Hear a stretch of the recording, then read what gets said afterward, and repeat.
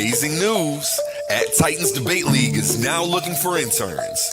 We are expanding our team and seeking driven individuals who are ready to make an impact. We're on the hunt for talented people to join our marketing team, a charismatic new host, and creative minds who can produce amazing content. If you have a positive attitude and are used to winning, because that's what we do here, then we want to hear from you. Join us and contribute to a culture of excellence and success here at Titans Debate League. Email us today, titansdebateleague@gmail.com. Looking forward to hearing from you. Where Infinity Gauntlet is a mere toy compared to the intellectual prowess, build and destroy the cipher.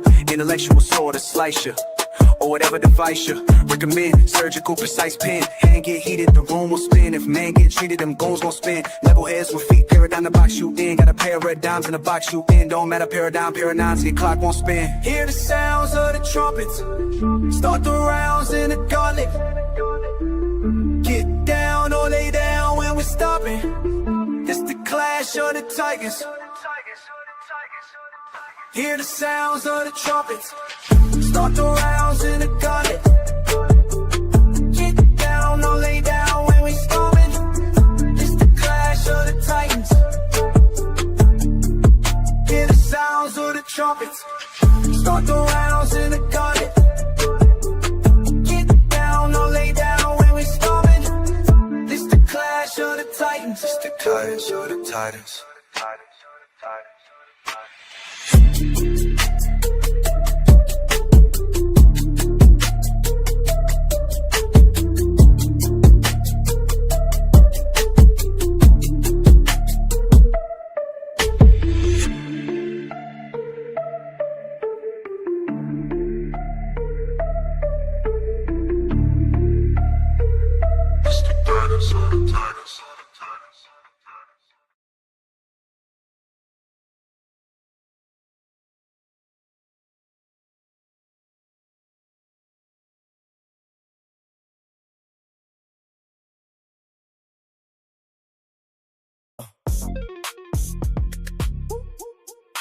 OWL, only world logic, OLEE. Only logical explanation of existence. Know the ledge. Philosophy. I'm messing around and catch a case with this one. Make 'em wanna party in outer space with this one. We slap these haters in their face with this one. Wait, I missed one. 2 times we on time. Every line of treasure you only find in my mind. And you know I work in the mines. I don't charge a dime for you to stay out of mind. Yeah. They fear as soon as they hear it. Smart minds salute it, the weak minds fear it. Like Aristotle, I question coherence through the eyes of a thinker. Truth become appearance.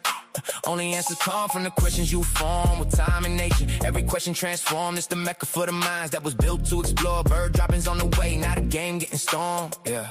OWL on the wall, OLE in position. Test every claim, then I check the condition. If it don't hold coherence, it don't earn recognition. That's why debate opponents keep socially distancing. See, they don't really want pressure. They just want applause. Till somebody asks questions, then the room get paused. I built this from the ground, y'all just copying saws. Different type of animal, different type of boss. Yeah. Can it be understood? Can it move without contradiction? Can the mind update when it finally see the friction? Yeah. I mess around and catch a case with this one. Make 'em wanna party in outer space with this one. We slap these haters in their face with this one. Wait, I missed one. 2 times we on time. Every line of treasure you only find in my mind. And you know I work in the mines. I don't charge a dime for you to stay out of mind. Yeah. The wolf removed his wolves I see. No fur, no scales, it's feathers on me. I'm more 5T, Fadi Mona, I'm more. Was Christian once, but I'm trapped no more. It's like trying to fly with an injured wing. That's exactly why the jailbird sing. I flew to the top, left proof on things. Bird crumbs ain't enough when your appetite king. Mental worth, I done filled up the bank. You offer incoherence, so thanks. No thanks, no thanks. Keep your mental cranes like a form thoughts well. Still waiting on answers for Yahweh and El. And Satan too, if we telling the story. Why blame a devil for what human choosing poorly? I move with my mind, I don't feel what's unseen. No ghost in the dark, get to hijack me. No copy, no paste, you can't get my style. Heart on my sleeve, still walk with a smile.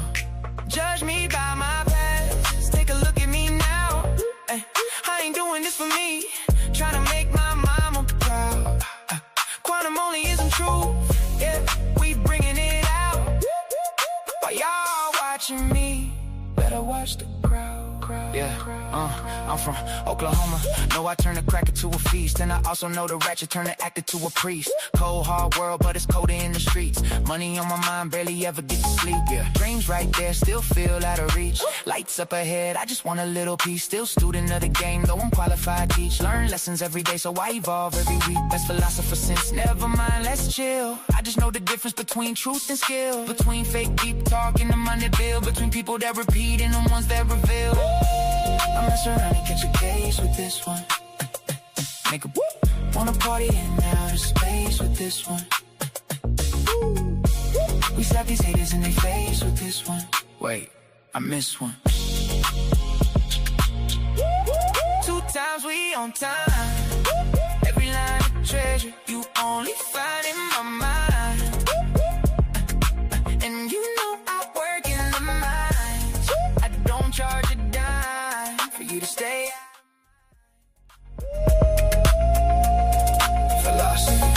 Philosophy. O-W-L-O-L-E-E. Know the ledge.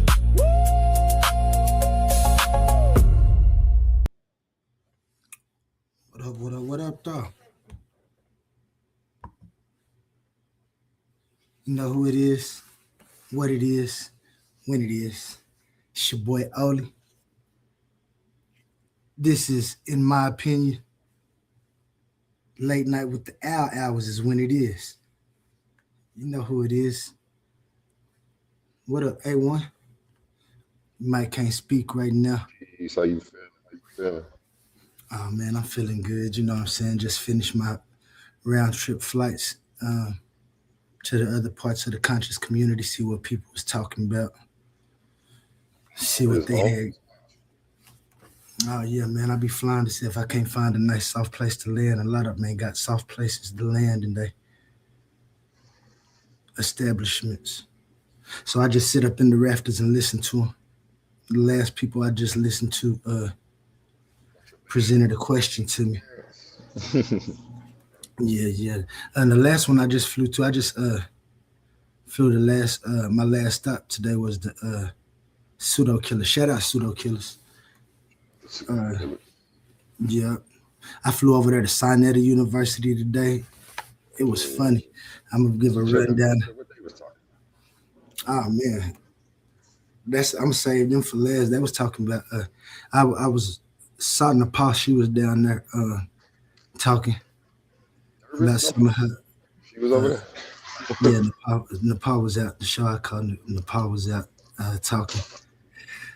Had me laughing like a motherfucker. I'll show it to you though. I thought That's what today's show is. You doing? Yeah, I'm in the conscious community. Okay. Yeah, tonight I'm gonna just show what I did flying around the conscious community to see what people was talking about. You know, give my opinion on it because that's what we do, right? That's what we do over here. We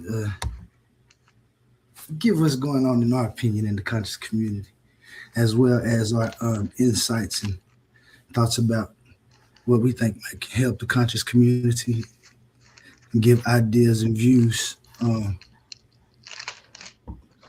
I said, my last stop today was with the Pseudo Killers. They was over there talking about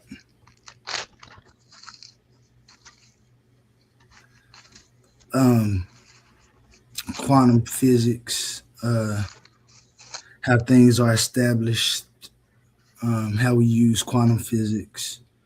Talking about, I like Anthony Bowman. He had a nice insight because the dude Gary was talking about how there's a theory now that we might be living inside one entire black hole Hmm.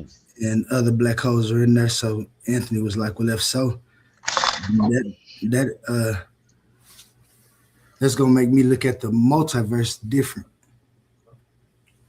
And I was like, yeah. And then there was talking about just the mathematics and the equations that Einstein came up with, Newton, talking about different things. And then they start talking, I'll be thinking they'd be side pitching.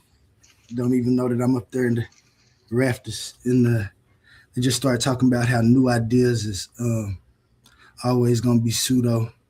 How they New ideas are always pseudo.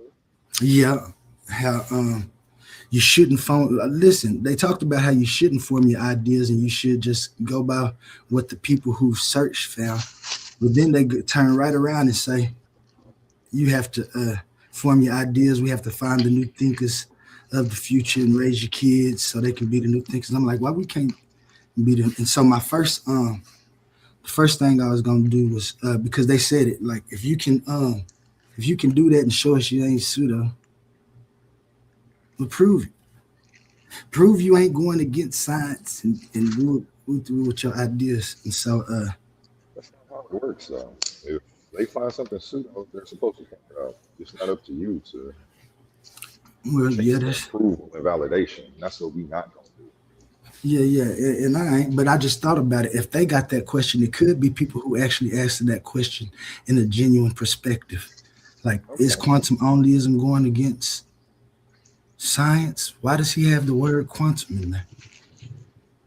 And things like that. And so I got some explainers that I'm gonna do in the show to explain again what quantum onlyism is, how we don't go against any established science, and how we just pushing for a new frontier of thinking. So if any of the pseudo killers on your phones and not clicking to watch it, you just watching it from a spot where you can watch it without being seen. This is to you. You got anything you want to say though? Shout out before I continue though. Shout out to the Titans Debate League and all my Titans, all of the thinkers of the world, anybody that's trying to figure it out. Shout out to all of the conscious community participants. Shout out to the pseudo killers. Shout out to the retort.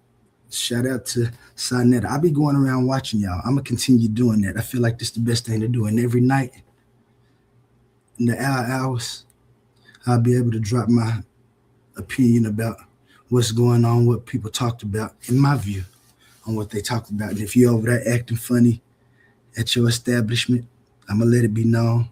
When I get my technology all the way right, I'm gonna be having y'all videos, so y'all better start acting accordingly, saying the right things, because man, some of y'all just, I don't know, it's appalling to me, the things y'all thinking and stuff. Last night, I wanted to say shout out to my man Emmanuel. We had he had a little panel last night, Add Your 2 Cents, where you come up and just, speak about your ideas again and stuff. Seen one person came in there and said the show was a waste of time just because when we was talking, we wasn't showing no sources or anything. Well, there's no sources about your opinion. If you have a question, then I think in the manual show, your opinion, you come up and give your 2 cents, and then you ask for sources and stuff about what people saying. It don't always have to be an argument form. That's what we're gonna get it. We're gonna get it to change. But shout out Emmanuel on a wonderful show. I've been flying over there to Bigo, across the waters to Bigo, and they be over there talking some stuff, trying to get some of them people to come over here. One guy in particular was talking about trying me in an intellectual capacity. So we're gonna see if we can't get that Coliseum jumping pretty soon. with some more debates. I know you got some debates and stuff coming up. I see you've been posting about some things you got going. I can't wait to see that. But I'm gonna get to this video, man. This right here is my answer to it's quantum onlyism, pseudo science, or go against science in my research. Hell no.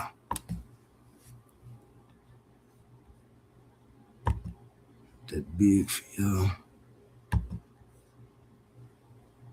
Discussions regarding new metaphysical worldviews often begin with an assumption of conflict, as if proposing a foundational logic for existence requires a rejection of modern physics. Quantum onlyism operates through a different posture. We accept the data of the laboratory, the formulas of chemistry, and the observations of physics as verified descriptions of how systems behave. The scientific method excels at documenting the behavior of the universe. However, science begins its work after the universe is already functioning. It does not account for the logical prerequisites that allow a measurement to be taken.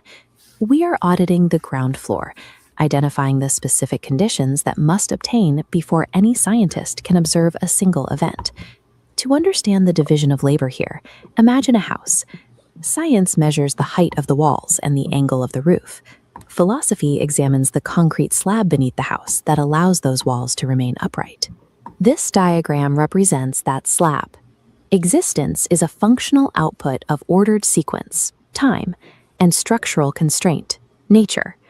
The lower icons demonstrate realities lacking these poles. Without sequence, nothing can happen. Without constraint, there is no boundary, meaning nothing can be recognized as distinct. What'd you say, Owen?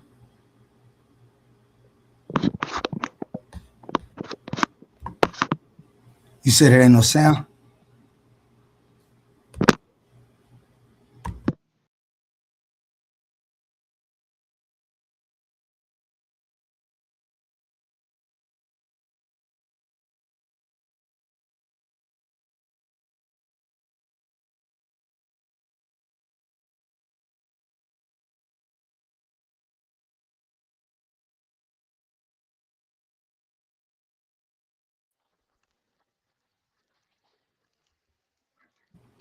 Holy, can you hear me? You said, yeah, I can. You said you couldn't hear no sound?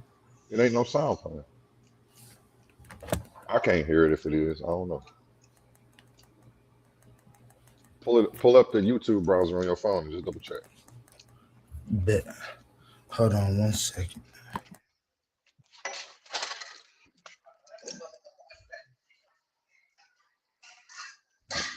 Now they watch like stupid stuff where one day I was in my bathroom, my entire bathroom was covered with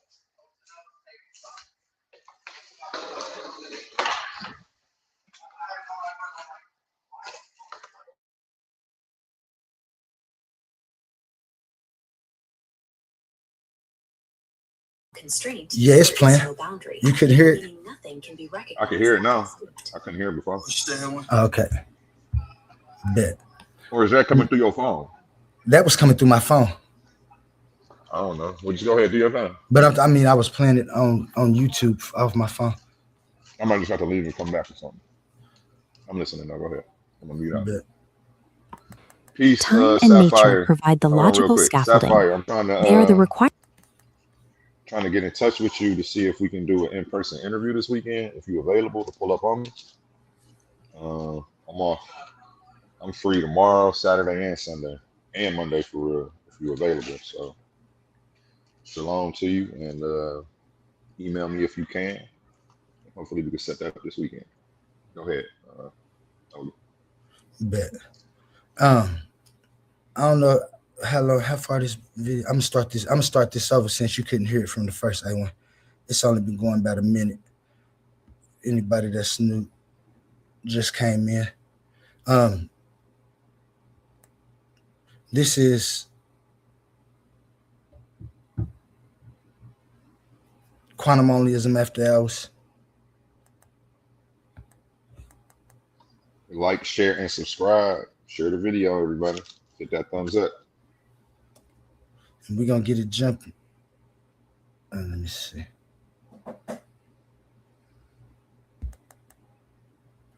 Discussions regarding new metaphysical worldviews often begin with an assumption of conflict, as if proposing a foundational logic for existence requires a rejection of modern physics.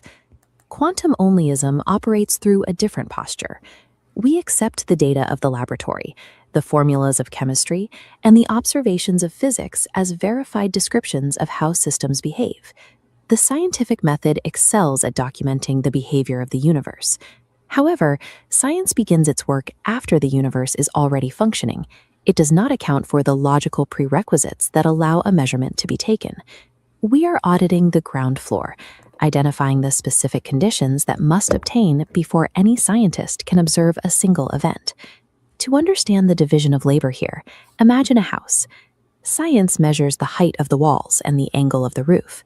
Philosophy examines the concrete slab beneath the house that allows those walls to remain upright. This diagram represents that slab. Existence is a functional output of ordered sequence, time, and structural constraint, nature. The lower icons demonstrate realities lacking these poles. Without sequence, nothing can happen. Without constraint, there is no boundary, meaning nothing can be recognized as distinct. Time and nature provide the logical scaffolding. They are the requirements for intelligibility that science relies on but does not itself produce. This philosophical audit finds its most striking confirmation when we look at the absolute smallest scales of physical reality. At the quantum level, the universe stops behaving like static, solid objects and starts behaving like a fluctuating field of energy and information. The primary observation at this level is wave-parv-poltuality, the fact that every fundamental entity displays two seemingly contradictory modes of being. In its wave state, an entity is a frequency requiring sequence, expressing father time, the pole of motion. In its particle state, it has a localized boundary, expressing mother nature, the pole of structure. Their intersection creates existence, the root condition of any observable event. This explains superposition, where a system exists as a diffuse probability cloud. Onlyism views this as pure sequence, lacking a structural boundary, an unconstrained possibility flow. The moment this cloud contacts a measurement, it undergoes wave function collapse, forcing the potential into a singular, measurable coordinate. This collapse is a mechanical act of recognition. The universe requires an interaction to convert sequence into form, manifesting a definite state from indefinite potential. Entanglement confirms this further. Particles linked across vast distances suggest a foundational relationship exists between them that is more primitive than physical distance or space. The mathematical behavior of these particles reflects a universe that persists through the entanglement of its own necessary conditions, ordered update, and structural constraint. Physics often describes the You gonna quantum realm pause as it and break it chaotic down or after each counterintuitive point, because it or breaks you the gonna let it rules play of all our the way through the large-scale end and then go back experience. over it? However, Let these it play and mechanics go back reveal a through it. reality that is fundamentally relational. A system remains in potential until a structural interaction forces it to take form. Because a definite physical state requires this act of recognition or measurement, the observer becomes a functional component of the physical process. Our interaction with the world is a mechanism that helps sustain it. This framework maintains the integrity of neuroscience and chemistry by treating them as the systematic documentation of these recurring patterns. By identifying these mechanics, we provide the logical bridge between the data of science and the requirements of existence. The tension between a scientific view of the world and a metaphysical foundation dissolves once the mechanics are identified. Science describes the patterns of Father Time and Mother Nature in motion. Quantum onlyism identifies them as the joint conditions that allow those patterns to emerge. When these two approaches are aligned, we see a single intelligible reality functioning through the union of its own fundamental poles. So yeah, man, anybody who would form an idea today and try to go against established science would just be self-defeating. There are people who can form new ideas and not go beyond with philosophical questions without going beyond the bounds of what we call modern science, quantum physics, regular physics, quantum physics, any kind of sciences, neuroscience, any type of documented experimentation, professionally taken as scholastic and doing work in the world. Why would you go against it? Quantum onlyism doesn't. That would be absurd.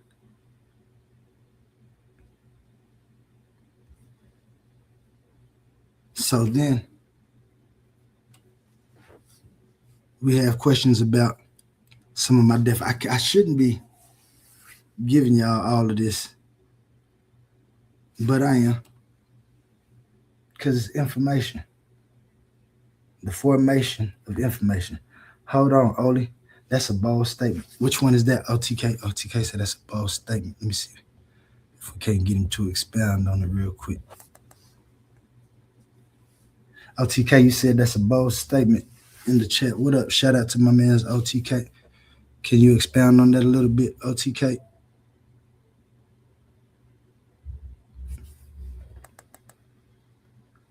What you laughing for? No, I just want to know what the bold statement was. He started laughing, and I hope the bold statement wasn't that we can form new ideas today.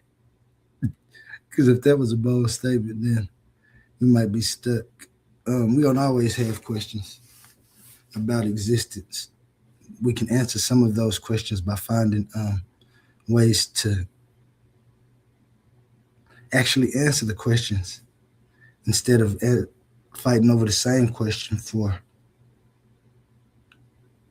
more millennia than what we have. And these are just, quantum onlyism is just my presupposition about what's going on.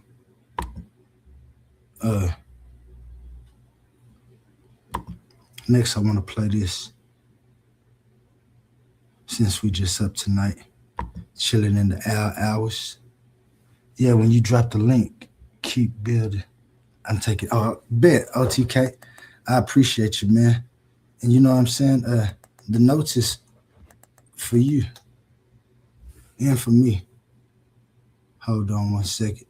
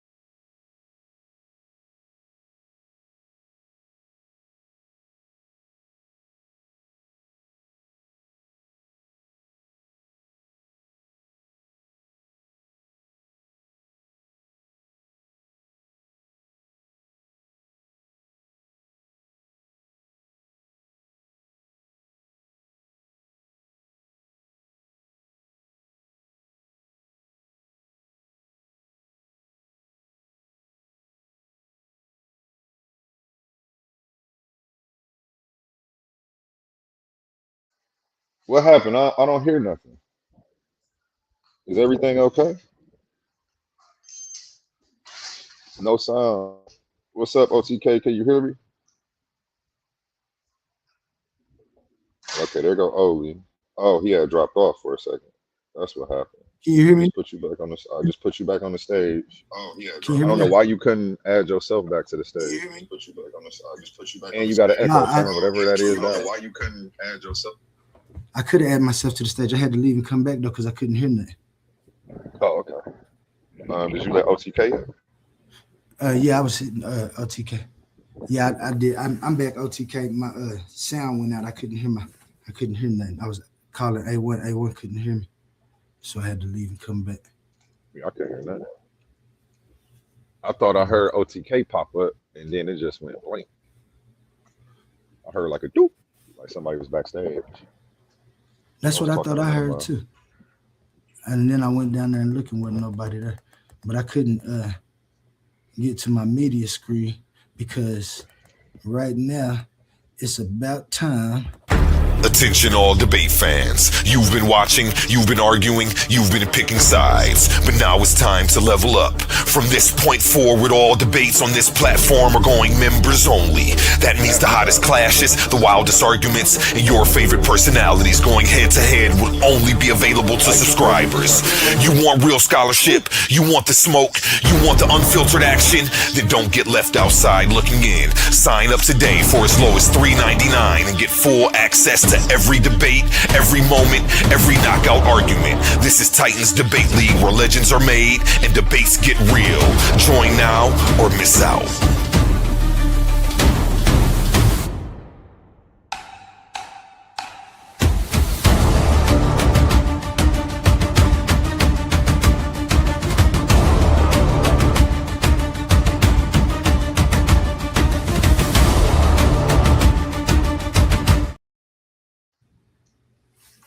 Thank you. But yeah, so no, quantum onlyism doesn't go against that. And I got something I would like y'all to listen to for a minute. Remember to like, share, and subscribe.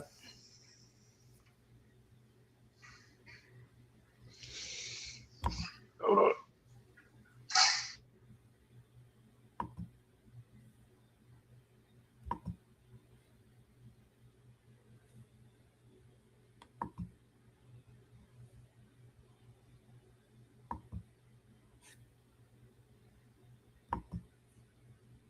You know, it is funny. We think about science, and I mean really hard science here.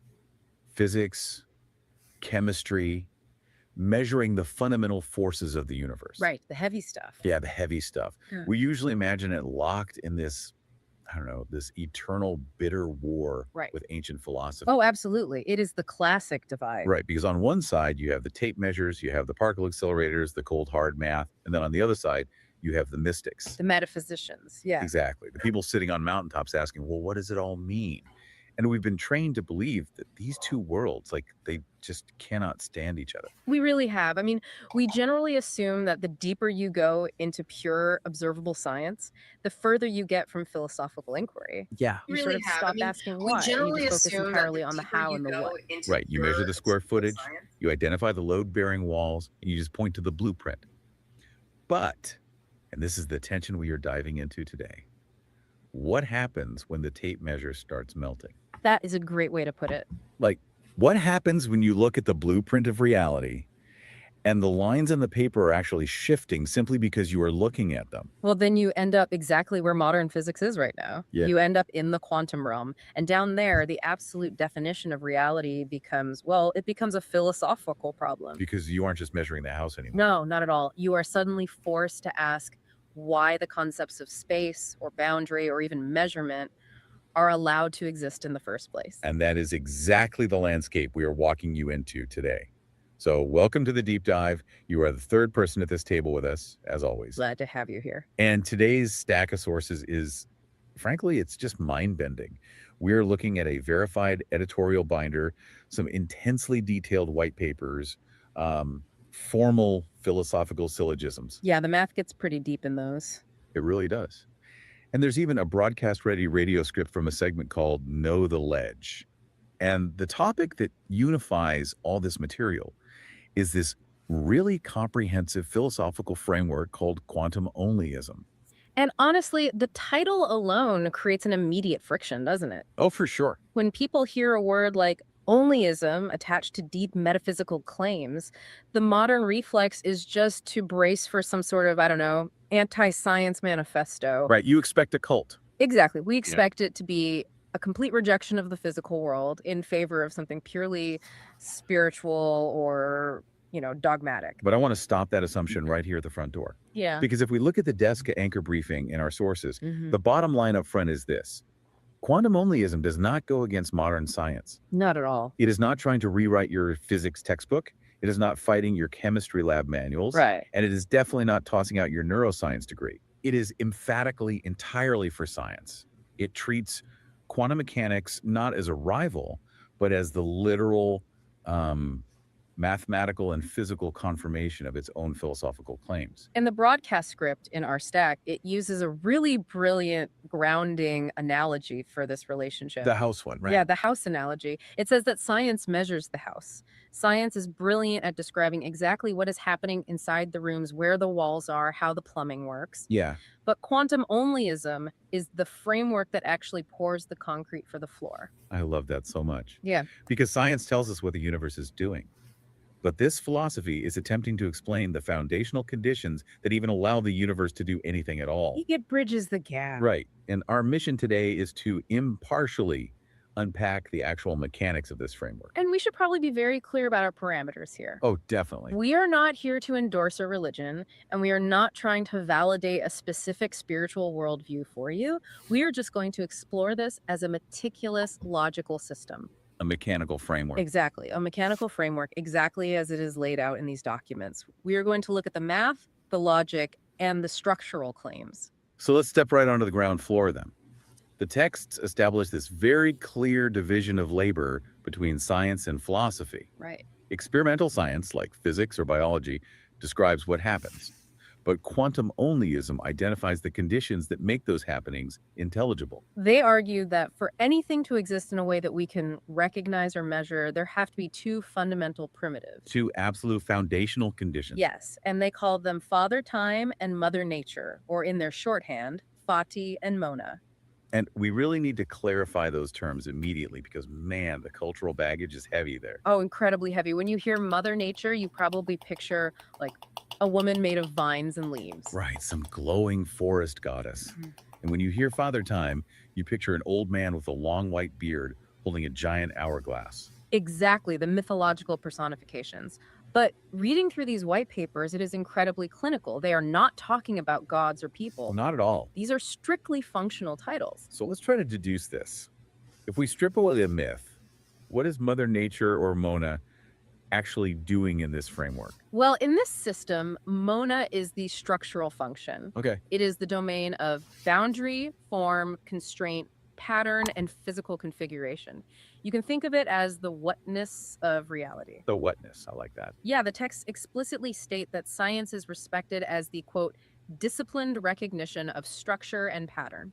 So when a biologist is mapping a genome or an astrophysicist is measuring the mass of a star, Yeah, they're operating entirely within the domain of Mona. exactly. They are studying structure. Okay, so if Mona is the structure, the boundary, the form, then Father Time, Fati, he has to be the engine that moves it. Precisely. Fati is the temporal function. It is the domain of motion, sequence, change, ordered update, and probability flow. So it's the whenness of reality. The whenness, yes. The framework notes that mathematics is fundamentally the language of this relation. Because math is all about operations and sequences. Right. Without sequence, without a before and an after, nothing can happen. I mean, you can have all the structure in the world, but without an updating sequence, it is just frozen. So you have structure and you have sequence, boundary and motion, and the framework states that together they form the Unifati Mona field. Yeah, that's the core term they use. And the texts even provide a mathematical representation of this, which is wild.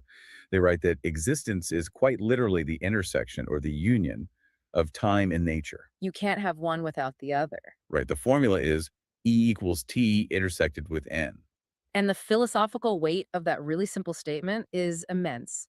It argues that reality it only becomes real and intelligible when there is a structured state placed under an ordering relation. It's like a handshaking process. A handshaking process is a perfect way to describe it. But let me push back on this for a second, because when I first read through this section of the binder, I thought, wait, isn't this just a very fancy, overly academic way of renaming things we already understand? That's a common reaction. Right, because if science is like a game of chess and experimental physics is just us figuring out the rules, like realizing the knight moves in an L shape, and the pawn captures diagonally is this framework just pointing out that the wooden board and the clock exist. And if so, who cares, right? Exactly. Who cares? It is a totally fair critique, and it is actually one the sources actively anticipate. The chess analogy is actually perfect, but we need to push it further to see the true explanatory labor this framework is doing. Okay, let's push it. Let's do the thought experiment. Take your game of chess. If you completely remove the physical board, which in our model represents nature, mona, structure, and spatial constraint, what happens to the game? Well, the game ceases to exist. I mean, you just have pieces floating in a void. A knight can't move in an L shape if there are no squares to define what an L shape even is. The rule becomes completely meaningless without the structural boundary to contain it. Exactly. Now let's try the other side. Put the board back, put all the pieces in their starting positions, but this time completely remove the clock. Okay. And by clock, I don't just mean the literal timer sitting on the table. I mean the conceptual reality of sequence. Remove the ability to take turns. Remove before and after entirely. Oh, man. Then the game is permanently frozen? Yes. It's just a photograph. It's a museum exhibit. It's not a game you can actually play. Exactly. Without time, the game is functionally unintelligible as a process. So, what the Only Season framework is doing here isn't just renaming the board and the clock. It's auditing them. Yes, it Yeah. acts as a ground floor audit of our assumptions. It proves that before a physicist can even conceptualize an experiment, before they can say, set up a laser to measure a photon, the universe must already possess sequence, which is Fati, and constraint, which is Mona. So you aren't just giving cute names to the background. You are proving that without this specific union, the rules of science have absolutely no arena to operate within. Exactly. You can't have physics without a metaphysical floor. Okay, I see the distinction now. It's identifying the prerequisites for reality. But here's where my mind really starts to catch on the gears. What's the catch? Well, if this is fundamentally a broad philosophical framework about sequence and structure, Mm-hmm. why is the word quantum right there in the title? Quantum onlyism. Ah, yes. Like, what does the microscopic, highly complex world of subatomic physics have to do with this grand philosophical architecture? It has everything to do with it. The authors of these papers don't just see quantum mechanics as a neat scientific field. No. No.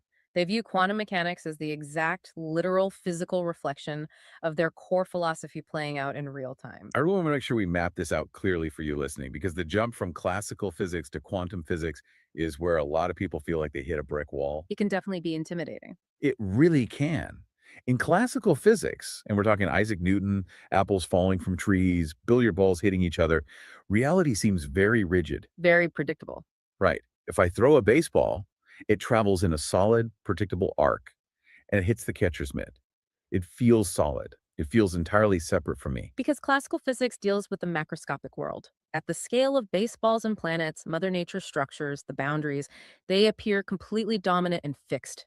Yeah. It gives us the illusion that the universe is just a big empty box filled with dead, solid objects bumping into each other. But when you zoom in, Yeah. right, when you go down to the absolute bottom of reality, to the subatomic quantum level, that rigid illusion completely shatters. It shatters because you are looking at the raw code of the universe. Quantum theory reveals a reality that isn't built on solid little rocks. Right. It is built fundamentally on probabilities, relationships, and the constant dynamic interaction between motion and form. And the texts argue that the specific phenomena we observe in quantum mechanics mathematically prove the logical claims of onlyism. They absolutely do. So let's test that. Let's take the most famous brain-breaking concept in quantum physics, wave-particle duality. Oh, this is the perfect example. Because in standard science communication, this is usually presented as a paradox. We run the double slit experiment, and we find out that light, or an electron, can behave like a wave rippling through a pond, spreading out. Right.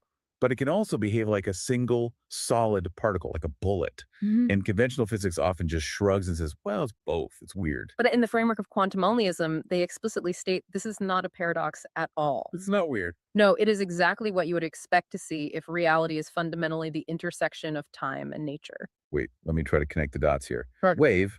A wave isn't a solid thing. A wave is pure motion. Yes, It is sequence. It is a probability spreading out over space. which perfectly maps to Father Time, Fadi. Okay.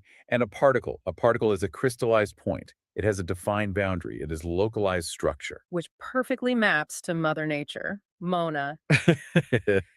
So wave-particle duality isn't a glitch in the simulation. It is the universe constantly handshaking between time and nature. It is the literal physical manifestation of motion and structure interacting. That is just a wildly elegant way to visualize it. It Yeah. really takes the spooky out of the physics and grounds it in a logical rule. It really does. And they take it even further with superposition. The texts reference the standard equation for superposition, which is essentially the wave function represented as a combination of state 0 and state 1, weighted by probabilities alpha and beta. The math gets a bit dense there, but the concept is clear. Right. And in popular culture, we use Schrodinger's cat to explain this. The cat is both alive and dead in the box until you look. It exists in multiple overlapping states. And classical materialists hate superposition because it looks like random, uncaused chaos. It breaks their rules. Yeah, exactly. But this framework doesn't view it as chaos at all. It views superposition as pure potential. It is Father Time in pure motion, calculating all sequential possibilities, operating before Mother Nature steps in to apply a structural constraint. Which naturally brings us to the actual moment of measurement, Yeah. the wave function collapse. Yes, the big moment. Because when I read popular science articles, wave function collapse always sounds so violent, Yeah. like a balloon popping. Pop. Right, like something is destroyed. The probability wave is destroyed, and now you just have a boring, regular particle sitting there. But this framework redefines that moment entirely. They call measurement recognition. And you have to pay close attention to the shift in agency there. The moment of measurement isn't an arbitrary destruction of a wave. No, It is an act of awareness. It is the conversion of uncertainty into a manifested, crystallized event. When the probability wave meets a structural boundary, when Fati meets Mona, recognition occurs. so it sounds less like a balloon popping and more like a camera lens finally snapping into sharp focus. Oh, that's good. The blur of all those possibilities, the wave, suddenly snaps into a crisp, defined structural image. The particle. Recognition stabilizing reality. That camera analogy captures the mechanics perfectly. And this mechanism of recognition is how the framework explains perhaps the most controversial quantum phenomenon of all entanglement. Oh, Einstein hated entanglement. He famously called it spooky action at a distance. He really couldn't stand it. For you listening, entanglement is when two particles become linked. If you measure one particle here on Earth and it spins up, its entangled partner will instantly spin down, even if that partner is on the other side of the galaxy. Instantaneously. Right. It happens. I have a question whenever you get a chance. Class of physics.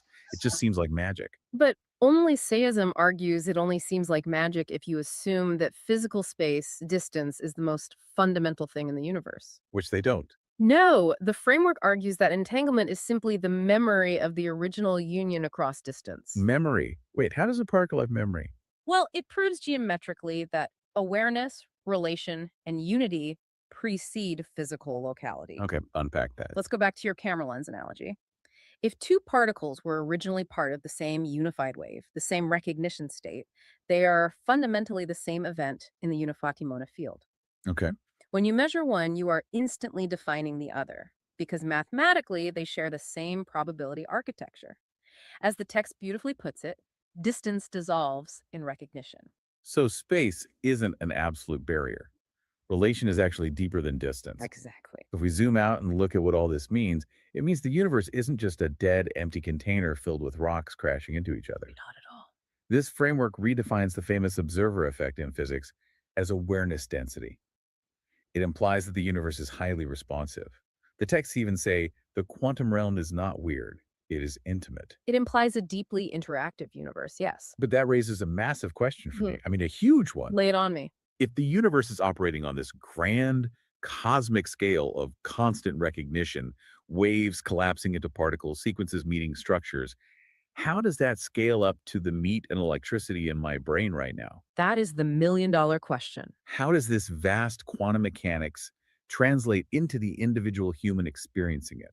How does this framework explain me? Well, to answer that, we have to look at how the framework models consciousness itself. And they don't do it with poetry, they do it with quantum information theory. Yes, the texts heavily cite the Hawking-Maldacena principle here. Let's unpack that for the listener, because it's a deep cut in theoretical physics. It really is. In physics, there is a fundamental rule that information cannot be destroyed: conservation of information. Right.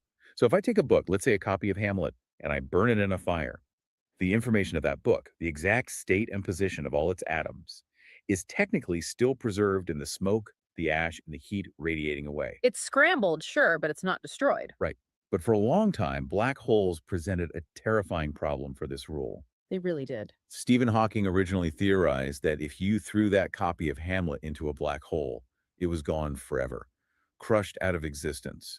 The information was permanently lost, which violates the core laws of quantum mechanics. But later physics, specifically the work of Juan Maldacena and the holographic principle, resolved it. Yes, they showed mathematically that the information isn't lost. No. As an object falls into a black hole, its quantum information is perfectly encoded on the two-dimensional surface of the event horizon. It's preserved as a hologram. Exactly.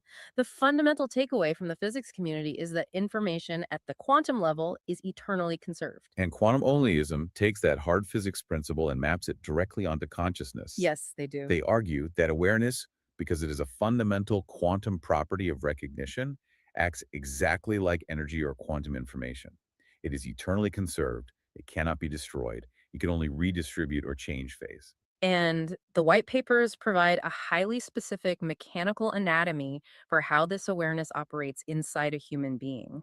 They call it the soul seed. And I really want to stress the word mechanical here to you listening. When we hear the word soul, we picture a glowing, cloudy ghost floating in our chest, right? Right, something very ethereal. But the formula they use is highly structured. They define the soul seed as a dual function user mechanism. The formula is literally soul seed equals the quark anchor interacting with the quantilifter. Let's break down those two components because they map perfectly back to our ground floor primitives. I'm guessing one is Mona and one is Fati. Exactly. The quark anchor is the Mona function, the structural side of your consciousness. Its job is coherence stabilization. Okay. It holds your identity continuity. It's the mechanism that ensures that when you go to sleep and wake up 8 hours later, you are still you. It anchors the continuous conscious signal to your specific biological hardware. And the quantilifter. The quantilifter is the Fadi function, the temporal motion side of consciousness. It is the coherent state transition driver. It is the part of your awareness that initiates change, makes decisions, processes sequences, and moves your perspective forward through time. So I am literally walking around with a localized microscopic loop of time and nature operating inside my chest. That's the model. Structure and sequence. An anchor holding me stable and a lifter driving me forward. It's literally a fractal of the entire universe. It's a perfect fractal. Go. And this dual mechanism creates a very specific layered model of the human being. The texts divide it into soul, mind, and body. Let's trace that architecture. The soul in this model is the identity frequency signature generated by that soul seed. It's the core broadcast signal. Right. Then you have the body, which is the biological hardware, the meat, the bones, the neurons, the chemical receptors. The body is the physical receiver built around that signal. Which leaves the mind as the middle layer. Yes. The mind emerges as the adaptive interface software between the soul frequency and the body hardware. It's the operating system. The mind interprets the soul's commands and translates them so the brain's hardware can run them. Okay, I have to jump in here with some serious friction. I figured you might. Because if I take this model to a hard physicalist, like a neuroscientist, they are going to laugh me out of the room. Oh, they would have a field day. There is a very famous argument in neuroscience, often associated with the Libet experiments, that claims to disprove free will entirely.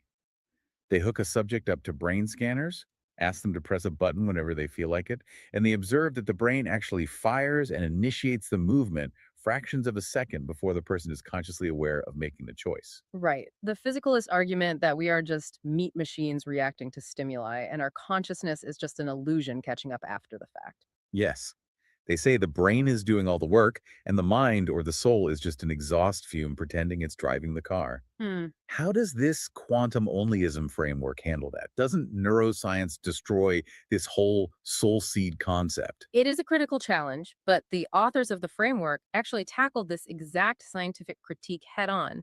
They introduce a concept called pre-neural recognition. Pre-neural recognition. Walk me through that. In the onlyism model, the decision does not originate in the meat of the brain. The soul seed, specifically the quantilifter function, initiates the command at the quantum field level before any neural display occurs. Wait, if the soul initiates it, what is the brain scanner measuring? Why is there a delay? Because of the difference in processing speeds between the quantum field and biological hardware. Oh, The texts describe the measurable biochemical shifts, the electrical impulses, the firing neurons.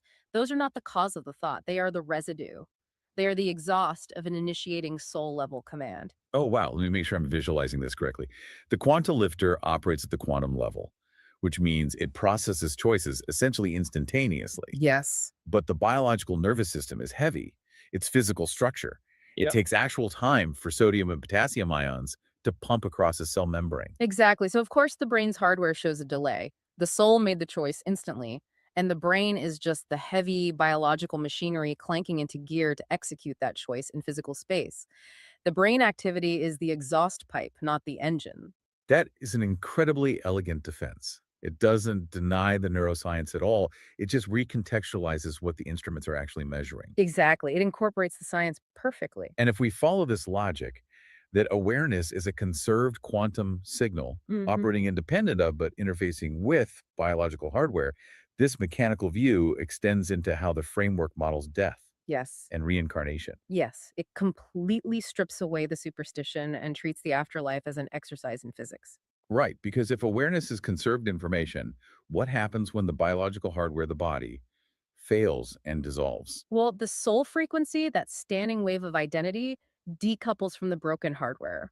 Because it is quantum information, it cannot be destroyed. So where does it go? It returns to the unified field for what the texts clinically refer to as coherence filtering. It essentially resets. But because the fundamental drive of the universe is to express existence, to manifest form, it must eventually return. But how does it know where to go? It doesn't just randomly drop out of the sky into a new body, right? No, and this is where the quark anchor comes back into play. The text suggests that the quark anchor uses DNA as Mona's structural stabilization map. Oh, that's fascinating. It seeks out a resonant, compatible genetic frequency. It literally anchors back into a biological lineage that matches its necessary structural constraints. It's guided return via phase resonance. So reincarnation isn't a cosmic judge putting you in a new body as a reward or a punishment. Not at all. It's just a frequency finding a tuned antenna. It's pure physics. It's like a radio station finding a receiver that can actually play its specific genre of music. It is a purely functional process of system continuity. But this brings up a massive pivot.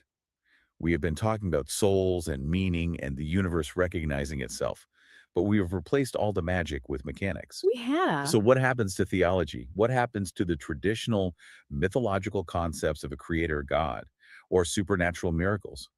How does this hyperlogical framework handle thousands of years of human religion? To address that, the framework brings out some truly heavy philosophical artillery. They draw a massive, stark distinction between two words: creation and formation. Let's explore that distinction because I think a lot of people use those words interchangeably. do, constantly. Creation, in the traditional religious sense, implies a supernatural agent standing completely outside of reality, snapping their fingers, and making a universe appear out of absolute nothingness. And quantum onlyism argues that creation from absolute nothingness is logically impossible and intellectually empty. They argue that absolute nothing has no operational definition. What do you mean by operational definition? Try to describe absolute nothing to me without using any concepts from reality. Okay. You can't. If you say it's empty space, you are relying on the structural concept of space, which is Mother Nature. Oh, right. If you say before the universe existed, you are relying on the temporal concept of before, which is Father Time. Absolute nothing has no mechanisms, no properties, and no capacity to do any explanatory labor. It is a dead end for thought. So if the universe wasn't created from nothing, how did it get here? It was formed. Formation is the process of patterns emerging from an update under constraints. It is a phase shift. Give me an example. Think of water turning into ice. The ice wasn't created from nothing. The water formed into ice due to a shift in temperature and structure. Okay, I see. The framework argues the universe didn't begin from nothing. It transitioned from an unobservable state of equilibrium into the observable state of structured motion we see today. This leads directly into the absolute bedrock of their argument against the supernatural. They call it the closure principle. The rule states that there is no usable outside of existence. If something is real, if it can interact with us, if it can cause an observable effect in our universe, then by definition, it is inside existence. It is part of the system. Right. Any explanation of reality must remain intelligible. If you propose a supernatural outside that operates by unknowable magic, a realm where logic doesn't apply, it isn't actually an explanation. It's just a cop-out. Yeah, it's decorative fog. You're just saying, I don't know, therefore magic. So instead of throwing away religion entirely, the framework acts as what they call a coherence technology. It's a translation engine. It strips away the myth and leaves the mechanical function. Let's run some of these translations because they are fascinating. In this system, Jago D is not an angry old man with a beard sitting on a throne in the clouds. God is simply a functional title for Father Time, the principle of ordered update, sequence, and motion. And Goddess is not a magical woman in the sky. It is the functional title for Mother Nature, the principle of form, structure, constraint, and boundary. And the highest power, it isn't a person at all. The highest power is the union of time and nature. It is the phase state where sequence and structure operate together in maximal coherence. It's the optimal running of the engine. To prove this mathematically and logically, the sources provide a devastatingly simple debate trap called the Master Syllogism, or the Only Six. Oh, this part is brilliant. It is designed to corner both traditional religious theists and pure materialist atheists.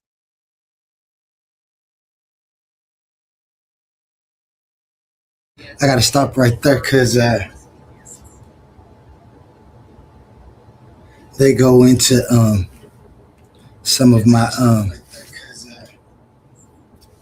debate tactics, and seems like we have a debate coming up about this, so I probably shouldn't play that part because that'll get him a head start on what's going on with that. Hey, one, you there?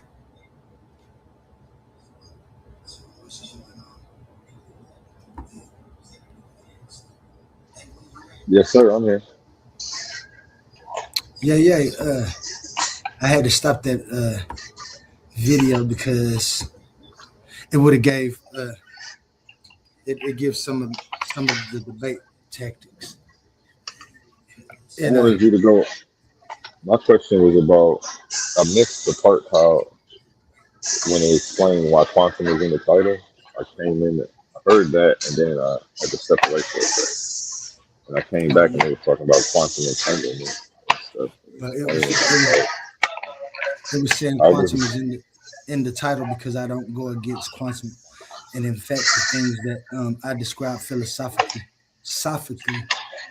are logically proven through what we call quantum mechanics and physics and science.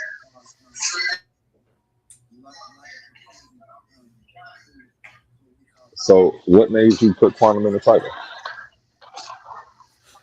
To show that I was dealing also with the things that's smaller than quantum, and so I agree with the quantum physics that we had.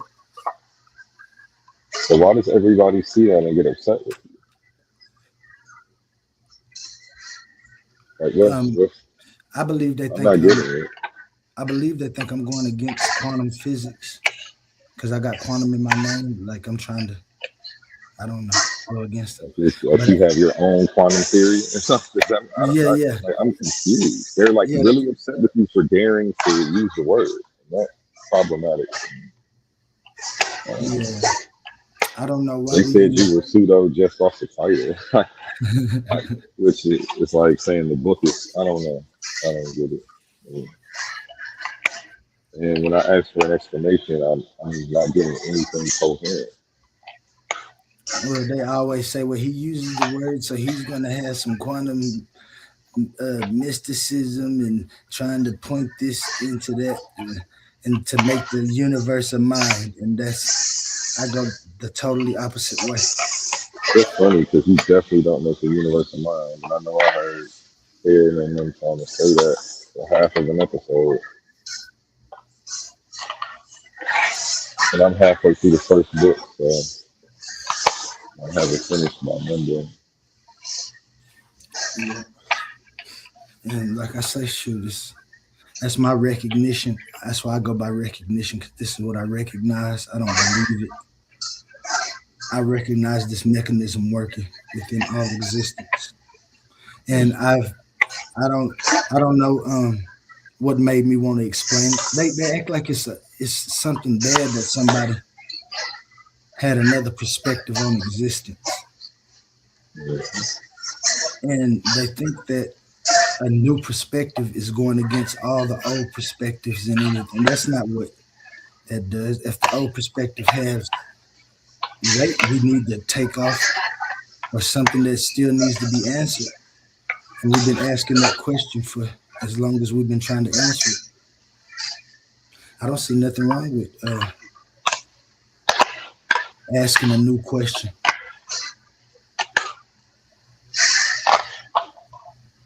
Yeah, that's crazy. Yeah, Max Yeah, Leisure, he said he'll wait till the conclusion. We're at the conclusion because you was about to get some information that you could use. I don't know. You see, I got a pay-per-view coming up this time in Illusion. I'm definitely about to be standing on science. I'm taking the affirmative. Well, I'm taking the negative. Saying no, it's not.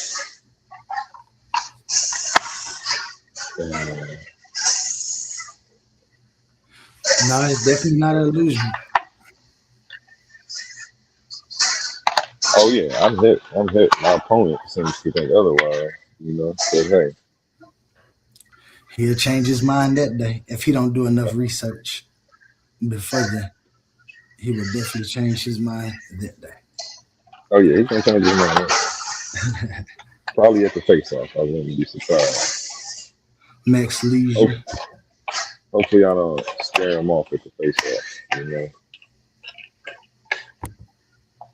Yeah. We got Max Leisure to the stage. What up, Max Leisure? Yo, how's it going, man? What is it Ali?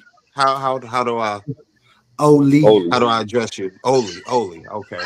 I'm new to everything, but I appreciate you bringing me up. Nice to get acquainted with you, Oli. Thank you. We And appreciate A1, you coming we've had a conversation. Pleasure to, be back Pleasure on to here with you.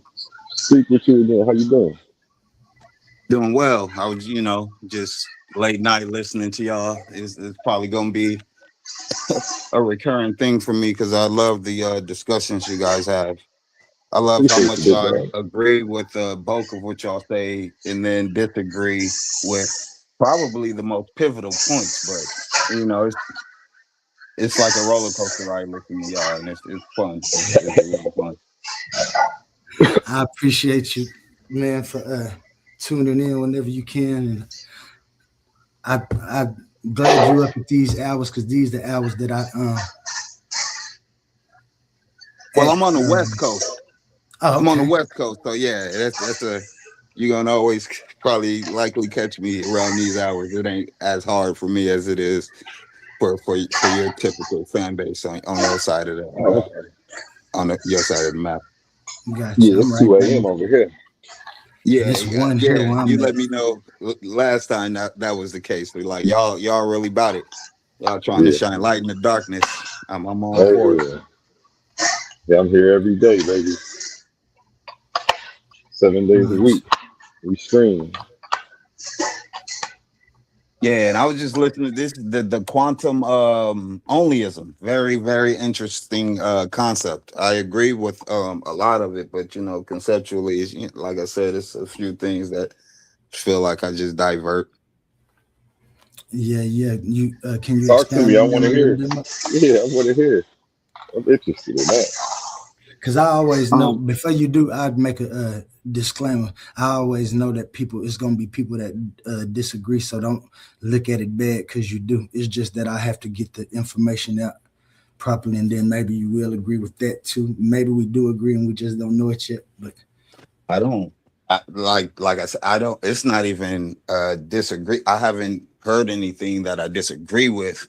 It's just my understanding diverts. That's the best way I could put it.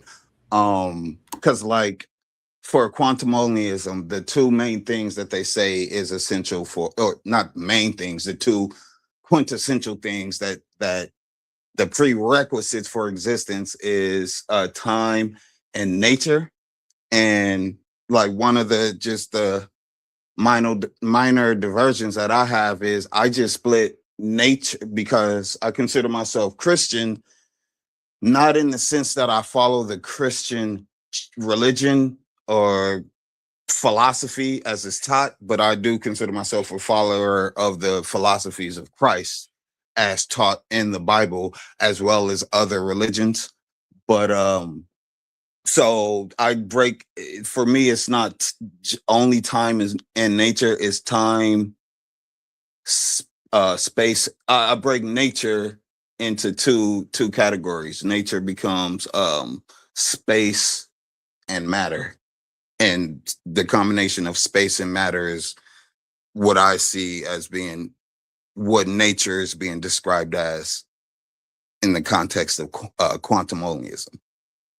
So like, you see what I mean, where I don't disagree, I just have different, like you said, a different understanding. And I know exactly the what's the name, the that's a fair place to start asking questions, especially when you do already have pre-existing views. I do try to answer that. In fact, the next section of the show was definitely about that. How like you said, you split nature into space and matter. Yes. Now, would you And disagree with that as a concept? Just because it's kind of like semantics, I guess, for lack of a better phrase of how particular I'm being. But would you disagree with the concept of space and matter representing what nature is? um, yes and I'll no. say, let me say this. This is the clearest way I could put it. The same way that you say that time and nature is quintessential for existence, I say that space and matter is quintessential for nature. See, and that what you call in space is what I'm knowing is time, because that's the place that all of the things that matter does take place within time. And this is why you can't have, and this is why, in my view, you can't have time without nature or nature without time. But that split Which I that you agree with. saying, that split, yeah, that split that you saying, I take that split in nature is the form, and like what they say, trees and things. I see it as not just meaning trees. It means the actual individuality of things that you can see that are trees and things that are not trees and that are individual to themselves, all the way up to you. So nature is actually the individuality of the different things that we observe and that we can make distinct from something else. I agree. So the mechanism that you using when you calling it space-time, or No, when I'm you not said, calling it space-time. yeah, that's what I meant. I meant the place that you saying that you matter and then space, which Yeah. would be the flow. Can I ask a question? Absolutely. Can you would you say that you could have nature without space and matter? We know that time has to exist. We're saying time is a given. We agree that you can't have these things without time. But would you say that you can have nature without space and matter? And I don't mean by space, I don't mean outer space, just space. Yeah. No, nature is the matter and the structure. Nature is the structure and the individuality of So for individual structure, things that can be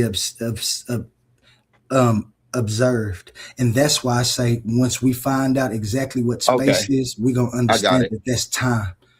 I got it. I understand. You're saying structure. I'm saying space. We're describing the same thing. Exactly. Exactly. We're So describing. So when I say structure, I'm describing space, but then matter is created within structure, within space. So you need space in order for matter. And so you what have I'm to, saying is structure and space, or structure and matter, aka structure and space, is what creates nature. And then right. with structure and matter, with structure and space, with space and matter, you combine that with time, and that's when existence can come to be. So Yeah, I'm with saying we're saying the same thing. I'm dissecting nature into two different structure things. and Yeah, matter. yeah. Right. And that thing right there that you that's what I do too, except this right here. When nature unfolds and does the different things that it do, like a seed growing, what you Right. saying is that it needs space too, right? Yes, structure. When I It say needs that space, space. I'm telling you, I'm literally saying the same thing you're saying when you say structure, because Well, structure look, is well, space. what's Like structure is space. I I think we have don't one. know I how else think to put it. we have one little difference though. That Okay. thing that you saying is space, and I believe that if that's what nature unfolds in, where we can observe it, then that's where the time is that nature has to unfold. So that tree becoming, Ye- I mean, that seed becoming a tree is the structure, that individual thing. Where that seed is becoming a tree at is time. That's what everybody calls space. Well, And that's that's what why I think, allows it.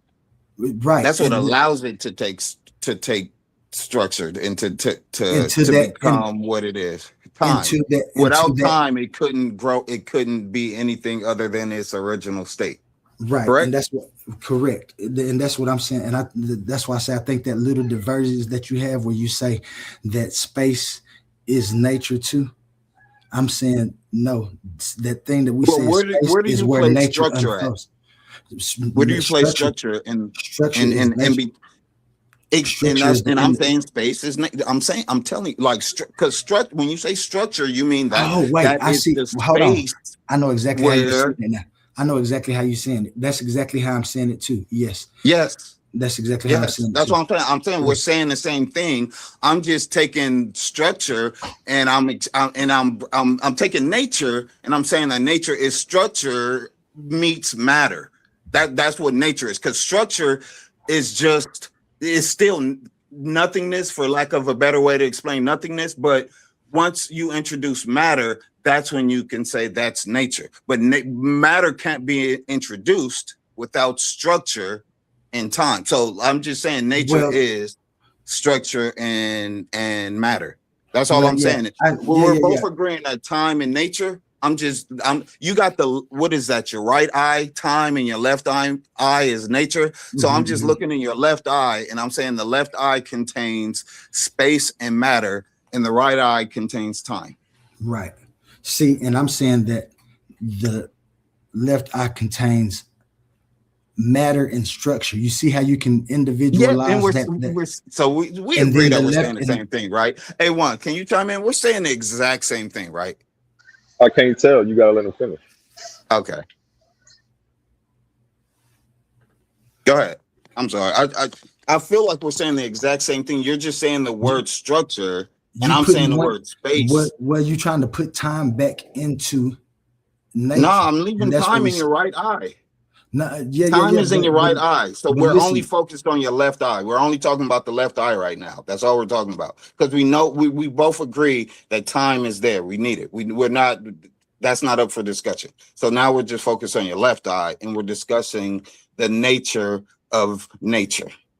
And now I'm saying the nature of nature that left is pupil, do structure and that matter. I left heard pupil. him What say do you no see? though, and That, you got let him go. Hold on, Max, let him go because I heard him say that he Okay. is different than what you agreed that y'all All right. agree on. Well, he And put then he in was one. about to explain, but he never got it out. My I'm apologies. sorry. No, Go you right good. ahead. You good. And I know why you have to say that, because like I said, like I said, you already have your pre-existing idea about a creator, and so you're gonna have to have that extra limit. But that thing that you see, the reason that I show just the earth and not space is, if you look at that left eye, the time eye, you see space back there. So time is what they call space, because the matter, you see that the earth and you look at that as matter, just matter, and the structure of the In matter. space. What is the structure of matter? No, within time, not in space, in time. You calling it space, but it's in time. Yeah, I'm agreeing that it's in Okay. time. I'm Okay. agreeing that it can't occur unless time takes place. Okay. Like we agree that time and nature has to simultaneously occur. We agree on that. All I'm saying is, when it comes to nature, what I say, the quintessential aspects of nature, you wouldn't have a left eye if you just have space. It would just be an empty left eye. You wouldn't have a left eye if you just had matter, because where would the space that the matter goes? So I'm saying, in order for you to have that left eye, you have to have space and matter to create the image that you have for your left eye. And then you combine that with your right eye and you get existence. Yeah. So, Yeah, but yeah. isn't space and matter just nature? Yes, that's what I'm saying. Space and matter is nature. He's saying that structure is the fundamental thing that's required for nature to exist, along with time. And I'm saying that I'm not saying the word structure, I'm saying the word space. But the same way that he's applying the word structure is the exact same way that I'm applying the word space. And then I'm interjecting the term matter to describe that, not when it's actual physical things, that's matter. And that's when we could describe existence as existence, when you So have is space, space. So is which is space the matter? place where matter can exist. So is space matter? No, space is where matter So exists. then, okay, right there. Now listen, that right there is what you need to remember you saying right now. Space is Yeah. not matter. Space Correct. then is not nature, because nature is structure, and nature would always have matter in it, because it would have its individuality and be able to be observed and experienced within existence, right? Space is where that matter presides and unfolds. It's a different thing than what matter is. Therefore, it's not nature, it's time. It's the time where things unfold. You actually see it. This is the thing that's being measured. When people have measurements of time from here to there, you're measuring that. So it's not nature. And that's where I'm diverting it. Okay, so explain what nature is. Nature is in quantum monism. Well, first we'll talk about what nature usually means in like regular life. Can we talk about what it actually is in quantum monism? Yeah. Just cut straight to the heart of that. No, I can't, because I got to explain it for other people who listening, just in Go case right they ahead. don't know. Okay. Fair enough. So there's a colloquial meaning that people use right now for nature, which usually means like the physical world, the trees, the animals, the landscapes, and materials that we observe within existence. Now I upgrade this because that's a shallow definition to me. Nature is not just trees and animals and just stuff or visible objects. I define nature as the structural function of reality. It's the form, it's the pattern, it's the form that things take. It's the patterns that things go by. It's the matter when it forms into something individual. That's what nature is. So I can know, oh, that's a tree and that's a rock. You said it though. You just said it's the matter when it forms into something individual. That's nature. And I said that nature is matter. But and then you said And it's in space too. space. Yeah, Yeah, because but it's space not is space. the Yeah, but it's not. that's what but Space is you where the can't have matter. you can't Space is where the you matter. can't I know have you can't. That's existence together. I've never said you can have either without the one. You're trying to make them the same thing, and okay, they're so not. where does space exist in quantum onlyism? Where this space exists Where does it fit? within existence, it's where matter Yeah, but you unfolds say at. you have time and you have nature. Those are the two things. Where does space fit in between time and nature? Space is what you see. But where Space is where this, you see things unfolding. but is It's space within and on the existence. side is space where time is, or is space where nature is? Like where Space is because there. the It's two where things both of they never exist without the other. it, They and never that's existed without the other. that's what I'm saying. But you're saying Quintessentially, space is nature, and you're putting it into nature's box, that which takes okay, away well time, and then you're adding then you could time, put and you're doing this, and you're doing this so you can add God into it. I understand why no, you're I'm doing not it, but doing I'm this just so I telling can you. add God into it. God And is naturally into it. But if you don't want to put space on the side of nature, then put space on the side of time then. I'm going to keep space exactly where it's at. That's where it's at. I'm not, Which is, as you said, quintessentially there. You can't remove space from the formula of time and nature. I never tried to, not once. And so all I'm saying is that space is in there. We both say time and we both say nature. And I'm just saying that what nature is composed of is space and matter. Yeah. And I'm saying that nature is composed of matter, and that thing that they call space is time. We don't understand it. So you put it on the that's side where of time. action. That's what I've So you been put it on telling the you. side of time. That's what I've been telling you. No, I asked you which side do you put it I on, told and you this didn't is give me a where side. I said this is where we differ. You're saying that nature and space that space is a part of nature. I don't agree with that. That's what I said. Okay. I'll say that it's on the side of time, like Yeah, you yeah. say it's on the side of time. All right. And so my quintessential things is space, time, and matter. And no, and you have to have those three things for existence.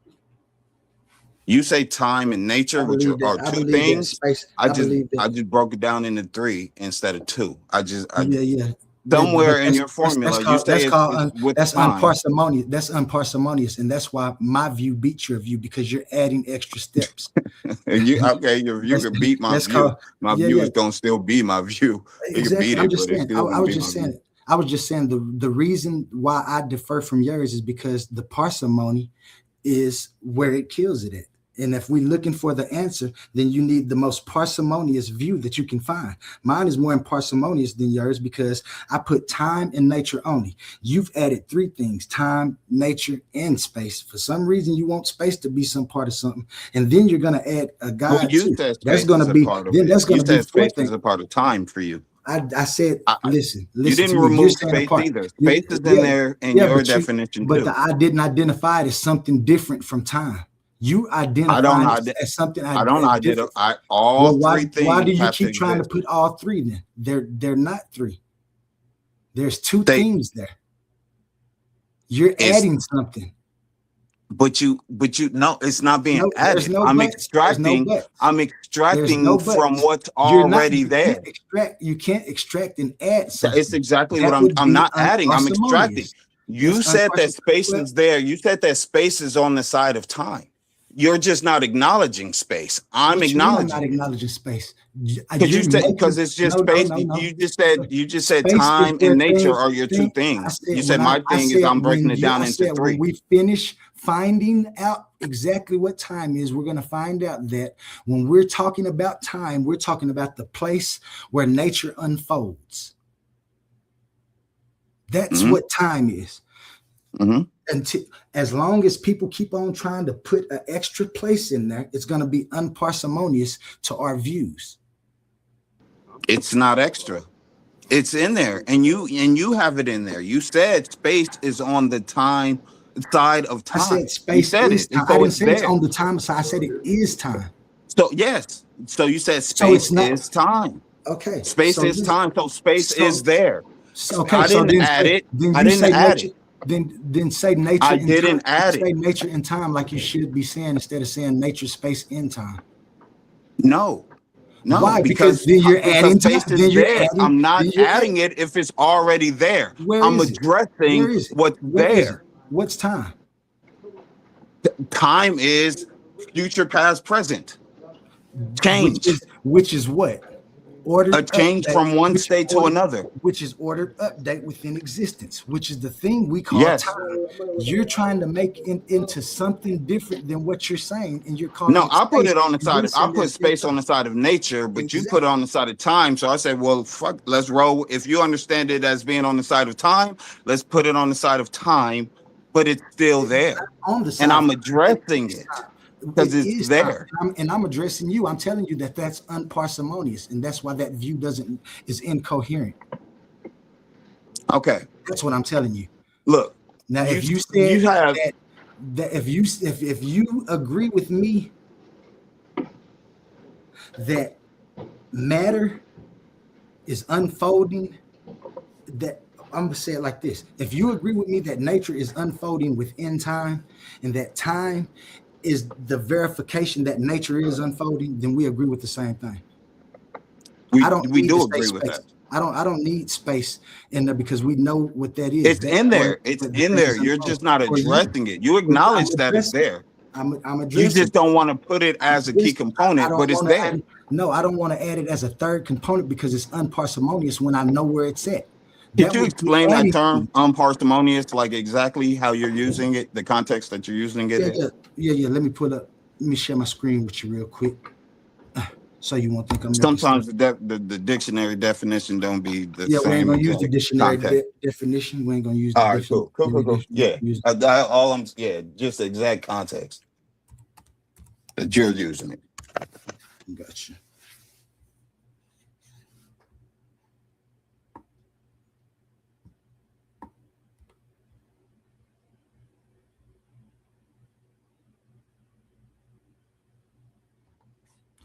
Let me see. And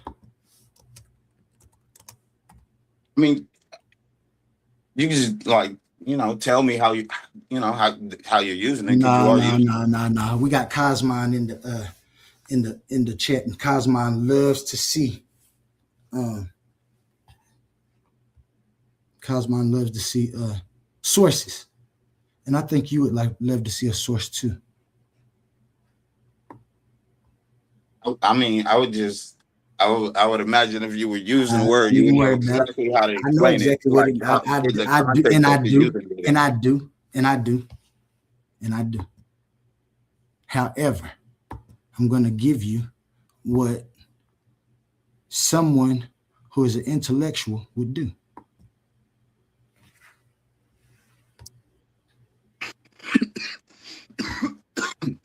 Because soon as I don't, and I try to explain it, you're going to tell me, no, that ain't what it is. Show you No, sources. I'm not. Cosmon That's why telling. I'm asking you Cosmon for telling. you to give it to me Cosmon telling. specifically how you're using it, and how you're Cosmon using telling. it is even if it's not the dictionary definition, I would just go off of how you're using it, and that's what I want to know, how you're using it.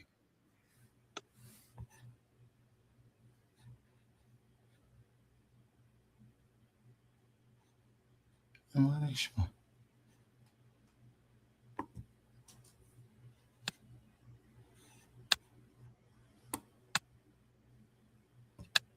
The fuck is all of this? Come on, man.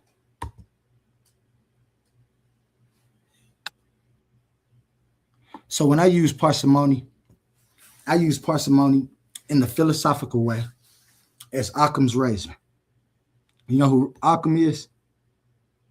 No, You know what Occam's razor is?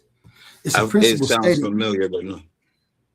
Yeah, it's a principle stated by scholastic philosopher William of Ockham, 1285. The pluralist non est ponede sin necessitate, which means plurality should not be posited without necessity.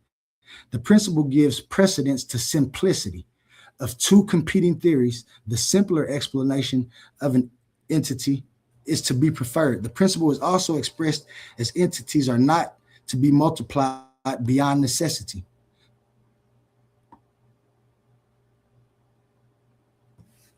And that's why what I'm saying that you're doing, you're dividing the principle of time into an unnecessary. Well, for me personally, I'm into dividing a temperature. I mean, not temperature, multiplying. temperature, nature. I'm You're dividing not dividing, nature. you multiply. I just You're not dividing accepted it, you're that you said you put it on the side of time. So I said, fuck it. If you see space as time, let's talk about it on that side. But I'm dividing originally, like I said, I said nature can The three. exist without space and matter. That's what nature is. It's space and matter, because you can't have matter without space. But then you can't have space and matter without time.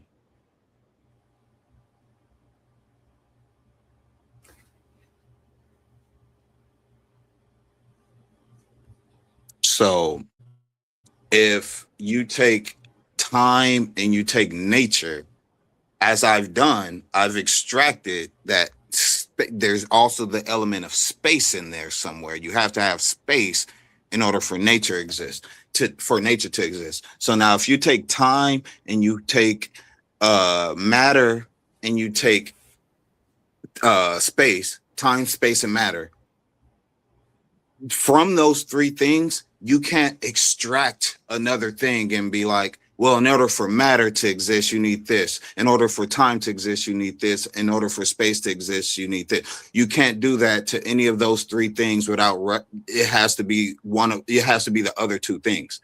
You can't come with a fourth thing to say that this has to be part of the equation too.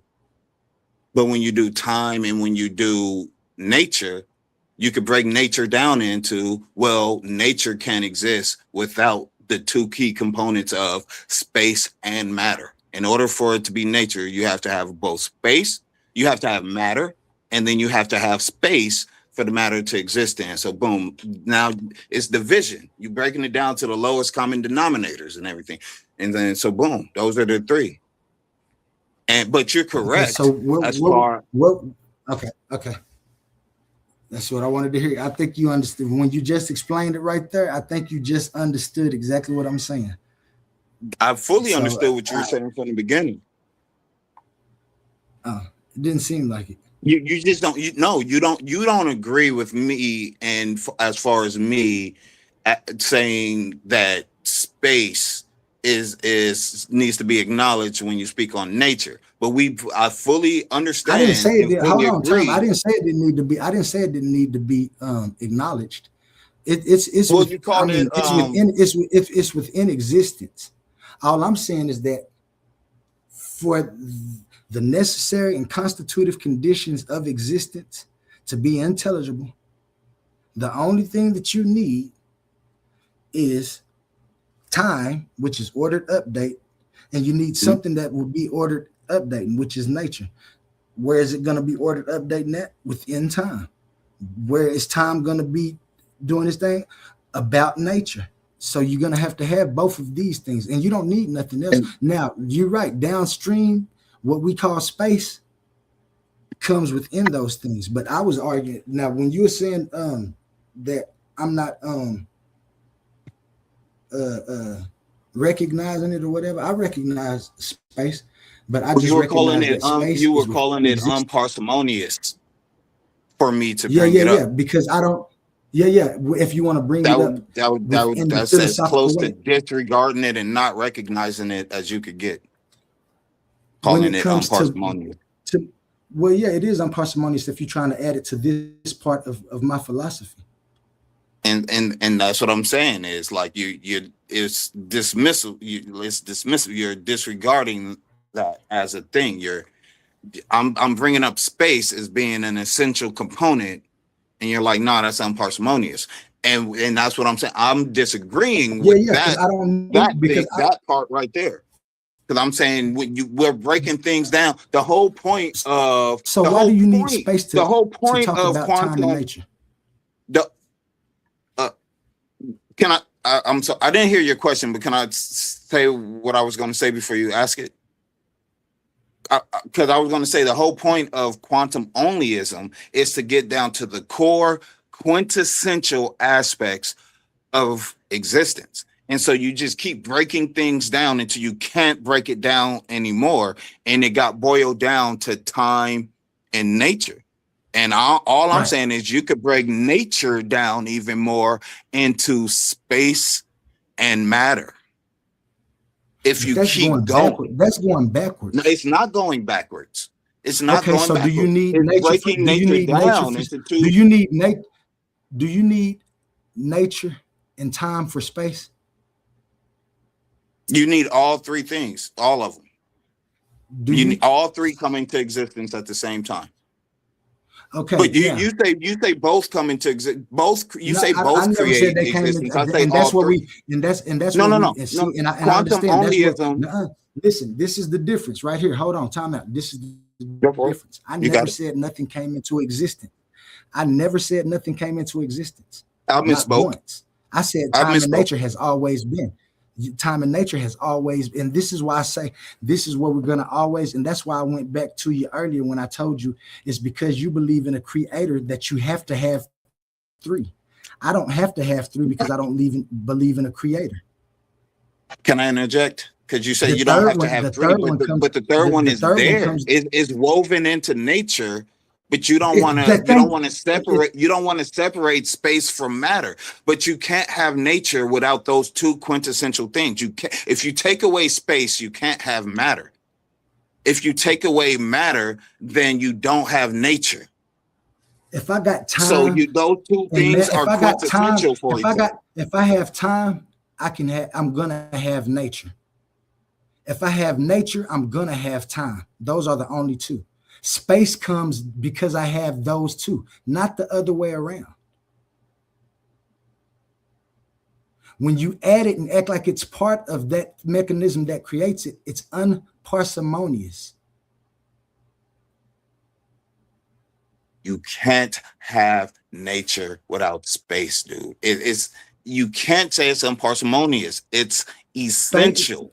You can't have nature without space. Nature has to have space to exist in. Does Has space to. have a It nature? has to. The space, yeah, I mean, in Its your view, nature you're gonna have to exists say that. And within I'm just gonna space. say, and I'm just gonna say, listen, and this is where we're gonna stop at. I'm just gonna say I disagree with you because, like I said, you have to believe in the creator, so you have to have the three. I don't believe in the creator, so I don't have. I to have have the two that you have. I have the two, the same two that you have. I'm just breaking down one of those two You into don't. two things. But you got a God too, don't And you? it's You believe in. essentially there. Hold on, wait, I'm not time out. adding Time out. You space. believe in. You're Do you implying believe that in I'm God? adding Do you space. believe? I'm not Yeah, adding space. I'm these are called. acknowledging that it You exists in nature. smuggling in assumption. You're smuggling in an assumption. I can see the smuggling in of the assumption that you're smuggling in, though, and I'm that's what you don't assuming that understand. space is there. I said you're smuggling in an assumption because you And say what's the creator assumption? and God. I'm sorry to keep cutting you off. My bad. No, I'm not. It's I okay. haven't even speak. I Yes. haven't spoke on God on You don't have. because You don't I say have space. to. You don't have to. Do you believe in it? Let's stop right here for 1 second. Do you believe in God? Yes. You're smuggling in the assumption. You don't have to talk about it. I know that you're smuggling in that assumption. I'm not smuggling it in. Yes, exactly. I'm speaking on the fact you can't have matter. Matter has to exist within space. You are smuggling it in because your last assumption and your conclusion is going to be God. You're smuggling in that assumption here. If I didn't believe in God, I'm not going to be dishonest and say no just to prove a point. But if I didn't believe in God, the point is still valid. Look at the point. Don't try to attack the character of me. Look at the point I'm making. You can't have matter without space. You're making that point for your overall view, though. You're not making that point. It doesn't matter. I could be a diehard mathematicianist. Okay. I could be a cult mathematicianist. But if I tell you 2 + 2 = 4, it has nothing to do with my agenda. It's true. Space Matter can It's called exist without smuggling space. assumptions, That's man. true. It's called How smuggling. about you debate? It's How about you called debate the point that I'm making? Matter Debate can't my point instead of attacking me matter as a can't character on matter, some hypothetical what I could possibly be trying to smuggle. We cannot address God. How about you address the fact that you can't have matter without space? Matter needs a space to exist in. Address that. and Address that. that Address thing that just you I that. did tell you that, and I addressed just that, and I told you that thing that you're calling space is time. That's where matter is unfolding at. I told you that. You keep on trying to make it like it's not, and you want to We switch them. both. So you're in conclusion. Can I finish? Yes. You want to switch them so you're in conclusion, whether we talk about it right now or not. Your end conclusion is going to be God. I told you from the beginning that that thing that you're saying is space is because there is time and nature. I said that to you. I said that thing that you're calling space, when we figure it out, that's going to be what time is, because we actually see that that's where nature unfolds at. So when we talk about the process of things happening, it happens within what y'all call space, what you call time. All those things are what you call space. That's the thing that I said is time. You said no. It's different from that. There's nature, space, and time. This is where you have to say that, because you're smuggling in a creator. I know this because The straw man argument, dude. Like this smuggling in the creator, like it I has just nothing to do with what I'm saying. steel man your argument. It has nothing to It has nothing. You're making it about God when I'm not making it about God. You just brought up the fact that I believe in God, and I do, but none of my argument has anything to do with God. But now you're making it that thing to not address what I'm actually talking about. That's exactly what we're talking about. I haven't brought up God at all. You're bringing up God. I know You're bringing up God. How I'm about bringing we up God discuss because you this follow without God. how about we discuss this without either one of us bringing up God? Did. How about we do that? Did, and we How did, about we do and that? we disagreed. No, we didn't, because you're bringing up God. We did, dude. and we disagreed. We did, and we disagreed. You keep on trying to make me agree with you, and I'm not going to agree with you. I'm not. I'm expressing my opinion and everything like that. I agree. The whole thing is you that I'm trying to make you agree with me, but I don't disagree with you that you need time for all of these things to exist. Look, here's the thing. You can't disagree with me. You're just adding an extra spot for no reason. It's not an extra. This is why it's not an extra. This is why it's not an extra. If you have time, you have quantum onlyism, right? You have time and you have nature. If you remove either one of those two components, time or nature, you can't have existence. Take away time, you can't have existence. Take away nature, you can't have existence. All right. Now, if you take time and you take space and you take matter, and you take any of those three things away, you can't have existence. Any of those three things away. If you take space out the mix, you can't have matter. I can. No, you can't take space out the mix and have matter in time. They all have to exist at the same time. All three of those things. My philosophy is an existence. My philosophy is actually an existence which doesn't use space in the way that you want to use it. You're trying to bring space upstream when you don't have to. Space is downstream. I'm all ears. Explain your philosophy without using space. I'm all ears. Quantum onlyism is a philosophy that says for any intelligible existence to be examined, you need space, you need time and nature. Where does nature time exist? Is all ordered update within existence. Nature is all structure and individuality within existence. Where does nature take place? I never. Where can nature happen? Space. But where do you're saying nature? But where is nature at? Within time. And where does time exist? Where does it exist? Where does this nature? Where does this nature that time imposes itself on? Where does it exist? How? Like what is the nature that exists? What is the thing? Name a thing from nature that exists with time? Like the most quintessential thing in nature that exists. Hold on. Time. What do you wait? What kind of question is that? Wait, ask that question again. Because we're already looking at time and nature as two separate entities, but they both have to exist in order for existence to take place. You're looking at it at two but outside of you're looking existence, at them as- they're two separate entities. So there's now, no outside of existence. See, that's where we're gonna always fall. I told you it's gonna always go back to, and I'm telling you where this is gonna lead to. Now you're trying to go outside of existence.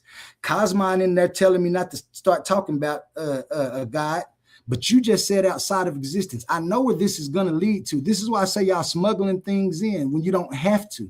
And this is why I said we should stop this conversation because you about to, because you just said outside of existence. You just said outside of existence. It doesn't have to do anything. It doesn't have anything to do with God. What I have going on in my head, rather than what you have going on in your head, based off your predisposed notions on what believers would say. That's what that's like you're thinking. You're concluding based off of what you think in your head. But where I'm going has nothing to do with God. And you ain't trying to hear that. Hey Max. What's up? Hey Max. Yeah. You there? Mm-hmm. Can you hear me? I'm gonna ask you again. Oh shit! Can you hear me? Okay. Yeah, I can. Can you hear me now? Can you hear me? Yes, sir. Yes, sir. Yes, sir. Max. Yes. As I stated, I disagree with you because space is something that you can define if you want to, but that thing that you're calling space, the thing that's around matter, the place where you can observe matter,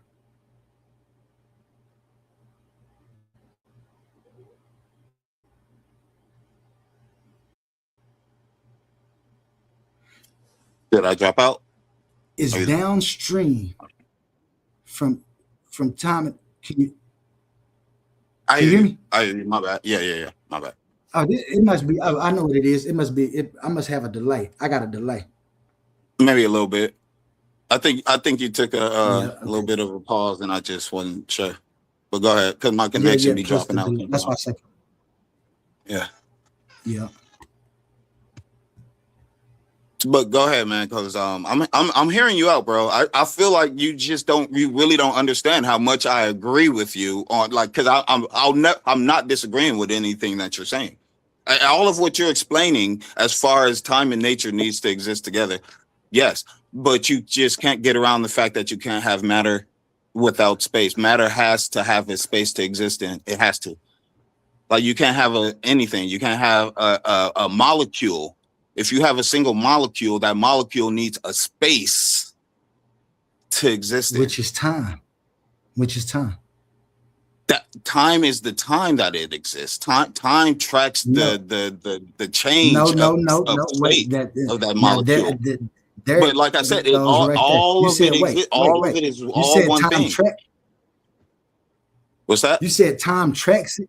You said time tracks what?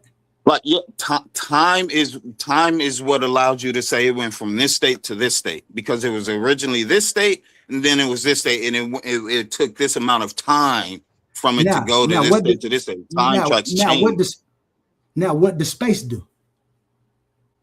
Allows matter to have a place to exist. And what does time do? To exist. And what does time do? And what does time do? Time allows you to observe the change of that matter, the change of state of that matter. So now, if you're watching the change of that state within time, right? Mm-hmm. Okay.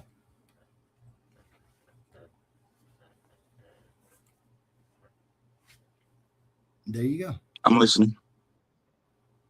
You said it. You said it. We're tracking that within time. Yeah, because they all exist all at once. Yeah. You're saying two things exist at once. I'm saying those two things exist at once as well. And of those two things, one of those two things has two components. Time is just time alone. Have more than just one. And then they have more than nature just two components. has space and matter. Oh, they have No, more I'm than two saying components. no. There's When you have several different ways to experience time, and there's several different ways to experience nature. Yes, I agree. But I'm just saying, like time in itself, you can't break time down into anything else. It's the observation of the Wait, change you just said we can that break does time time. into. No, like time is a component to existence, but you can't keep Yeah, breaking time down. Nature you could break yeah. down into space and matter. But then now when you have space and then you have matter, you can't break matter down into any smaller thing. You can't break space down into any smaller thing. You can't break time down into any smaller thing. And so I'm saying those are the three quintessential things for existence. But those three quintessential things, we're speaking on the same thing. You just call them two things because you're not separating space from matter. You're just calling it nature. But what I'm describing as space and matter, you're describing as nature, and we'll both describe the qualities of those two things as exactly the same thing. And we'll describe the qualities of time as being the same things. We'll describe the qualities of nature being the same things. And we both agree that these things can't come into existence without each other. The best way, a way that I could explain it. Go ahead. No, go ahead. I'll let you finish explaining your view. I'll let you finish explaining.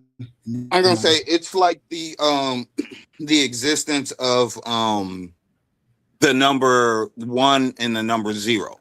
The number 0 can't exist without the number 1 and vice versa, and then all the other numbers are born from those numbers. Because and let's not get into the semantics over what I'm about to say, because we could really, it's not exactly correct. But let's just imagine hypothetically nothing, right? 0, nothing. If you have nothing, you have total and complete nothingness. That's one increment of nothingness. You don't have several dozens of nothingness. It's just one overall nothingness. So you can't have 0 without 1. You have to count the increment of 0 as a thing. So 0 and 1 they can't exist without each other. And so that's time, and that's, I'll just say nature, so we don't have to keep debating over the thing. So time would be like the number 1. Nature would be 0, because nature without time, there's no movement, there's no existence. It's just like death. So 0 without anything, it's just no movement. It's nothingness, it's dormant. And then 1 comes along and impregnates 0 with activity. And then you get another 1, and then a 1 plus 1 is, you get the Fibonacci sequence and stuff, like mathematically when you go that route. But it starts with 0 and 1, the two things that have to come into existence simultaneously. And so when you describe time and nature, it functions like 0 and 1.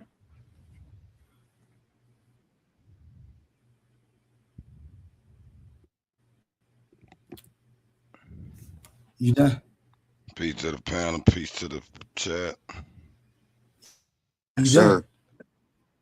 But that was the bulk of what's up with it, Haru? I think what that I was wanted Haru. to say. I think that was Haru. What up, Haru? Yeah, that's E-Man, Haru. I What's seen up, you brother? hop up too. What's up, Hero? How you doing? Hey, I seen E-Man pop up too. I never said nothing to you either. E-Man, how Yeah, you doing? shalom out, shalom out. What it do? Chilling, just having a discourse with Max about quantum onlyism and my views and I his see. views. And I was just I'm sorry.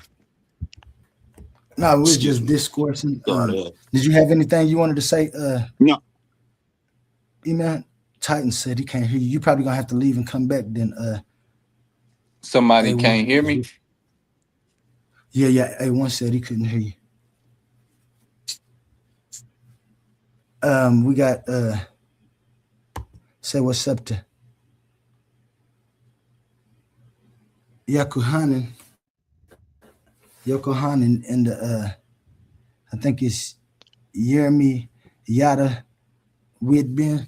He said 0 is not a number. We're gonna get more back to that. Is there anything you like to expound on, Hiru, or well, Emmanuel was up here first. I would say Yeah, 0 is absolutely a number, just by the way. I don't think, well, yeah, it's a number if you want to count on the number line. is a number. But I was going to address that nothingness, and I understand what he's saying, but I don't believe there's a such thing as nothingness. And No one it's a does unless you believe in. oh, no one I'm does. sorry, my bad. I didn't mean. I'm sorry. I thought I was muted. Go ahead, Haru. My bad. And I just think approaching nothingness is to reaching. It's like you're reaching that supreme. So it's like a conundrum, like proof of God, but there is no proof. There is a such thing as nothing, but not really. Like there was nothingness, the supreme, in his old nothing. Then when he became all this universe it is, that's when time and all that shit began. Like he's saying, the one was born, blah blah blah.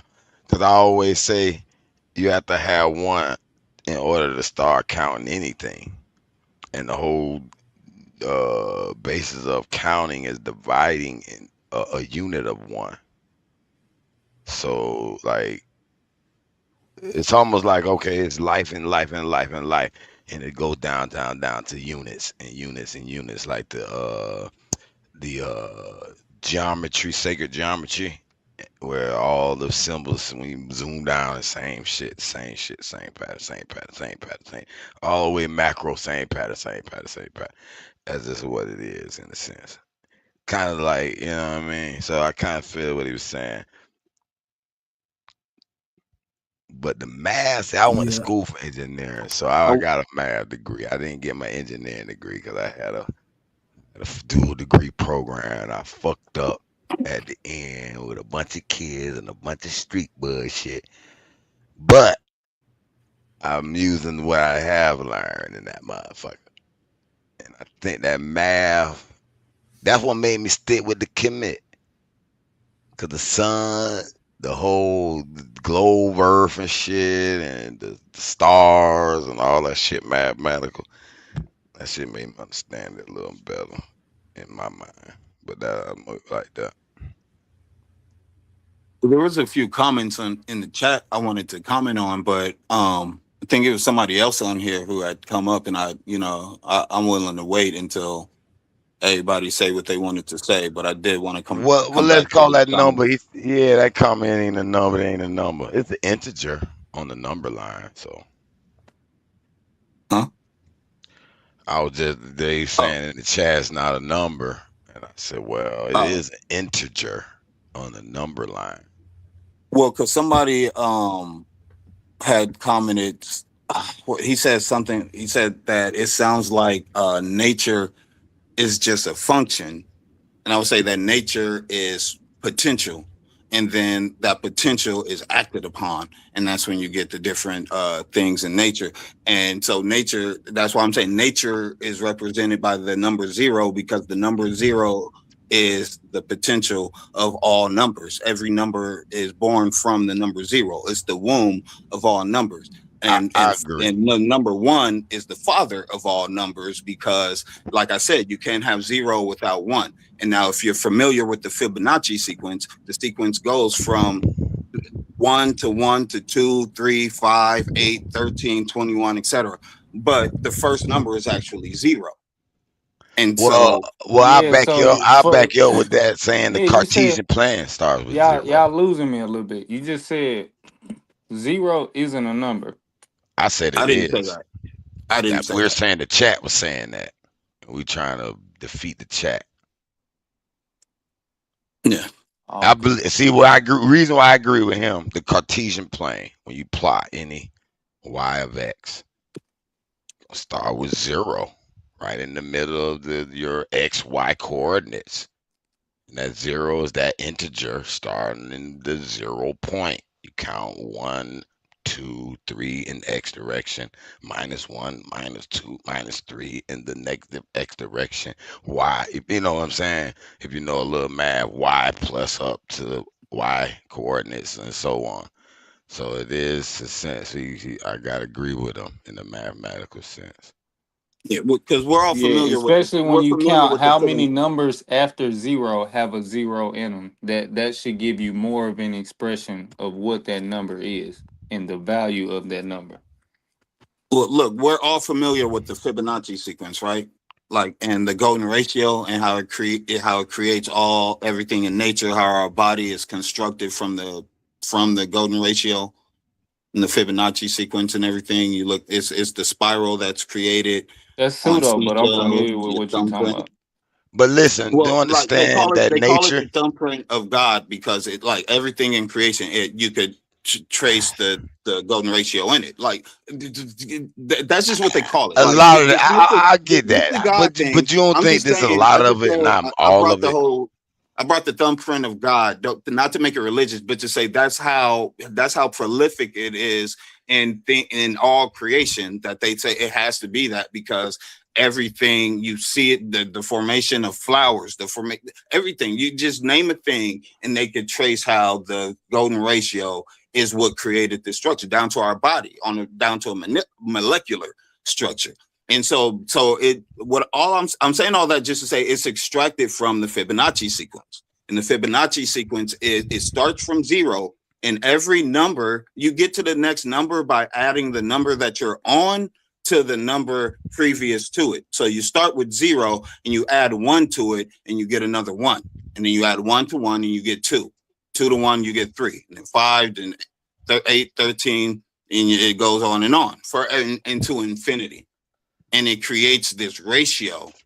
And, so boom, that's just that. So, but it starts from 0. 0 is the alpha and the omega, the beginning and the end of all things. Everything starts from nothing and everything ends at nothing. And with let me see, 0 being the damn, I lost my train of thought, but I mean you guys got the bulk of what I'm trying to say. Yeah. You have repeated a few times, so good. Okay, then. All right, so I agree with you. I agree with with you totally 100% though. You know what I'm saying? But anybody got something to say about that? Disagree? Agree?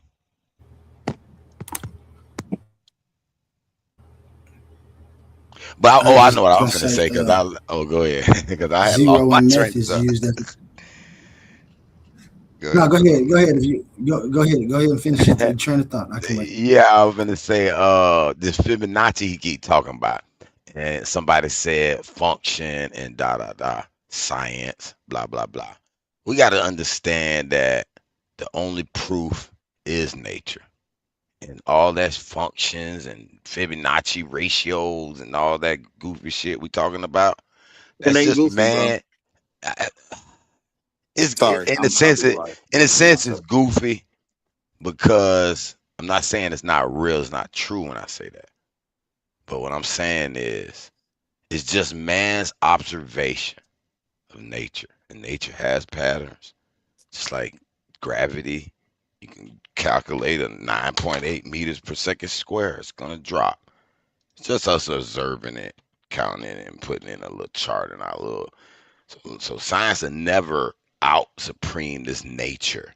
We're always just trying to describe it in our best ways to write it down. It's never gonna match what nature is. We'll never know what nature is. We'll understand bits of it. That's it. I believe science is the tool that nature uses. I think it's Like the other people way try to use around. science to disprove God, but it's like, that's like trying to use tools to disprove a builder. No, I think Like a building wasn't built by a builder; it was built by a hammer and electronical tools. I think you're It was like, getting but there was a confused with people's consciousness behind narrative, the though, building. brother. You're getting confused with people's narrative. Some people use things in evil ways, but to be honest with you, science is just observations, writing down observations and data, Absolutely. what you're seeing in nature. So that means nature supersedes science. Nature's always there. We're trying to see what nature's doing and hoping we're going to understand it in an equation we're writing down. We must be there's no way. Arrogant piece of shit. That's what That you. is good. That's Thank why. you. There you go. Thank you. That's why. Yeah. That was perfect. I remember. I I'm with remember you. what I was going to say a minute ago when I lost my train of thought. And this real quick, not even 20 seconds, because I was saying that God is the Alpha and the Omega. When you look at it mathematically, any equation that you do, all equation starts with 0 plus, and then you start the equation because you have to start with nothing. And then if you were to do 1 plus 1 equals, you start with 0 plus 1 plus 1, and then you end with plus 0, which is plus nothing else to close the equation, and then you come with the equals. But you just don't put the zeros. You just put 1 plus 1. But you have to. It's unspoken that you're starting with nothing preceding the first one, and then nothing coming after the second one. So like zero is representative of how God's functions as the invisible principle behind everything, and then 1 is the consciousness that sparks everything going. Oh, okay, yeah. Look. I wasn't gonna hide.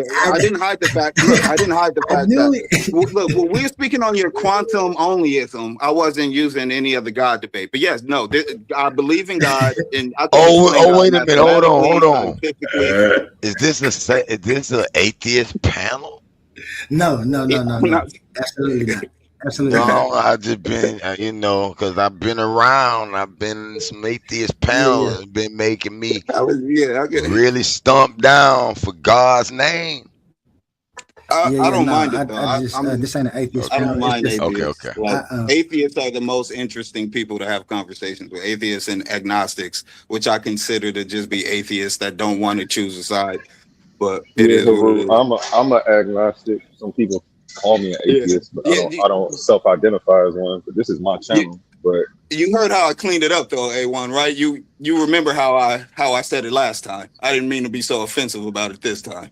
Just I don't care. No, you can be as offensive as you want. Be as offensive as you want. It don't bother me. I don't pay that stuff no attention. Because never mind. I'm not even gonna say the offensive stuff I think in my head about y'all back. I just brought it up because I remember you and said we had a whole thing about it. It was kind of funny to me. I never mean to be offensive. I want to see Haru put his foot down. Put your foot down for God, Haru. I would love to see your stance on some of these things. I'm hearing a lot of incoherence. I'm really just sitting back, trying to let y'all cook. Is a lot of it coming from me? If it's coming from me, I'd love to hear where I'm missing the mark. A lot of it was coming from you. I'm just not in a position to really chit chat. I'm not in a position. Come on, A1, don't do me like that. Can I finish my I want to sentence? hear your opinion, man. I won't even, I like to talk. I won't even give you pushback. I just want to hear what you think. Because you've been quiet this whole time. Since before, when it was just the three of us. You really haven't. He just said he was quiet because he couldn't talk like that. Yeah, you mean because of what you got going on? My bad. I'm doing something currently and I'm listening to y'all. But we're going to get to it. We're going to get to your number 0. We're going to go back to your Fibonacci. I'm not going to do it right this second. It might even be another day if y'all up here at 4 o'clock. Yeah, no, I ain't trying to. I didn't mean to strong arm. Sound like I was trying to strong arm you into you speaking when you can't. I know you don't know what's going on right now in my life. You are, but I do want to hear Haru put his foot down for God if he could do that for me. Okay, all right. Hold on 1 second here. Language. All right. Well, the one thing I always be pointing to these scientists, right? They keep claiming these thermal law dynamics, the 3 laws of the thermodynamics. And one of them be stating, hey, man, you can't create this energy. You can't destroy it. It's always there, blah, blah, blah. So I was like, wait a minute then. I do see it takes life to feed life or life to make life. And if this energy, which we already know my body's nothing but the energy, all the cells, electricity, all that shit is energy. And how in the hell is this nothingness or start from nothing or there's no whatever? So to me, in my mind, it's like, okay, well then it must have been always alive. This energy, this stuff we're from, it always been alive because we're alive. Because how could life pop out of just nothing? I haven't seen it. No scientific evidence has ever been proven that life just say, boom, it's here. Okay, that's one thing. I'd be like, wait a minute, okay. So Can I pause you right there before you go to yeah, another yeah, topic? yeah. We can start right there. Theory Okay. on that too. Can I go Makes next? the claim? Who makes the claim that something comes from nothing? A lot of this so-called Christians, let's say. evolutionary theory, where this so-called soup, this Is the soup nothing? The soup is something, correct? yeah, but Okay, so let's start. Let's start right there. okay, Let's okay, start with cool, you framing. Let's cool. start with you So maybe the soup misframing the always argument. was there, is what we're saying. Nobody, even Big Bang cosmology, doesn't say something came from nothing. It says it comes from a point of singularity, and it doesn't claim to know what came Okay, before we can that. reframe them. That semantic, this Yeah. singularity, cool. But hold on, I'm not finished though. The only people who claim that something came from nothing is religious people. They want to stop at God. Who made God? Well, God is If not a nothing, nothing, so that wouldn't be okay, coming from nothing though. So see, that's why I say nothing. There's no such thing as exactly. nothing. So, are you? No, you're not understanding. I'm gonna ask you again. So, since nothing, we're all in agreement that something can't come from nothing. I have a Where did rebuttal. God come from? Where did I, God come from?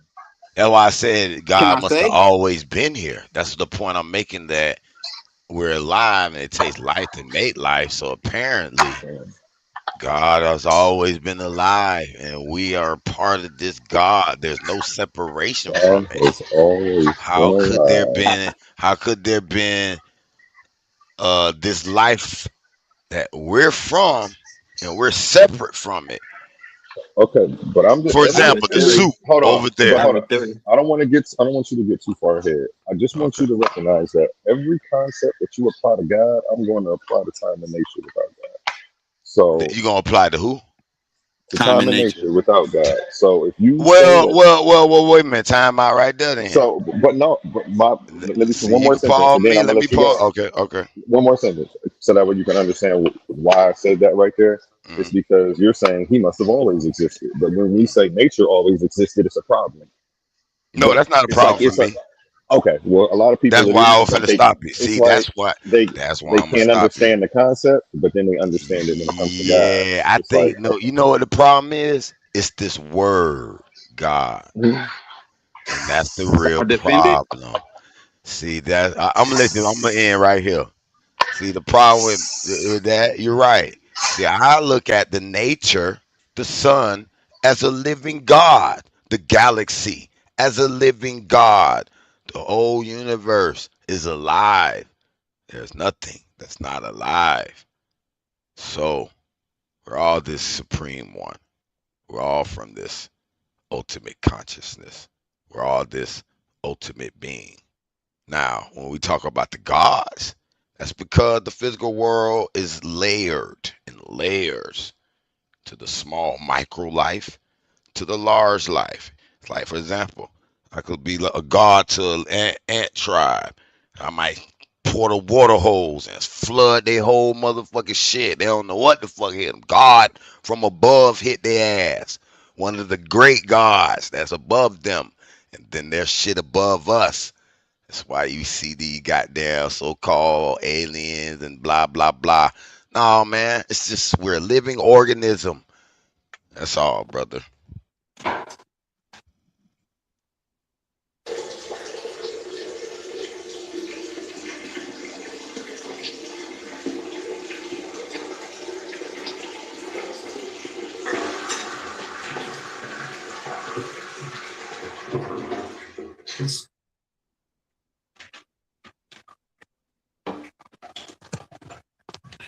Oh shit. Since Yeah, we can I? quiet, My I'll bad. jump back on the mic. Go ahead, brother. I didn't. I thought I was on mute, man. Can I? Go Can I? ahead, cause I thought everybody quiet finna jump on dog talking about time and nature doesn't come before God, nigga. God is time, nigga. All right. Look. Yes, God is time. God is all things. This is how I understand it, right? Here's my theory on it. No, If you hold look on. at Is God hold on. Is God time in uh, nature, or is God is God a sky daddy who keeps track of everything you're doing like Santa? Like, I I'm believe trying to figure out all where you life is are. time. All life is time. Once it's born, time begins. When it dies, Bro, time ends. I be- did you hear my question? yeah. Wait, can you hear Okay, me? I'm trying to figure out, do you believe in the anthropomorphic God or not? Anthropomorphic. Do you what's your belief in God? I believe in beings and beings within the great being, all the way to infinity, brother. So that includes anamorphic. Yes, there are beings greater than us that will crush our ass like gods, nigga. Okay, I'm trying to figure out what's your Unfortunately, concept of God. And you're not my giving me any concept of concept of God. God is I'm telling you, you can't understand it apparently. I can't understand it. Okay. There's only one being, and that is the supreme being. If you want to say God, I would say, hey, the way they've tainted it, that's below the supreme being, meaning the branching out of all physical life forms from the supreme source. There's a source. That source is untraceable. That source is the source of all consciousness. I ain't no other explanation behind that. Now you're wrapped Bro, up in the who word who is God. your That's on God? you. I'm trying to A understand name, where because you're I'm you're trying to stuck in books. You're stuck in the Bible. You're stuck in the no, Quran. I don't Yeah, that's believe the in any of only those. concepts. Yeah, this is the problem with the people. This They've is the Just been trying to problem. crushed understand your by I'm these trying conception to of it. get you lying to books, explain your and bro. they've. I don't have a problem. I'm trying to understand exactly your concept so that way there's no Me confusion too. and I'm not All talking right, past there's you or only addressing one you. being. There's only one God, and that is the one being that we're all is. That's it. There's no other So explanation am to I that concept. I I'm gonna get leave that. it alone because he didn't give me enough to ask him a question back. I'm trying to like Go you ahead, repping brother. Look, God. can Yes, I? I'm always rep God. The Never mind. All concept, right, the Y'all whole got it. principle. Just because you're tainted with the books, I don't need You any of the said book. you confusing me though, because you went through all of that diatribe, but prior to that, you said God is time. I'm trying to figure out who God is to you, so I know how Exactly. to address you. But you told me God is 50 different things. Exactly. God is everything. There's no separation. How can you not understand this?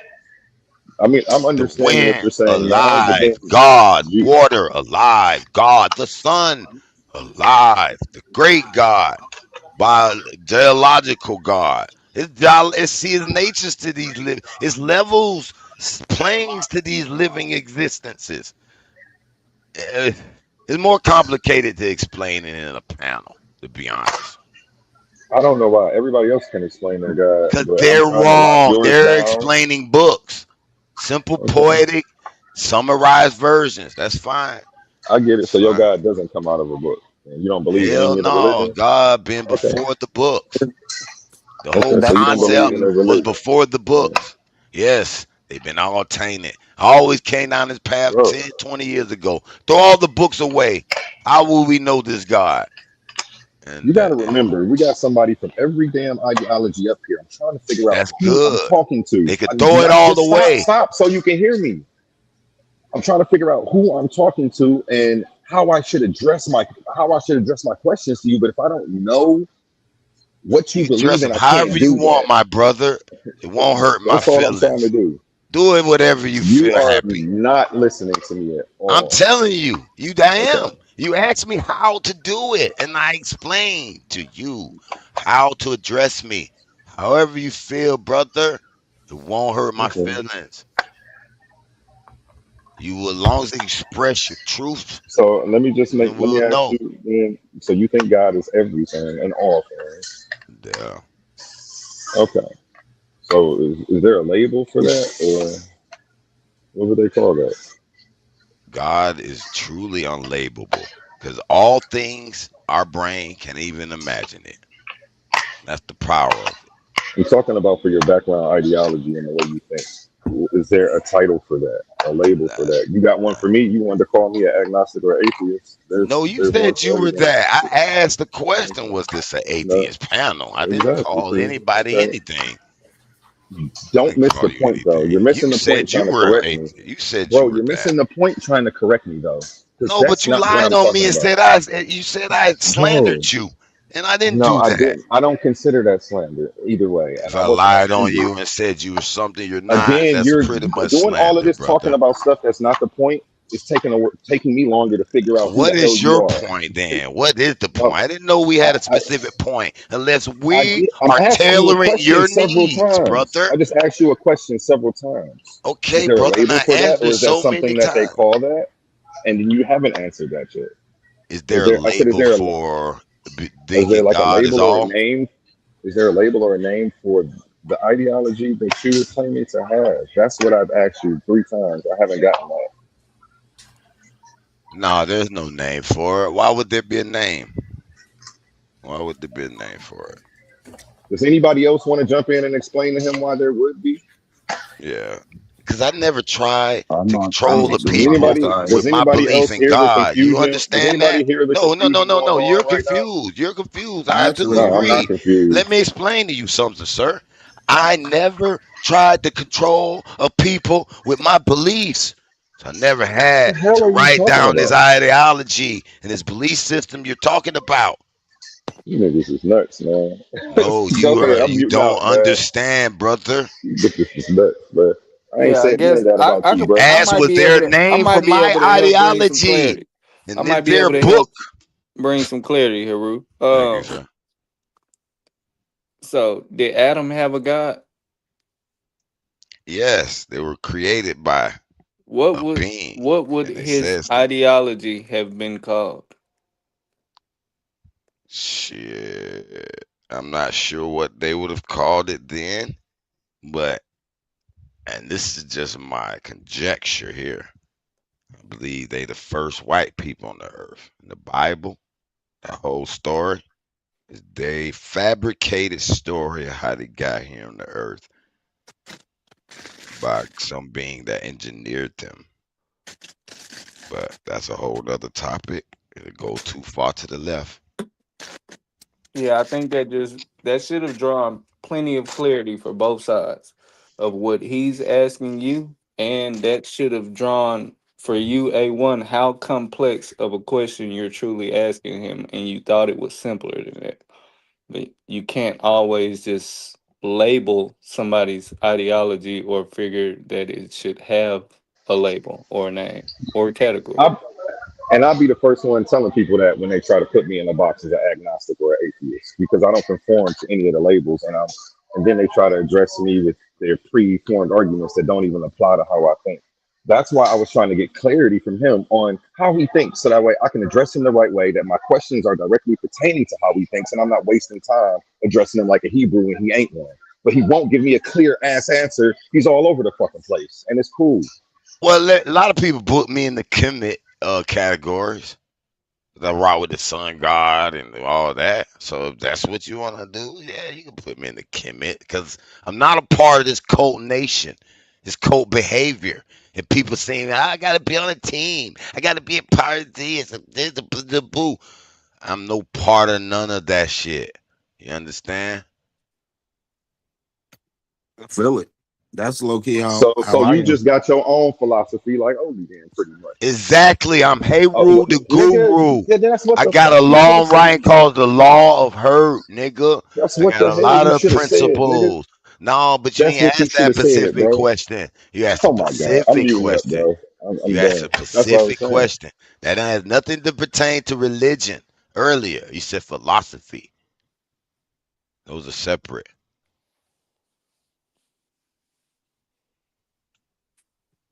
Most definitely. People turn philosophies into religions. People turn heritages into religions. People turn culture into religions.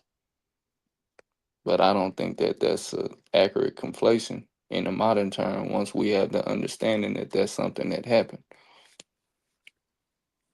Man, I ain't gonna lie, man. These atheists mad the Bible, the Quran was all lies.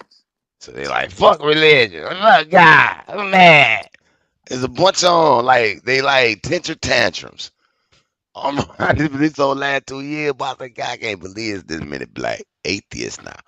I understood the Christianity, we grew up, mom believed in Jesus, and he had the mother, It's just the the lies, Nation bro. of The lies Islam, hurt. blah blah blah. The lies and the deception hurt. That's all. I got you. I got you. But listen, my grandma then was I tried to tell my grandma certain things back in the day, and she was like, "Baby, it's Bible all I got." I was like, "All right, grandma, I ain't gonna fuck with you no more about it." I ain't say fuck with you, but you know what I'm saying? I said, I ain't gonna mess with grandma about that shit no more. You know what I'm saying? You I guys busted hear the me? Bible up a long time ago, but I Is my wasn't voice mad at it. coming I through? understood God. Yeah, I What hear you you say, now. Weezy? Oh, okay. Yeah, we still hear you. Yeah, All right. God. No, I sorry. was on the mission though. I was on the mission. I was looking at Egypt, Quran, all that, and just seeing like, well, damn, I like, cause me and my brothers used to argue that shit on the block. It was straight up Nation of Islam, nigga. They'll be mad, nigga, if I talk shit about Farrakhan. Them. But I was like, man, we better throw all the books away, nigga. How the fuck y'all gonna know about God? But that's when my mad came in. I went to seeing certain shit about the certain little creation story, and I was like, okay, that shit matching up with this math. I said, yeah, I'm commit then, my brother. If you want to what the fuck? How can I pronounce that shit? Ideology. I wanna put the eyes on the end of, but I guess it don't ain't gonna work. I'm the wild. I am ancient Kemet then. Motherfucker dress me as a goddamn cult. I am Kemet cult. Sun God Ra. Yep. The motherfucking man with the bird head coming from motherfucking the Nomos who taught the Dogon, the water tribe, the mermaid people. I believe in it all. Too many ancient texts speak of it. And the white people didn't teach us this. White people don't even they was wondering how the fuck these niggas know about the star Sirius. 3 star. How the fuck y'all know, nigga? Y'all ain't got no telescope. Let me verify this shit, nigga. How the fuck you know? Nigga, we the gods. And y'all the new beings on the earth. You ain't no part of Shem and Sham and Ham and Noah and them people. People got kicked out of certain area they got made in and went amongst the world where niggas already was. I wrote a little mini short story, The Book of Cain, explaining this whole goddamn sequence and what the M meant on his head, truly. But I ain't even released that bitch yet. I gotta do some more react. I gotta do some second part after he took his wife and made that whole city. I'm like, nigga, how the fuck you got a wife, nigga? And you mad these people finna murder your ass by some shit you and all the new people. Please, nigga, y'all got nigga fucked up. Y'all fooling us with that book. And know what it Ca- really mean. Cain was Y'all don't white. be mad at it, bitch. Just know what that shit really talking Cain was about. white. That's what you saying? All that shit was crackerish. Hell yeah. Now what I do question was his wife black, and that's how the first Arab mixture got here. Because you got the mixture of the cracker Arab and the black Arab. That to me means it's a white man and a black man. Splice that shit. You know what I'm saying? You got two sides. Same for the Latinos. You can tell when two races splice like that. Feel me? The Indian, the Bara niggas, you'll see a dog looking nigga and then you see a cracker looking one. You know what I mean? You don't see no real unless they got a cracker in them. Niggas is a nigga. And usually an Asian or China motherfucker is a China motherfucker. You really don't see a split where black Chinamen, white Chinamen. No. You only see that shit with Arabs and these Latino motherfuckers. That's why I call Latino glorified white women. They be all of them coming in foreigners and shit. Some of them be looking fine and shit with their little booty jobs and shit. But they got that white face and they little black hair to hand. I said, man, them ain't no but glorified white women, man. Fuck them motherfucking Spanish, man. Give me a black sister. Still rocking with my black sisters, man. You glorified that white people that came in the country. Anyway, my bad, brother. Well, as far as God goes, I also feel like he's the embodiment of all things. I feel like, we all exist within the nature of God, right? Because I feel like that was your original the point you were making as far as what you believe and everything, and why your team Kemet is because you believe that God is all things, right? Like there's nothing that exists that isn't God. Is that what you were claiming? Yeah, in a sense, yeah. When you go to the supreme, all the way to the infinite supreme. Yeah. So my theory is that God is like have you seen did you watch the movie Osmosis Jones? Do you remember that movie? I kind of remember in my head Osmosis Jones, but I can't remember it. But I remember Well, it. look, I believe that with my theory is that God is to us what a white blood cell is to your body, right? To where in the movie Osmosis Jones, he was a white blood cell that existed within some dude. Let's say his name was Dave, and his job was to do what white blood cells do, keep the immunity system on the up and up. But so my thing is, we exist in the body of this being. We can't exist outside of this being, in the same way that we can't exist in outer space or whatnot. But so we have to exist within the Creator, the thing that Yeah, created us, and we yeah, exist. The purpose of our existence is for the sustenance of this being that we exist as. Because if the being isn't sustained, then neither are we. So our relationship is symbiotic. yes. And so I feel like we're dealing with a situation to where if you imagine if you were a white blood cell, but in the what would it be, like anamorphosized as you could walk around like with like a human body, but as a white blood cell function, and then you're Yeah, interacting with red blood cells, the yeah, heart, the lung, and all these yeah, other different things. yeah, And all these other organisms don't believe that they actually exist within a greater being than themselves. So they yeah. take on their own functions for whatever their own purpose their own desires. And I feel like that's what a cancer is in your actual body. It's something that comes in and gets your body to not follow the original purpose of whatever. If you got a lung, the cancer will make your lung not receptive to the commands of its original function. I Yeah. feel like that's the people who are disconnected from God. That's A kind of like sickness, a sickness, analogous. basically. Yeah, it's I analogous to agree how our 100% with you, effect. brother. I agree with you 100%. I believe we are the cells that live on the earth. The cell, earth is like a cell.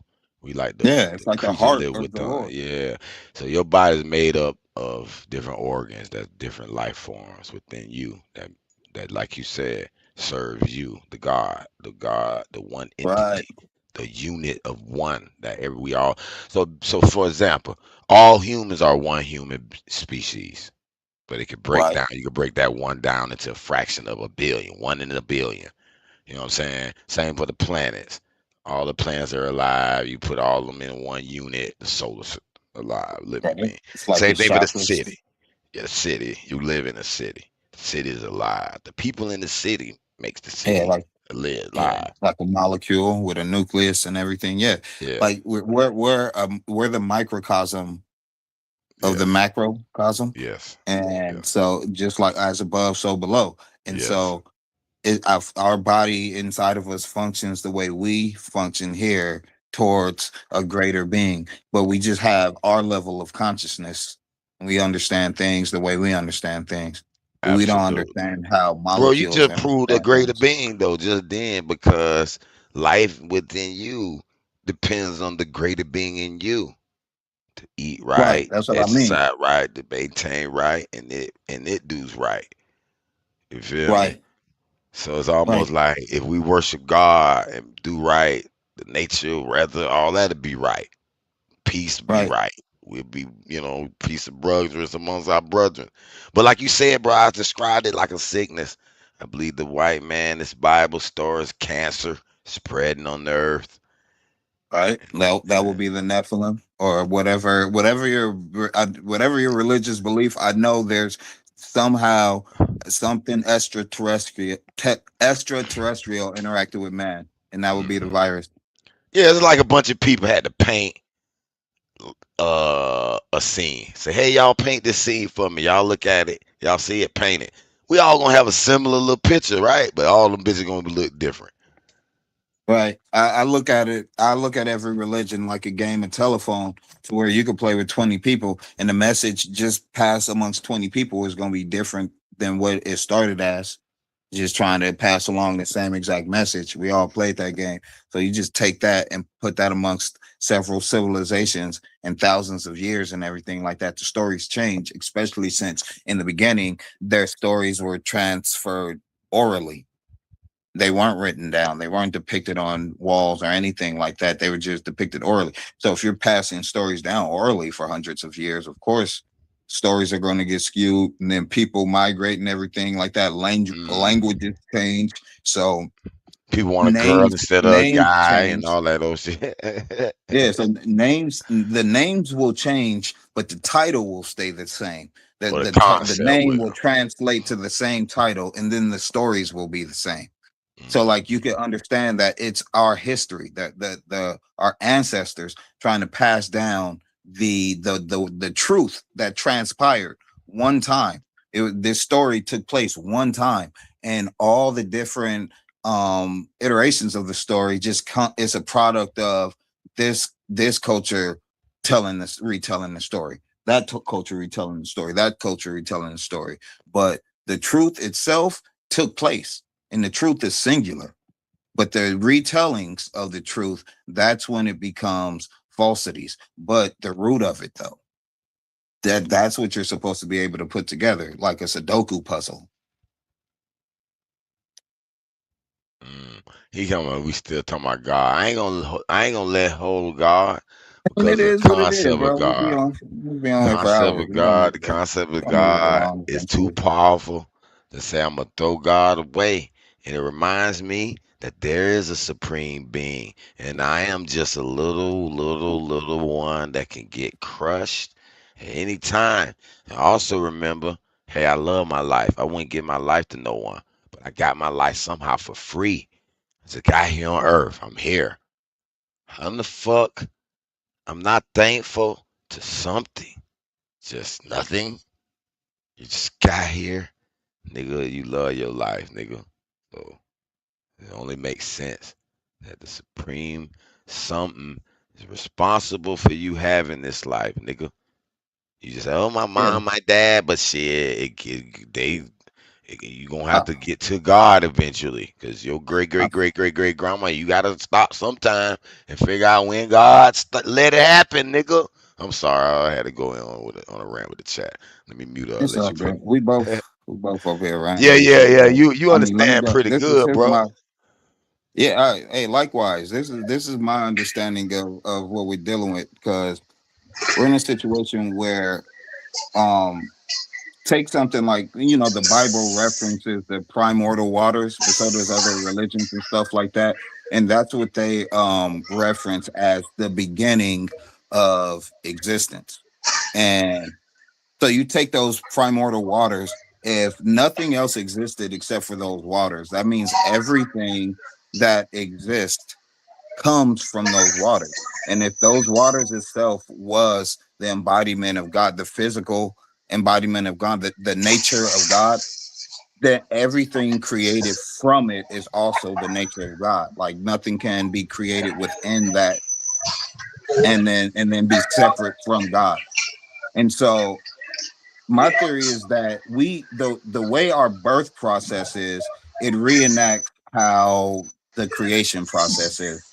Because a woman's egg, when a baby girl is born, she's born with all the eggs that she's gonna have in her entire life. Like she doesn't produce any new eggs. There's a finite amount of eggs, and then so each each each one that they produce, it's its own like egg of primordial waters that don't change. And then every month, because they don't change, they just flush them out. But then so that would represent nature, unchanging nature. But then the sperm will represent time or consciousness that changes the state of nature when it impregnates the egg. And so from the perspective of the egg, the primordial waters always existed and never didn't exist. Because by the time a chick is, let's say she got pregnant at 15, those eggs was there for 15 years unchanged and in an unchanged state. And so as soon as the sperm impregnated, life takes place. And that's like the Big Bang. If you look at it scientifically, it's the first chapter of the book of Genesis when you read the Bible. Because in the book of Genesis, it says, and this also connects with quantum onlyism, because when you look at time and nature, like I said, I break nature down into space and matter, because that you can't denominate those three things any further. And then when you read the first verse of Genesis, it says, in the beginning, that will represent time. And then it says, God created the heavens. That will create space. And then it says, and the earth. And that will create matter. And so all three of those things come into existence at once. And that is described just in that one verse. In the beginning, God created heavens and the earth. So with quantum onlyism, what I was stressing earlier is that we both agree on that when it says in the beginning, that's the reference of time. But then it says when God created the heavens and the earth, quantum onlyism just considers that nature.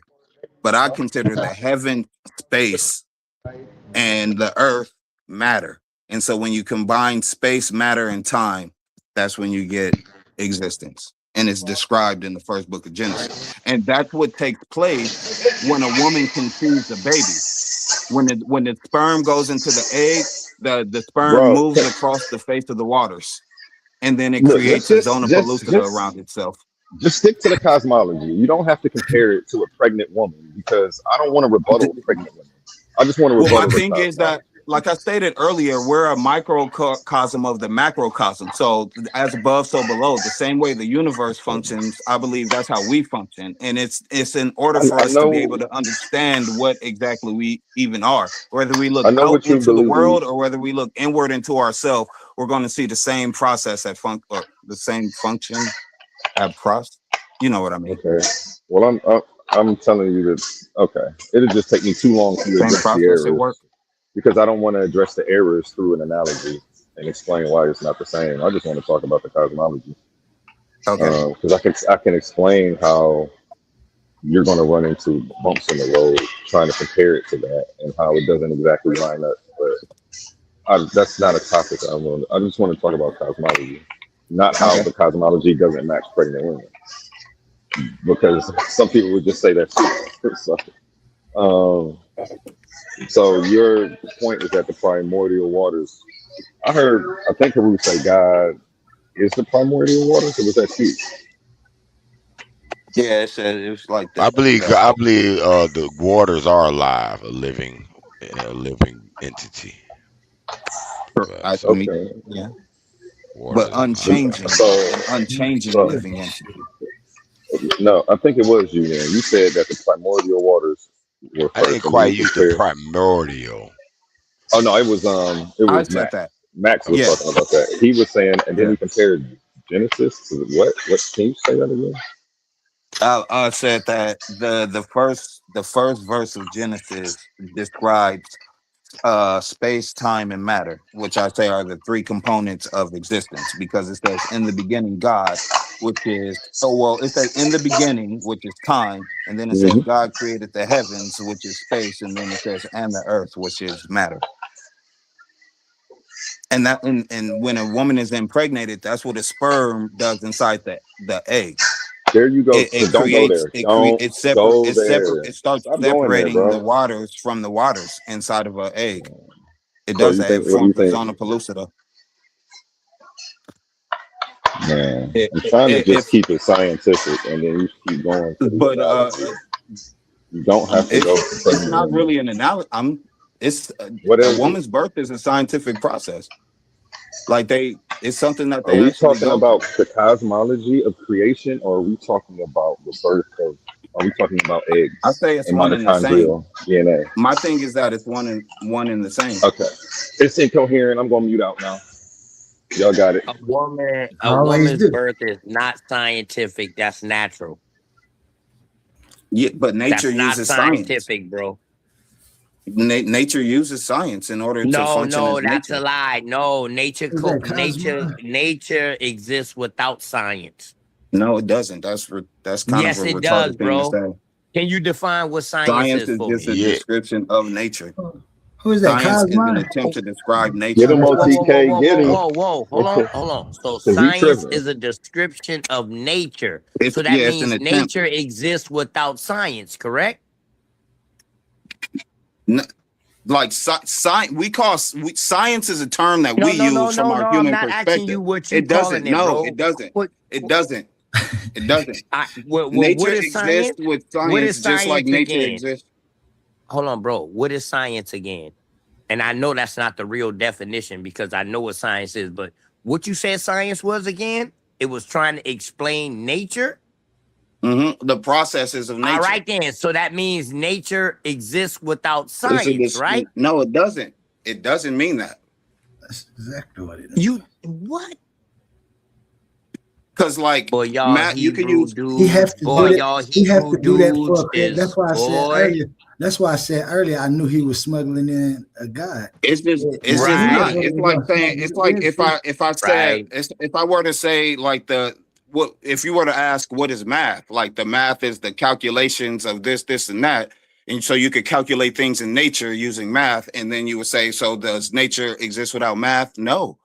It uses math in the process of how it creates Yes, itself. It nature uses does math and exist science. without math, bro. It doesn't. Yes, It You mean uses nature we can both. does explain? exist It You without mean uses we can math. math explain? and science. You And we mean we just can explain? describe we describe the process. No, bro. Bro, math They is an call it These are math and we observation. studies call of it Science is an nature, science. bro. observation. These are studies of nature, bro. These are things This- trying to Yes. explain Yes. nature. So Yes. that means And so that means nature exists without these things, without an explanation. nope. Won't He doing concede the to that. same thing with, No. with space. I'm telling Because you. even without our explanation of it, the processes of science and the processes of math will still exist without nature. If there wasn't a single Okay. human No. that The existed to process call of it math nature and would still science, exist without your Yeah. probabilities, it, without your it wouldn't. equations. Math would not exist, or science would not exist. But nature Listen, would always exist. Nope. OTK, Nature let me wouldn't ask him exist like without this. math and science. hold on. Let me, I don't. let I me ask him like disagree. this, y'all. Let me I ask him, Max. disagree. Okay, hold on, Max. You said that science is a description of nature, correct? Yeah, from our perspective, Okay. we're Now, my describing second question, what's I don't already need a taken long place. diatribe. This is a yes or no question. I'm going to ask you 3 questions, and they're going to be yes or no, and I don't need a diatribe after each one. So you said yes, that science is a description of nature, which means that somebody had to observe it to write a Our description. Do you description. agree with that? Yeah, for the description, yes. Okay. Now, if there is no observer, does nature still exist? Or was there a time that there was nature and people weren't here? Or maybe just animals? Because Yeah, who's yeah, doing there's a time okay, now. so Yeah. okay, so there is no science and there is no description, but nature was still a thing, correct? No, incorrect. Okay. Yeah, you're Because heavily nature is incoherent, still and I think using you're the gonna laugh. processes. Nature is Nature still using the using science? processes of math and science, whether you Wait, observe wait, it or wait, not. wait. How can nature use a description of itself? It's not What is using a nature? description, it's using the actual process. We describe the process, but the process takes place without our observation. When an Bro, atom splits into two, it's you don't have okay, to man. observe it for the math to be there was one atom and now there's 2 atoms. 1 + 1 = 2. You don't have to Do they- observe that for that to be the No. case. That math already existed before Yeah, your you're just observation. heavily incoherent, and it's Would yeah, you you're be able heavily to? incoherent. Would you be able to understand math if you didn't have nothing to have reference it Is to? it? No, but it will still exist, just like everything in existence. All of existence came. All of existence existed. It exists without us existing. When we exist, that's when we conceptualize everything, and existence exists as we know it. But without us existing, like you said, with the animals, without us existing, all these processes still take place. Without our observations is obsolete to whether the processes of math and science takes place. We're just observers, so we call it math. We call it science. The math in science is describing process, not the other way around. Yeah. If you're observing something split into two, the process took place first, and then you're going to say it was one, and now it's two things. Like Would the process happen without you observing it? Then after we see it, we name it. And then after we see the process, we name it. Yes. And that's and we call it science or math. But before we observed it, before we called it in science or math, the process existed. Without a label, without a name, it still functioned amongst the same process. Like trees use the same science and the same math to be a tree every time. It's not a random event every time. It uses science and math to become a tree and not a fucking rhinoceros. Like it's a scientific process that takes place. Listen, the process took place, not the math and the science. The math and the science is the process. You can't remove math and science from the process. You can't. The math and the science is the description of the process, silly. I mean, I ain't gonna. All right, fair enough. Whatever, man. I guess whatever. Ollie, this is your area, man. I'm just helping you, man. This is crazy. Just because you and Heru know how I feel about this too. Heru already know. That's my good brother Heru. Shout out to Heru too. What up, brother? Hey, you gonna lose this debate too, Heru? I just want you to know that. Wait, that's not the Heru I'm debating. That's not the Heru I'm debating. So I have to change that. I'm actually debating Heru Conscious. His name is Heru Conscious. Okay. I thought this was the debater. That's why I wasn't saying. No, this isn't who I'm debating. No, this is a different Heru, and it's going to make since he came up. I actually am going to update the flyer and put Heru's full name on there. Yeah, it's not consciousness. It's Heru Conscious. He was very yeah. He said it to me 3 times to make sure I got it right. He's like, don't say consciousness. Conscious. Yeah. Okay. Yeah, this is my good brother Heru right here, man. You know, I taught this brother a lot coming from Florida. I taught him a lot. He been a Kemetic. He been claiming Kemeticism for a long time, but he don't know no Kemeticism. But it's all good though, man. You know what I mean? There you go. No, I don't know the white perverted ones you try to force me to know. That's all, brother. Well, shit, if it wasn't for the white perverted ones, none of y'all will be calling yourself Kemetics. That's not true, brother. If you go to Africa, matter of fact, they still live the Meta and Mansa Musa family still lives. No, that Mansa Musa was a people still live, brother. Hold on, bro. Mansa Musa was a Muslim. Yeah, because he was on the west side, and he was on the west side of Africa. They all niggas. Timbuktu, and they also got a story about he was the richest one in the world. Do you know that was 1300, and they flee Kemet. Because the Muslims took over part of this the Muslims poison. Already had Africa. The Muslims had Africa since hold on. 711 Hold on. They ruled Egypt. Hold on. It's a long timeline. Listen, calm down, brother. They invaded Egypt a few times. We kicked them out a few times. They came and ruled again, kicked them out a few times. It was a long process until now they've pretty much invaded and it's Muslim. And when did y'all ever kick the Muslims out? You see us getting less and less the Muslims out of Egypt? Heru, hold on. since you running Oh your mouth. Lord, When did brother. y'all kick the Muslims out of Egypt, The bro? Hyksos, The Hyksos was Hittites. no Those are Muslim. the ones that these That people was are that was claiming from the that they are Muslim world. Israelites. They all What is from the wrong with you, same man? people. They the same people. They all the Well, same yeah, I Abrahamic. agree. They all the same Yeah, I agree. Abrahamic split up. They split up their different little belief systems because they wanted to go this route with it, that route with it, and so on and so forth. It's too confusing Hey for man, to you get need to into all do that you shit. need to do more. You What I'm need to do telling, more what I'm studying, telling you dog. is, no, Because I got dog, plenty you of really study. ain't equipped to say Got plenty of study. you a comedicism, dog. For real, That's cute dog. words. That's cute words. But you Nah, don't want to bro. I battle know me and more kill than me. you about that, man. That's why I gotta stop right now because you don't even know nothing about when the Arabs even came in there and took over Egypt. You don't even know that. You talking about the It's been 1300 a Mansa several. Musa. The 1300 Mansa But Musa, don't you know it was a bunch of converts? brother, Hold on. Heru, brother, let me finish, brother. bro. You You don't have to mixing the cut me dope. off. You missing the dope. Heru, you don't have to cut me off, bro. You For real. mixing the dope though. No, I'm not. No, Yes, I'm you not. are. Yes, you are. But dog, I'm very familiar with the conquerors of Africa. Oh, you are? Dog, Because you're I'm African. very familiar. Come on, brother. Stop claiming to be this Indian.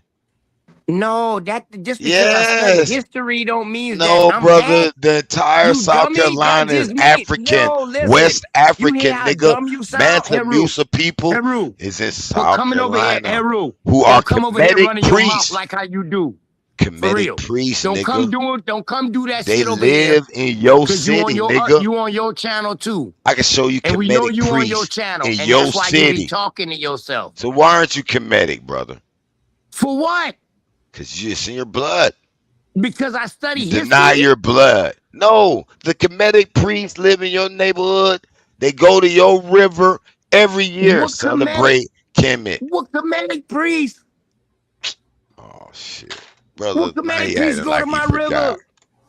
Now Hold he on, I gonna know forget you're about not it. Do I talking gotta about these pull out some Africans. documents Hold on, deep in a hey. fucking 15 terabyte hard drive just to prove your hot ass right now? And listen, man, I dare you to go into it. And Me I and hope you you were don't supposed to talk have a about. debate. You know Listen, that? Heru, We were supposed to have a man, don't ask debate. me a And question, I'll bro, show and then you all start this shit in talking. the debate. How about that? That your whole All right, South bro. Carolina is Listen, quit African, asking nigga, people and you questions, are bro, and then African, start and talking, you're man. more Kemetic than you Oh think, my nigga. Take the God. debate, nigga, and I'm done. I ain't gotta prove All to right, you, well, shut your Kemet. dick suckers up. I Shut your dick just suckers told up you real quick, I bro. don't try to pronounce everybody to be Kemet, but I got more All knowledge than you, didn't it? So let's right, debate well, it. shut up. Shut up. Then, Shut if you up. want And to we can debate debate Kemet, anything you want to name debate, it. man. All right, anyway, we can debate anything. I hate when you ask a question, dog, and then you go off on your little rants with your fucking You old went off on a weird-ass rant on voice, me, dog. nigga. Claim I don't Can know I? Kemet and I ain't equipped and dip. Oh, So I my can't even God. Boy, defend y'all got a myself. problem with I cutting just gotta people hear off, you man. preach to down me. Nigga, I ain't finna sit around while you preaching down me, nigga. The hell wrong with you? Come on, man, we supposed to be brothers. Come on, man, we supposed to be brothers. Come on, man, we supposed to be brothers. All right, man. I'm a cool out, man. I hate when suck ass niggas ask Then me he just said, questions and "That's then my boy, cut you that's my off. boy," but not how he talking. See, Word. that must not be his boy. Yeah, It you must my not be boy, his man, boy. but you still a sucker though, man, because you still cutting You're people off. African, nigga. Stop All not right. Hey, wanting to listen, be that's how black, you nigga. feel, bro. It's not nothing wrong with that. You want a cookie for that? Shit. You want a That's cookie your for a thought. claim? You want a cookie for Oh, claiming? I would I don't know expect nothing Kemet. else than somebody believing in a God. Say They what? know their mom and their daddy made them, but they still believing that a God made their grandmama and granddaddy. And I my don't dumb expect ass, nothing else otherwise, bro. I got you, brother. For real. But they're so fucking dumb-minded that they can't believe that eventually, some point, you got to figure out, well, what then? Who the first mom and dad was? Why is y'all looking for the See, creator? why Why is y'all trying to explain? why is you Hold up. throwing away the creator? Bro, Then ask hold on, yourself man. that. Damn. Hey, That's a better question. Heru, Why are you you asking got a why? serious That's a problem, though, very Heru. big. For It's real though, bro. You automatic got to a me. serious problem, bro. You Whenever sound somebody start why? talking, dog, your dick suckers got a problem with coming off mute. You really need to do something You'll with that, talk bro. about the Adam and That Eve shit is story more not than good, bro. anything. So But disrespectful, you man. won't ask yourself when was the first black Man. mom and black dad? Was it Adam and Eve, brother? Because only dick suckers cut other people off, dog. Only Come a on, woman do bro. that. Was Adam Why? and Why you Eve trying? the first Why you black trying to? mom and Why you trying to dad, turn this brother? nigga into Corey Holcomb? He truly a Bible guy, and he's not. He's lying to y'all. He really a believer, a religious believer. Tell the truth. You believe Adam and Eve was the first black mom and the first black dad on earth.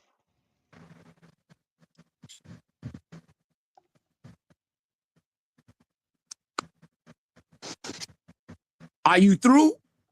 Or you gonna cut somebody off as soon as they start talking again?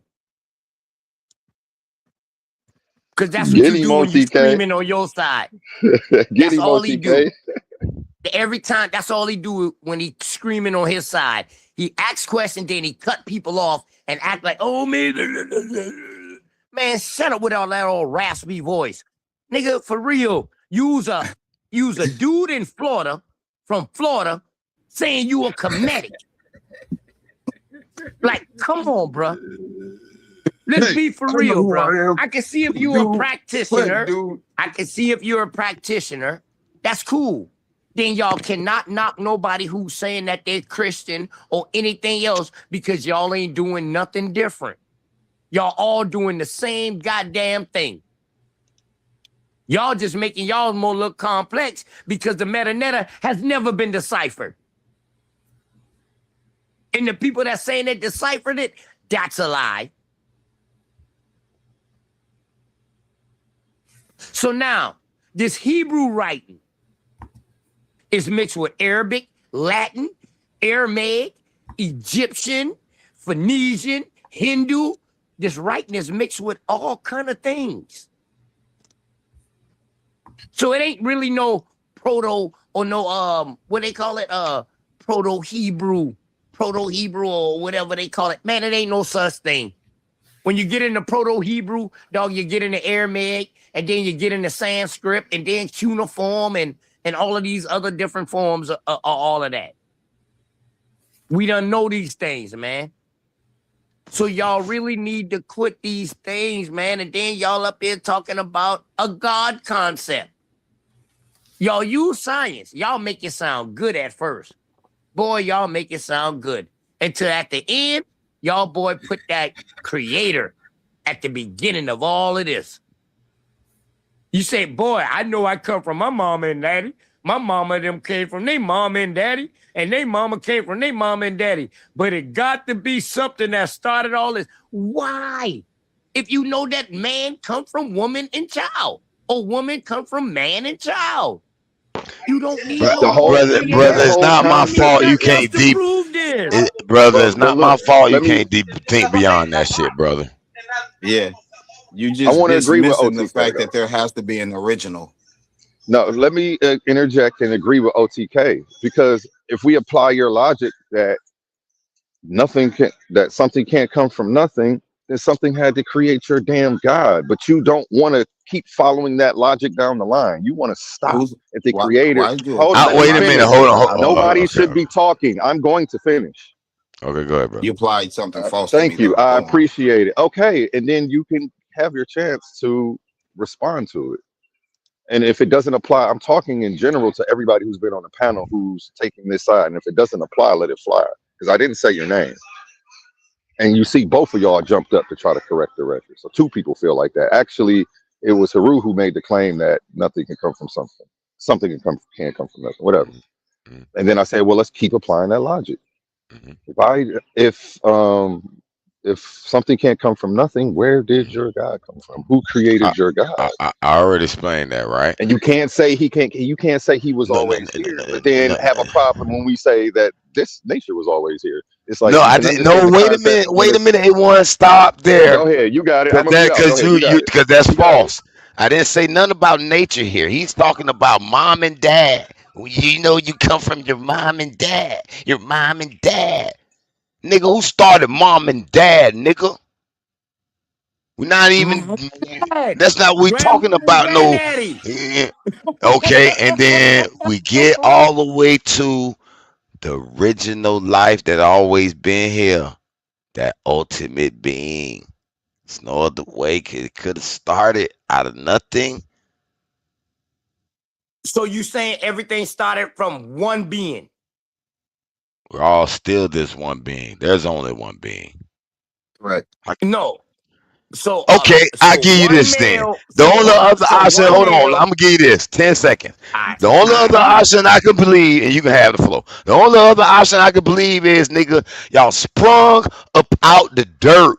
Humans just popped up out and hatched up out of these motherfucking dirt. If you could tell me that's what you Alright, you believe, then trying I you can say, trying to all be right, funny. I can You trying to understand be that kind of. funny No, because I'm that's not. some No, I'm not. Indian.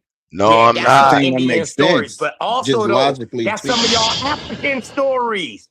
Some of y'all Well, African then stories say y'all popped up out of the dirt. You dumb I hell. I You got dumb you. as shit. I got you. This is too You dumb as complicated shit. for you to think about it. So you just give up. Say, why are we thinking about it? You know, this is mom and dad. Man, get the fuck out of here. That shallow ass Well, thing. you's a bitch. Hey, you's a bitch, Heru. No, Right. no, no, no, no. Don't do Why that. For you Don't do real, that. Don't do dog. that, OTK. like What we just just were happened? Don't debating do that, OTK. perspectives, man. We don't have to be so disrespectful Just say you towards each disagree. other's Yeah. character. He's all No, right. if I Let don't him call him that and we spew it don't talk out. like that, we ain't regular, Never dog. hurts Me my and him ain't feelings. regular. You can dress Yeah, me if how we you talk Okay. want. like that, we Oh, Give a ain't okay. fuck All regular, right. about dog. this Okay, nigga. Y'all okay. don't Oh, mind well, me then and that's Heru. cool then. I love it. Yeah, y'all You don't agree with mind it? me Go and ahead, Heru. OTK. Shit. Nah, that's cool. Nah, because that's how I love it. That's how I like to be with I the got homies. you, and that's wonderful. That's wonderful. The respect y'all have right there. I appreciate that. I hope I come to that, and when I be Yeah, man. intellectually talking. Yeah, we just tripping, man. Me and I Heru gonna will be money warn you for though, use OT crashes a little bit hard in these little interactions, but I like it though. We in the so danger but room, man. just warn you. Pick up your Cause shield. I don't think he Pick up your mastered the shield key and to sword. happiness like I have. You understand? And none of you niggas' words has no power to me. None whatsoever. Hey, you need to expound on that a little bit It's more. How did there. you That's master happiness? What did you do? Can you give us a little bit? What did you do to master happiness? By understanding, if I talk about this, it's gonna make OT Key even madder. So I'm gonna just let him talk.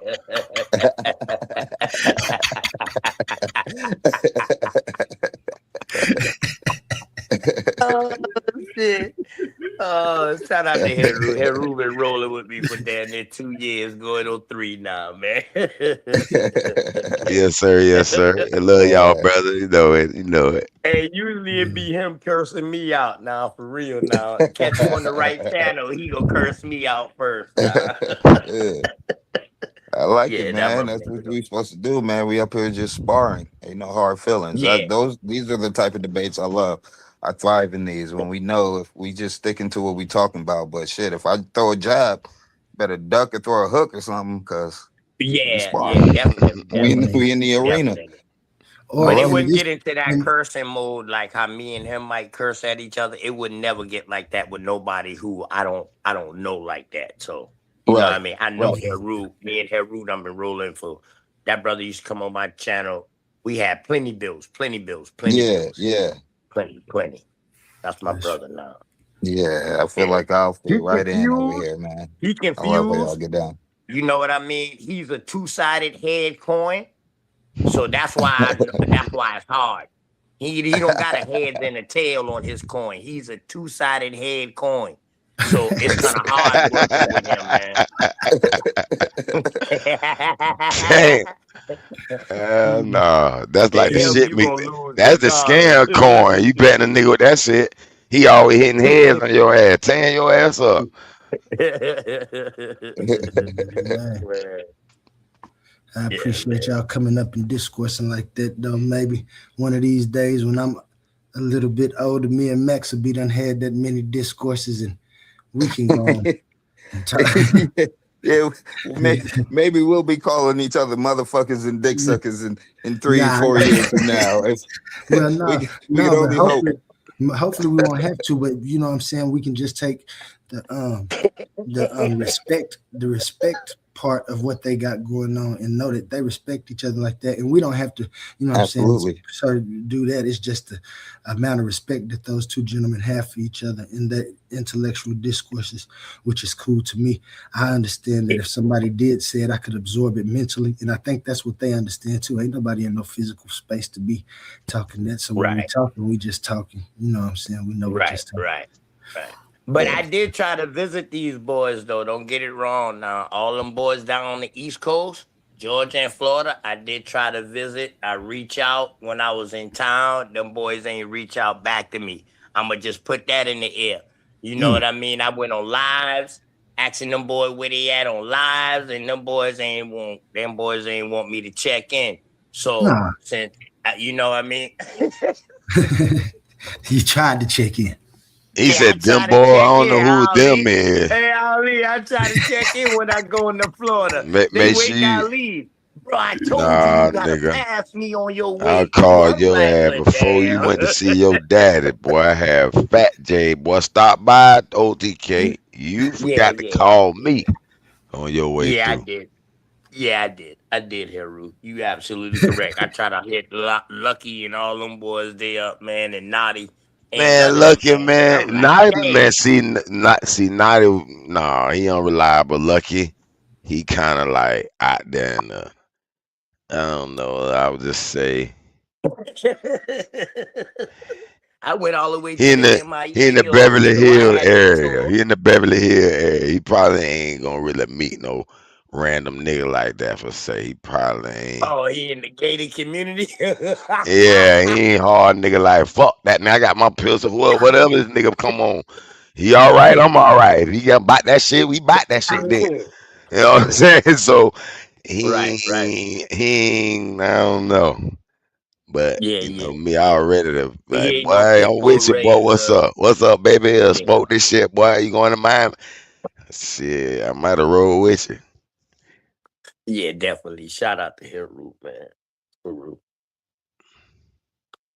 Hey, but Heru, it's about time for you to change your name though. Why? Because you 'Cause can't you want me even to give tell us who Heru is. Heru is the child of the sun. He is the core of your heartbeat, the core of the earth. Those are the principles of what we call Heru. Is it a It's a living deity or is it force. literal?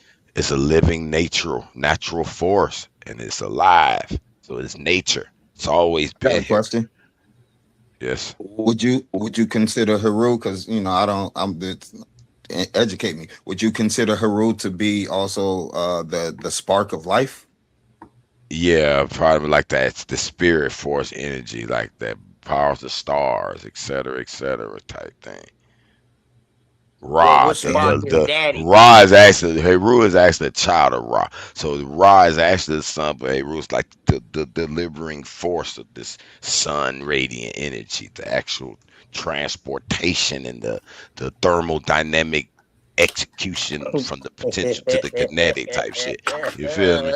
Yeah, So yeah. they still Boy, attached to each other. What you laughing for, OTK? And boy, then you But it's pseudo nature. shit, yeah, Heru. But it's Haru. Boy, you nature. It's in the pseudo. nature. That's comedic though. Haru. I can show you comedic scripts. Let's say this, brother.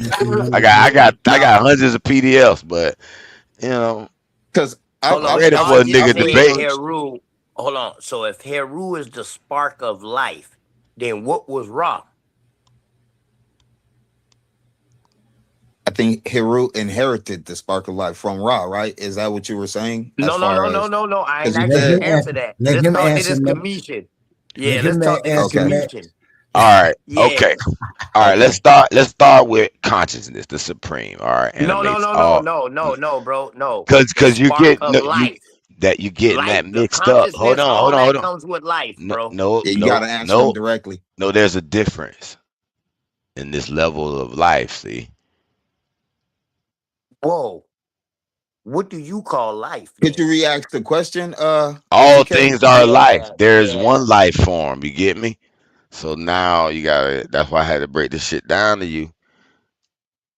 You thought you had a gateway. Ooh, ready to jump on my ass.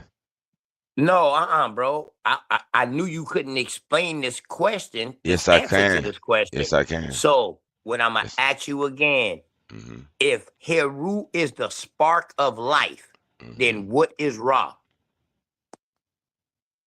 Okay, Ra. First of all, the spark of life. Let's describe the spark of life. Is actually the animation force of physical life in the physical world. So there's life on the spiritual realm that doesn't describe these things of Ra and Heru and the You wind. sound like you're reading the You get what I'm definition. saying? No, I'm not. I'm playing poker right now online. But you feel, now I ain't living. Look up a definition. It ain't got nothing to do with that shit. This shit coming out the top of my knowledge. But we feel what I'm saying. So when you describe Ra, okay, Ra's the sun being born. So that's the direct answer. And Ru is that energy that comes out and is being regulated and out to the universe and making shit, giving life to, so on and so forth. So yeah, Ra Oh, before that. But so Ra already what's up, has babe? life then, right? Yes. That's why I was trying to say the spark of life is another stage of life to start physical life. For example, the god Ptah is the god that creates physical forms. That was before Ra. And it's actually helped Ra form out of the black substance of space and have a physical form. So yes, life is everywhere in levels. It's only one life. That's the supreme. You're just seeing transformations, really. So when you see a new spark in life, that's just another transformation in another life. Energy transforming itself, because you can't change, you can't create it, you can't destroy it. You only transform it, brother. So We that's rocking on the why it same seems wavelength, confusing, Heru. huh? I believe the same thing. We I rocking know on the it. same wavelength. That's why I So I said I understand it. understand. Yeah, you feel me? So yeah, I got Oh you. shit. What's It's wrong, the OG guy? same life force manifesting itself in different ways. Like how I said earlier, with the primordial waters, it'll be like if that represents the only life force that exists, and everything that comes after that is a container of that life force. So like as humans, we're like different bottles of water, and each water contains the same life force, but this water has this additive and is labeled as this, and this water has that. And so now we all have different substance inside the bottle. But when you remove all the additives, all that is left is the only thing that ever existed, which is the primordial waters and the consciousness that rules over it.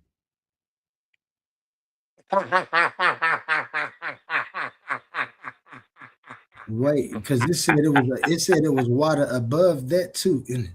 All the waters represent all of everything. Like there's no existence outside of this thing. All things. That's the embodiment, but it represents nothingness because it's non-existence. So But it's totality. it's the only non-existence that exists. So it's an entity of one. So it exists as a thing and not a thing at the same time. And then that spirit manifests itself.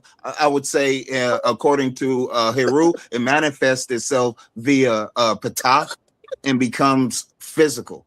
But before that, it already existed as potential that could be anything because it's everything and nothing at the same time. Now, It just has to, it manifests itself in just different ways, an infinite amount of ways. So you talking about existence. You just talking about existence, right? That's all he's talking about. Yeah. That's what God is existence. Why y'all listen, why you have to give And existence non-existence. and why you have to give there is no non-existence, there's only existence. This is why we know that existence has always been, not a thing called God. This condition called existence. Then we have to ask, what is existence? How do I know that what is existence? Existence is ordered update and structural constraint. Why do I say that? Because everything I see is something individual for myself. This is what we actually recognize. We understand that there's levels to everything, levels of consciousness, levels of awareness, different forms of awareness, all the way up to our consciousness. We actually see this. We see how the awareness proceeds upward to our consciousness. But if you make existence a person or have personal traits, attributes, characteristics, or anything like that, you're going to get incoherence. This is why, because you don't need that when it comes to the consciousness that we have. You don't need the universe or existence to have that. All you need is time and nature to be able to unfold in different states, phases, and forms to come downstream to what we have now. I believe that's all that we know. Like we know existence, but we can't know non-existence the same way Mrs. Pac-Man can't know our existence. It can only understand the limitations of the programming that it's a part of. So we understand existence because that's our limitations. We will never experience non-existence. We're not in the realm of non-existence. But non-existence exists. Just not to us. It's outside the realm of time and space and matter. Time and space and matter is existence. But there is a outside of time and space and matter, and we don't exist there because you would have to exist. But it's non-existence. You can't exist in non-existence, so you can't experience it. But it exists outside of the construct of time, space, and matter, or time and nature. And this it does exist. It does. And this is where the consciousness of God originates from. And it comes into time, space, and matter and impregnates it. And then that's when you get the Big Bang. They don't like that word God, boy. There is a God. There is a God. There's a God and a goddess. A God and a goddess are those things that makes that. I agree with that. Now the God and the goddess in nature. Amen. Time is The our great God goddess, Amunet. functionally, and nature is our goddess functionally. These are things that we can identify. I believe that. It don't have to be nothing outside of existence with a mind. Everything unfolds into the forms that it is to be able to persist, because that's what existence does. There's no intention there. The programming. There's an intelligent programming behind it. I wouldn't be mad if the so-called atheists believed there was a God and a goddess, and there was the two great mothers, the great dad at the beginning, and had the first kid. They wouldn't be but they just want to. That would make them not an atheist, right? That would make them an onlyist. We believe in a God, goddess, and the highest power. For anything to be able to do anything, it has to exist. This is why we stand on there is nothing exists outside of existence. This is to stop that smuggle. This is earlier, Max, and I hate that I did it that early. I just knew where it was gonna come to, and you in fact said it too. But I understood why you was going with what you was going, and that's why I had to tell you that we agree. I agree with what you was talking about, but I had to show the differentiation, because if I didn't, then it would be able to let you smuggle in that concept that I knew we was going to end up at, when we don't have to smuggle in that concept. If we looking for God, when people said, why am I hearing? Before they said the word God, they asked the question, why am I here and what makes us here? And then they started forming ideas. God is what they came up with. What is God? God is the one who provides everything, sustains everything. And we're just going to leave it at that for now. Forget all the in-between intention. If we're looking for God, God should be the reason for existence and what sustains existence, right? That's what they was looking for. So they had to put that outside to make it a consciousness. But we see that existence could be that thing that has always been. And since we see the levels of awareness, and like you was talking about a white blood cell, and we've watched blood cells and we see how they react to the awareness of what they're supposed to do, which is persist. And it leads out to us with our consciousness. We can only assume that the universe does the same thing. it seems to persist. The sun seems to shine like it do. It seems not to run into the earth right now. The earth seems to be where it's at. In order to persist in the form that they are for as long as we can. And we see this in life with us. We see this in all of the motion and actions within time that is nature. That means that time and nature, which are the necessary and constitutive conditions of existence, should logically be identified as our God and our goddess with no intention. The incoherence is the target of the word God and what they was looking for, and how people have kept that on that when we've been able to excel or evolve into technological thoughts, critical thinking. And we know, like he was talking about Ra and Haru.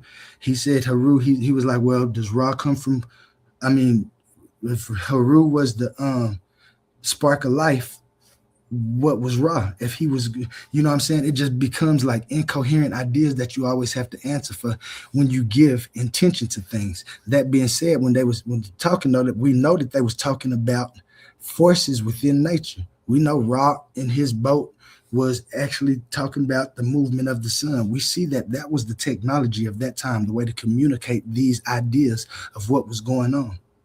But now today, right now, at this moment, I know that existence is because there is time in nature. And that's all we need to identify, because it makes us become accountable. Now I don't have to worry about why I'm here. I know why I'm here because I have time and I have a nature. And what does time and nature do at a macro scale? Like you said, we microcosms of the macro. What does time do at a macro scale? It persists. It's the only thing that seems to be self-sustaining and persistent, has been and will be, with no intention or no creation outside of existence. Why? Because outside of existence means non-existence, which means it don't exist. So when you add that, when you have to add that, that's the space that you was adding. And that's what I understood. Even though you was trying to bring it into existence, it's the space that you wanted to have when you said that there's another space called non-existence. But then when you logically deduce non-existence, you understand that that's an incoherent thought. Nothing is outside of existence because nothing exists outside of existence. It's only within existence that we're going to find what we're looking for, because existence is all that it is. Existence is all that it existence is. is all that we know. Nothing, you said nothing can exist outside of existence, and that's what makes it non-existence, because nothing can exist without of it. So with nothing can exist outside of existence. So you reverse engineer that sentence. Outside of existence, nothing exists. And that's exactly what exists outside of existence. There's a non-existent realm where nothing exists. Now tell me what then there's a realm of existence. Now tell me what no thing is. Then tell me what no thing is now. It's something. It's something that we can't describe, because we're programmed to existence. So all our mind can understand is existence. It's like if you were a computer programmer and you created a video, if you created a video game, like that's what we're existing in. We're existing as if it's a video game like Snake. See, and then as the video game Snake or the Mario Brothers or whatever, like you can only understand the game and the programming of the game. You can't understand. You can't understand what the world. You can't understand what existence would be outside of that game. Your brain isn't programmed to understand that. It's only programmed to get. Our brain is programmed to wire to exist. Hold on, OTK. I'm not gonna let you do that, because when you say a game, then we know that somebody created the game. So you can't use that analogy. Why? Because you're trying to make something within existence that we see compared to something that we don't, and then taking it outside of existence. We know that somebody created the game, but the character in the game wouldn't know. The character in the game doesn't know anything because it's something that we control. It only doesn't knows have what is any programmed. thoughts. It doesn't have it doesn't know it. Well, yeah, It knows what is programmed. We're the it only characters in the it game that only knows what is it programmed. only knows whatever the human wants it to do when it moves it. That thing ain't Exactly. doing nothing when you don't. Okay, the difference between us and them is that we're moving when we want to, not when something else. We're moving with our intentions, not with something else's intentions. It's moving with your intention. Are you moving with the universe's intention? The only way you moving with the universe's believe so. intention is if you're trying to persist. So you're doing that without having to. The only He's intention also you have, explaining the intelligent design too. That's what that's what all it's gonna these come all to. these I don't know. analogies that he's given, explaining the intelligent design. That's all he's trying to do, man. Well, Man, that's we what he got to answer oh for. my I God. mean, because that's, but I ain't trying to get you to change it. Like I told you, this is just my philosophical view, and that's how I deducted and why I believed what I believe, because the creator and the outside, logically and coherently, is a concept that we use as a reference within existence. To know that there's nothing out there is, to me, should be a fact. But because if you exist, if you're doing something, you exist. You're not non-existent. You're not outside existing. You exist. You doing something. You have the ability to do work. You exist. So If that's the case, you must have time to perform upon the things that we call nature, just as everything else that we see does. We're able to observe these because they're within existence. We're able to observe forces. Are there things that we haven't discovered? Yes, of course. We need a lot to do if we're going to keep reincarnating and coming back as the population of souls get bigger. Yes, we have to have time to find out. But we have a referential point from where we're starting. And now we need to find the flow of which what we starts and what existence can't do without. If you keep giving that to a efficacious being outside of existence, and then you have to talk about evil and where evil comes from, and then they're going to say they know about the devil, but we're going to sit here and we're going to agree that we know that everybody makes their own choice, and it ain't no outside devil, and don't nobody want no devil, do they? Don't nobody want to have to fight the devil. And at the same time, you trying to make God happy, you got to fight the devil. No, people know they make their own choices. It's the accountability that was the problem for me. And this is why I still have a God, a goddess, and a highest power. Not because I wanted to, because when I deduced the supernatural ideas of a creator, this is what I came up with. Existence is the highest power, because to do anything, you have to exist.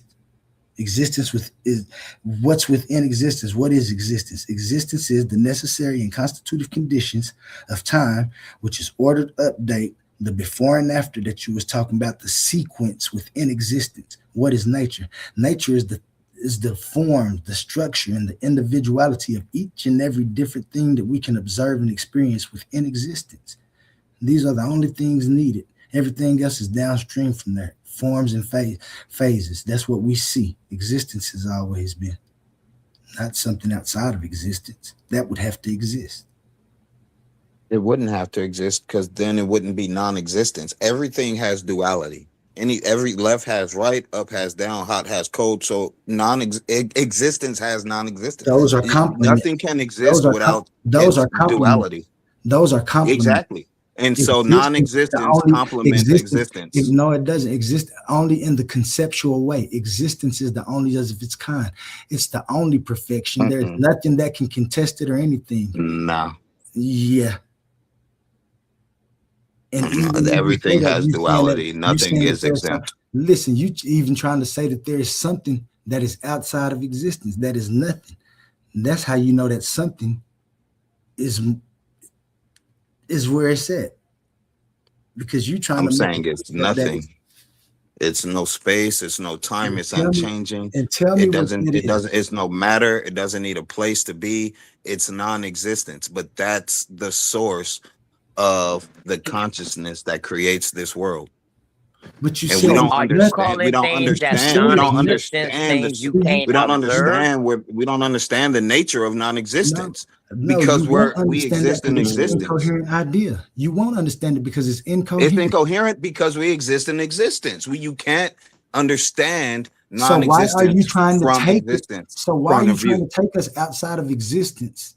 I'm not. I'm just saying that's the source of our world. We could explain the phenomenon of our world, but we can't explain anything about outside Something that of isn't. existence.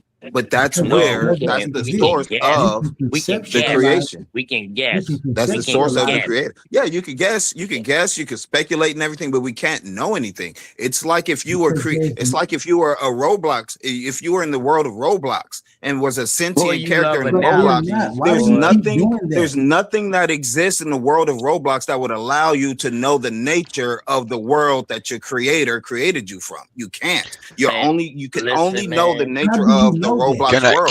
Can You I How do you only uh know know the that? nature You of ain't never can I existence. say Because something, y'all, all these Dr. Hoffman? analogies are intelligent design. He's steady going back to a creator. Yeah, we know All where of you these are. game analogies and everything, it starts with a creator. Of course, Yeah, the I'm saying Roblox non-existence is character where would the not. creator. Hold on, bro. Hold on. Of course, the Roblox character would not know us because we created the Roblox character. But the That's what I'm Roblox saying about character our would know reality. other characters in the game. That's That's what I'm existence. saying. We're saying All the same right, thing. but hold on. No, you're talking about intelligent design. We're not no Yeah. Roblox game. We're not in no bubble game, and not none of that. We have and we know that a man and woman gets together to create a child. Correct? Correct. Yeah. Yeah, you can All know right. that in the Roblox Can you world. name? Can you name any other thing that happens to create a child? Go. No. That's what happens. That's what happens in So our that world. means it's non-existence, right? What's It don't non-existence? exist. That What means doesn't that exist? other logic does not exist, right? What other logic? What's the other So logic that the don't other exist? logic is that a child can come from something else besides a man and a woman. That Right. means it's Okay. Then yeah. non-existent, correct? Right. Correct? That's your That yeah. God. That logic. Yeah. That logic that a Right. baby could That's come your from something God. other than that. That's Yeah. your God right there, because that creator that y'all talking about doesn't have no existence. It didn't come from Right. nothing. It just magically appeared, but yet it can create life. That's Yeah. funny. That's the non-existence making It's existence. miraculous. No, Yeah. without time and nature, you will not have existence. Correct. All right, then. So why is y'all going to one creator when you're talking about Because that creator happening? is who acts upon time and nature and creates existence. The non-existent creator, acts upon time, space, and matter, and animates it into existence. Why does it seem that everything forms? Why does it seem that everything forms in a morphogenic fashion? Because it's by intelligent design, as your boy keeps saying down here. That's persistent design, but it's not intelligent. It's persistent design. How's it not intelligent? Our body structure Because is it's intelligent persistent. No, it's not. It's a persistent. motherfucker. It's It is persistent. intelligent than no No, it dummy. isn't. It's No persistent. dummy could draw. No dummy could draw up a schematics on how the human body works. Nobody But would anybody ask who a can dummy get to. close enough, they would be like, "This shit is genius." The way you have this many chromosomes and this, and then your amino acids does this, and then it breaks down. They'd be like, "This is actually a genius process." They would all say that. Leonardo did it. And that's fine. Yeah, Actually, and that's Leonardo da fine. Vinci And that's did it with his cycle of a man. Actually, Leonardo da Vinci did it. And he Yeah, said and he said this is a genius all the process, measurements are the same and all of this. He was one of the which is first that genius, started doing that. intelligent. That's Yeah, intelligent. yeah. He spotted the Wait, hold on. intelligent design Hold of on. man. You My point, said a exactly. genius Thank you. You said a genius process. That a genius process goes on. Right. Yeah, as he said, as Da Vinci, he pointed out how genius it is, how all these measurements add up. That the man creates himself in his mother's womb, and the product of it is this design that all the measurements adds up. That is very incredible. That's intelligent. It's not You just just a killed random. yourself. It's just a random ball of mass. It's not that. It's an intelligent. Your arms is the exact proportion of your legs, and then your hips to your waist to your knee is the same. Like it's very intelligent the way the human body anatomy is designed. Very intelligent. It's not just a random process that this human has 3 arms and this humans have 8 legs and everything is different. It's the same intelligent design. No, that's processing persistent. to all people. That means that's persistence. Yes. Why are you acting like that's independent? Intelligence is independent of persistence. Like you can only be intelligence once. Yeah, It doesn't take intelligence is intelligence. persistent. It doesn't take no. intelligence, It bro. doesn't take intelligence to persist. Word. But our design is intelligent. Our design something dumb could persist, and you be like, this is a dumb thing, but it's persisting. But that's not what humanity is. It's an intelligent. But it can be intelligent to somebody else from the beginning. That's from why the it's beginning not to the intelligent. end. It don't seem like it. It seems like me. I just On a molecular level.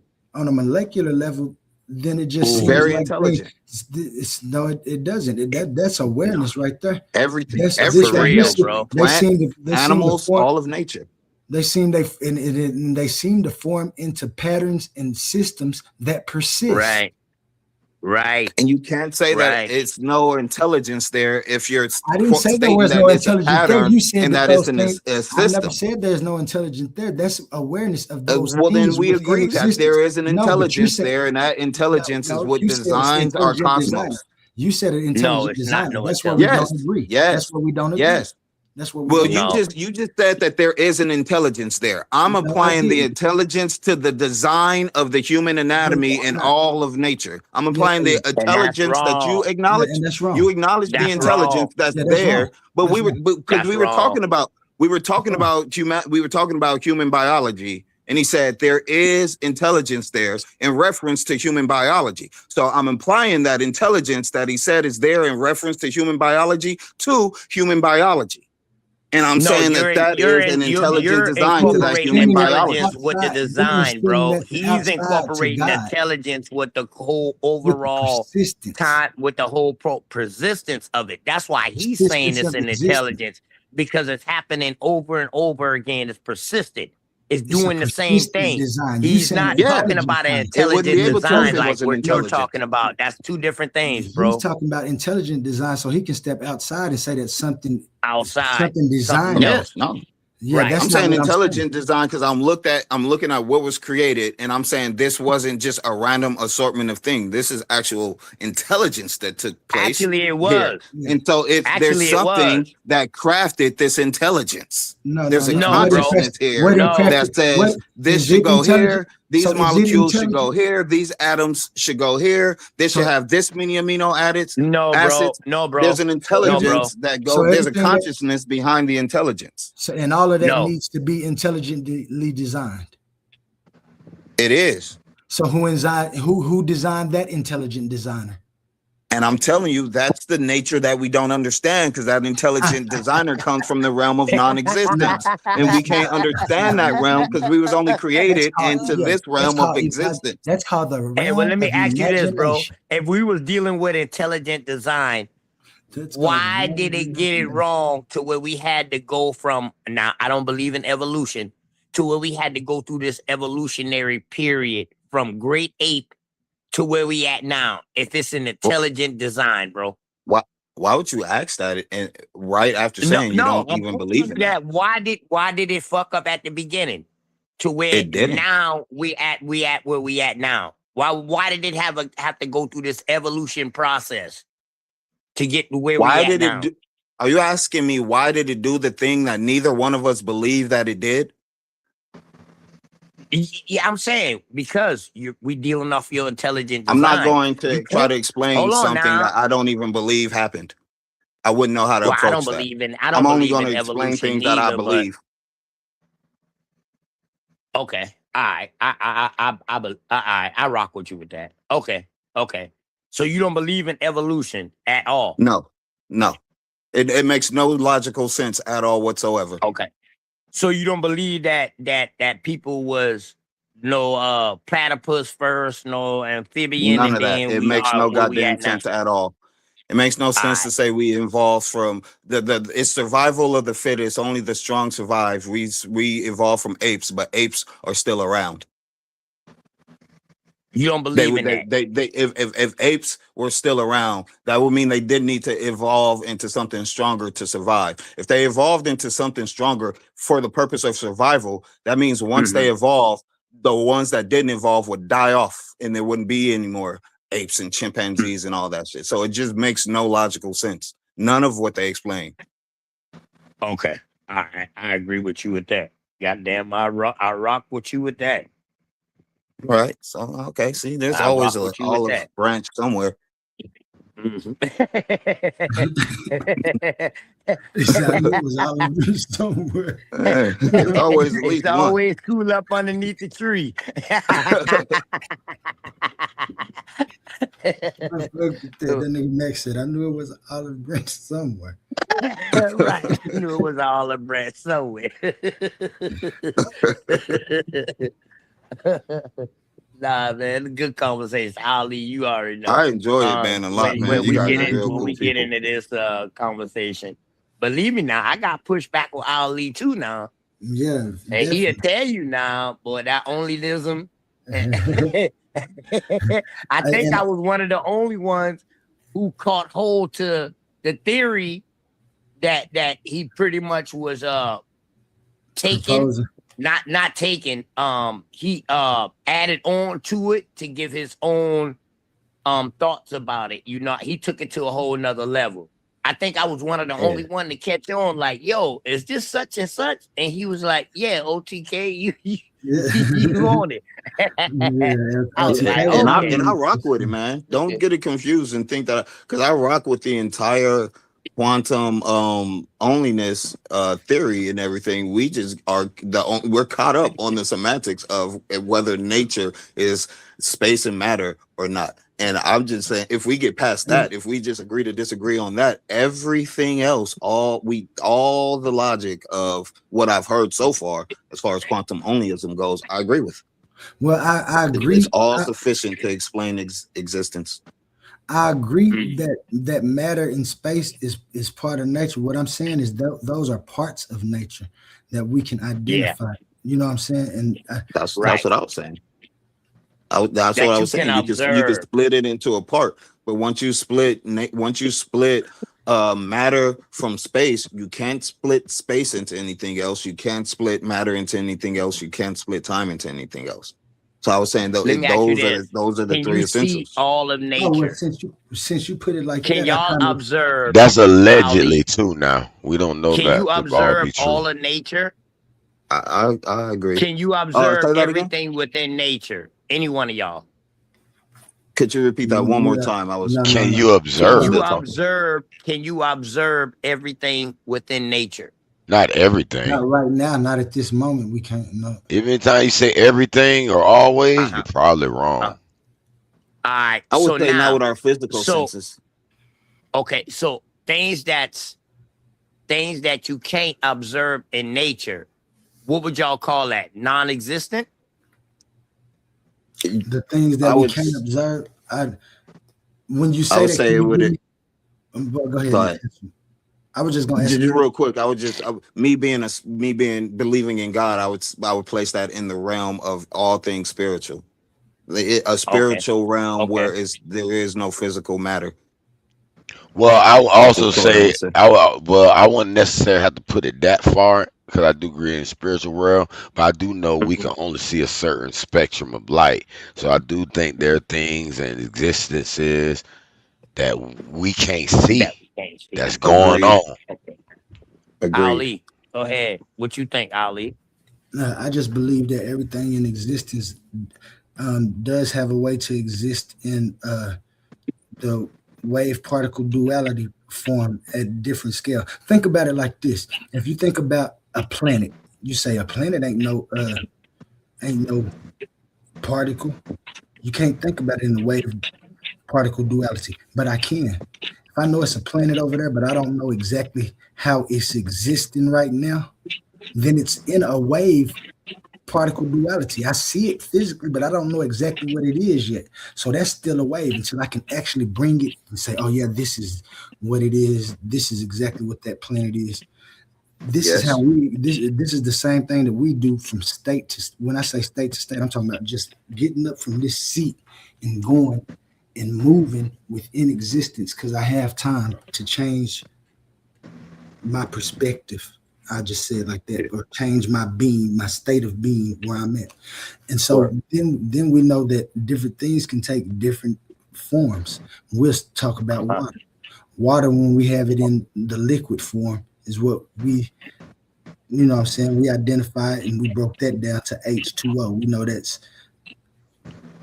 Hydrogen and two oxides. Two oxygen, yeah. One hydrogen, two particles of oxygen. And then we say when it's in solid form, it's frozen. The conditions, the nature, which makes it ice, have been right for it to be ice. Then you unfreeze it and you get it even hotter and it changes form in the steam. Well, that would be the state. That would be the state of existence. Correct. Correct. That's what it is. It's morphogenic. Everything just changes. Right. Changes and forms.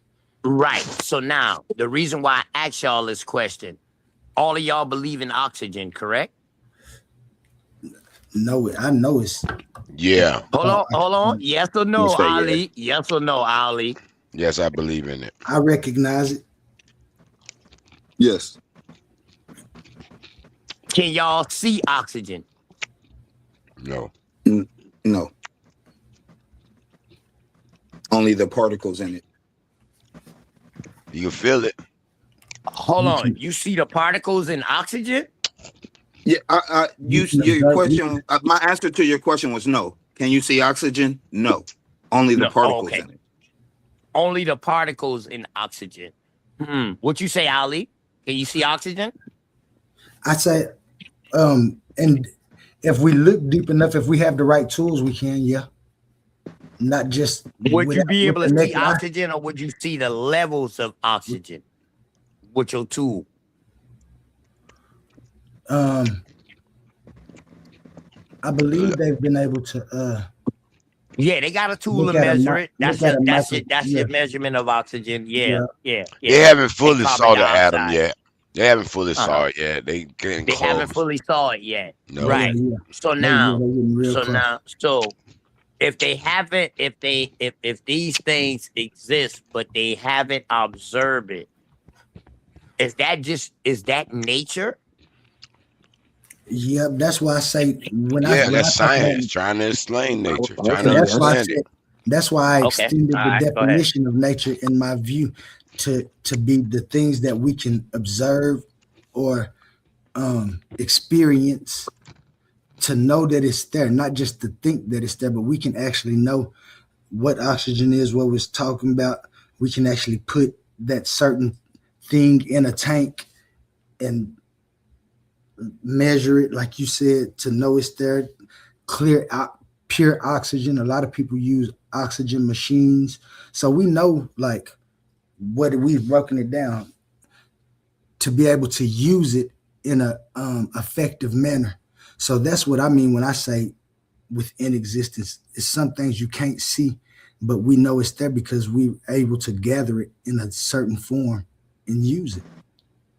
All right, so now to the brother's point. So to the brother's point, then, could that be a thing called non-existent because we can't see it, but it exists? No, that's why I said no, because we can actually see the effects of it within existence. I appreciate the attempt at alley-oop, though. He really did just pin that shit against the backboard. He wasn't having it.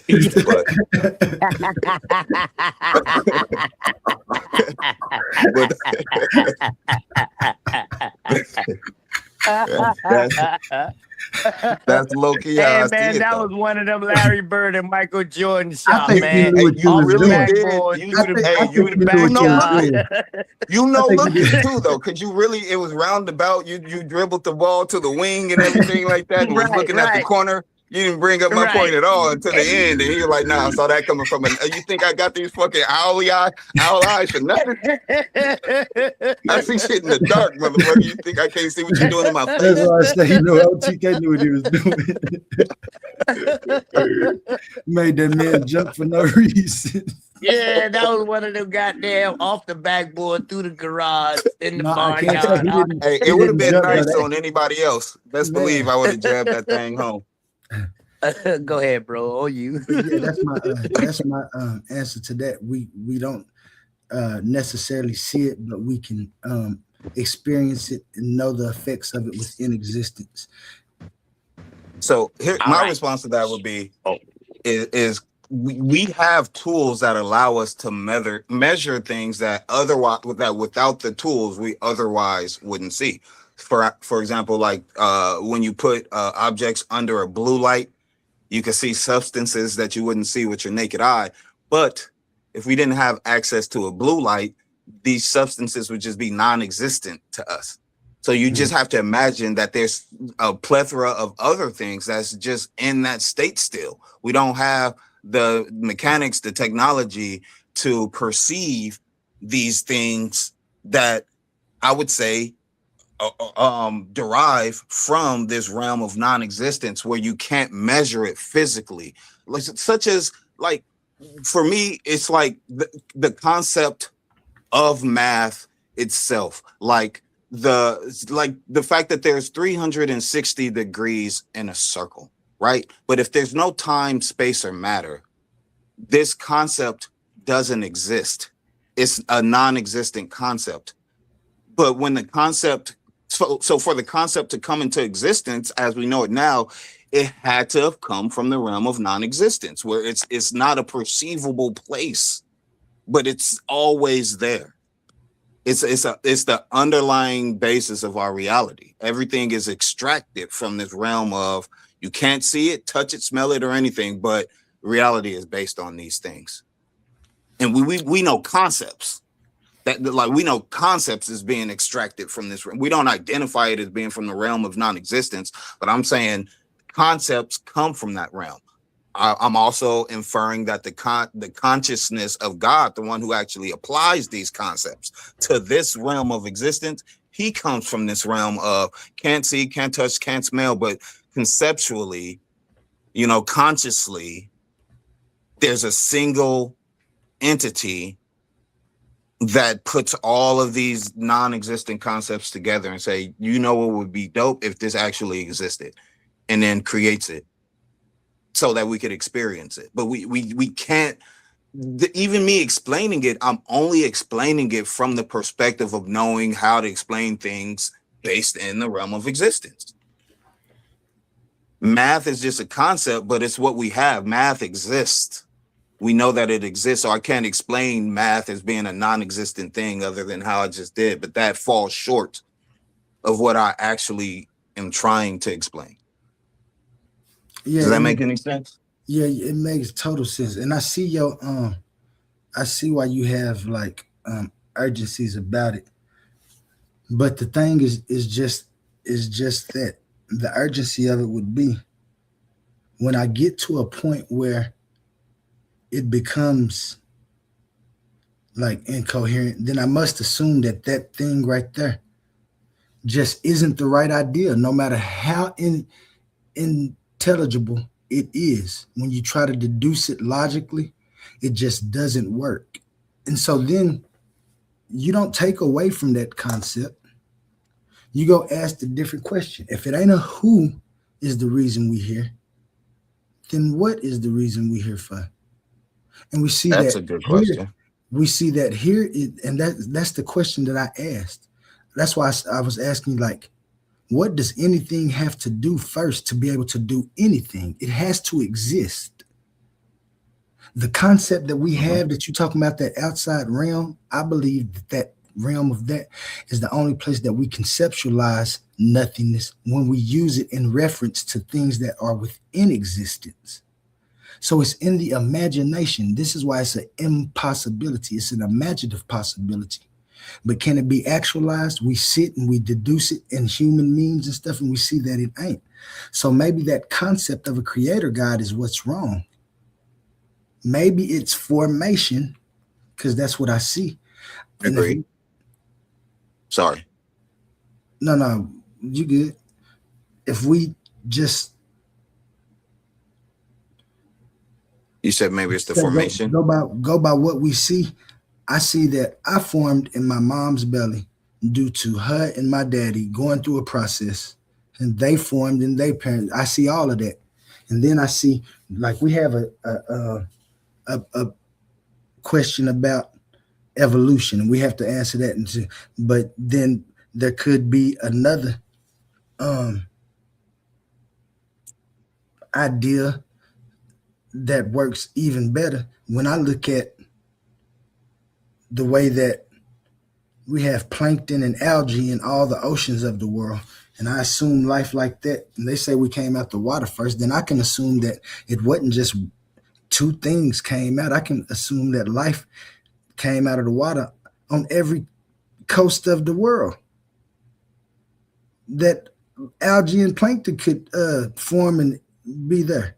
And that's how life came on in different forms. We didn't have to be no monkeys or nothing like that, but that's neither here or there. We're not going to talk about that because that's in another part I think we all of my agree on that. philosophical view. You know what I'm saying? Yeah. But I understand what you're saying when you say, like, there has to be a mechanism there to jumpstart this existence. The problem with that, to me, is that would only make us artificial intelligence to whatever is going on.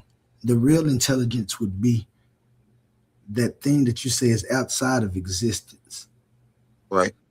So we can't be held accountable for nothing, but yet we still trying to make ourselves be held accountable for that. Tell the truth. We know that AI don't do nothing but answer the questions that you perform it. AI don't got no problem. You think an AI got problems? What you mean? Like, you mean think stress AI from life? Yeah, Yeah, just you finding think- water. Just finding water. That's the only problem AI got.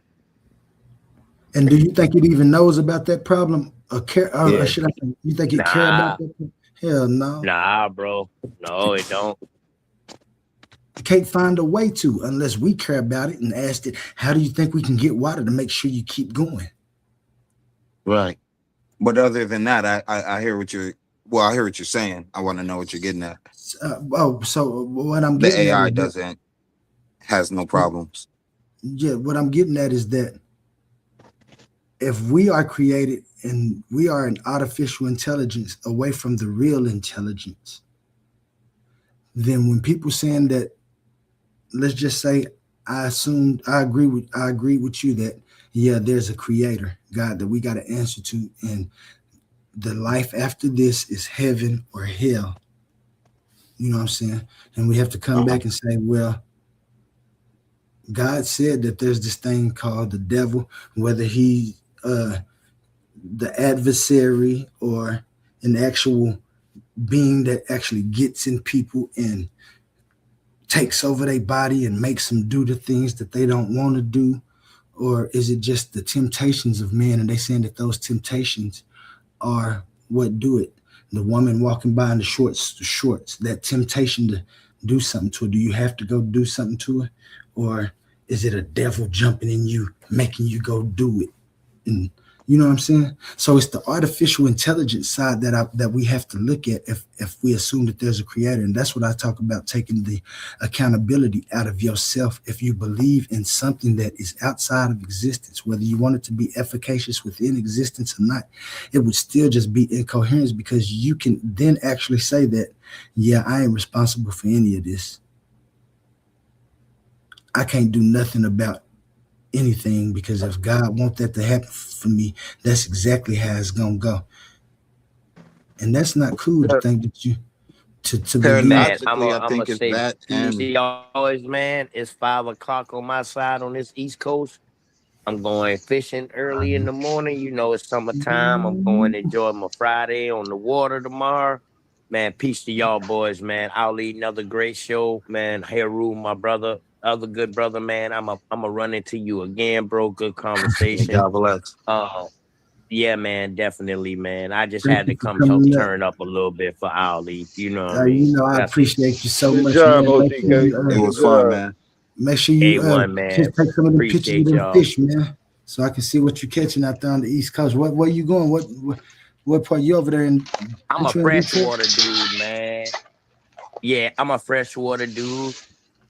You know what I mean? I deal with saltwater fish, but I really don't. I don't have an appetite for saltwater fish, except for like spot-tail bass and shit like that. But I'm a freshwater fish, man. Brim, you know what I mean? Brim and stuff like that. Freshwater bass and big mouth bass, large mouth stuff like that, bro. I That's threw that in me. the trash. I thought. That's me too. That's what we eat in Damn. Oklahoma. We love them that white Nigga, meat. you Bass. threw a bass in the trash?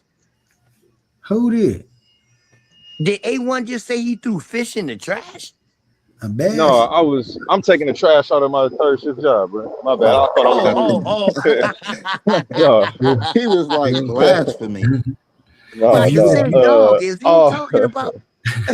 no, I wasn't saying that was trash. I think Max's whole concept, him not realizing that it's just still a concept, is trash. Like he's talking like it's definite, it's final, this is what it is.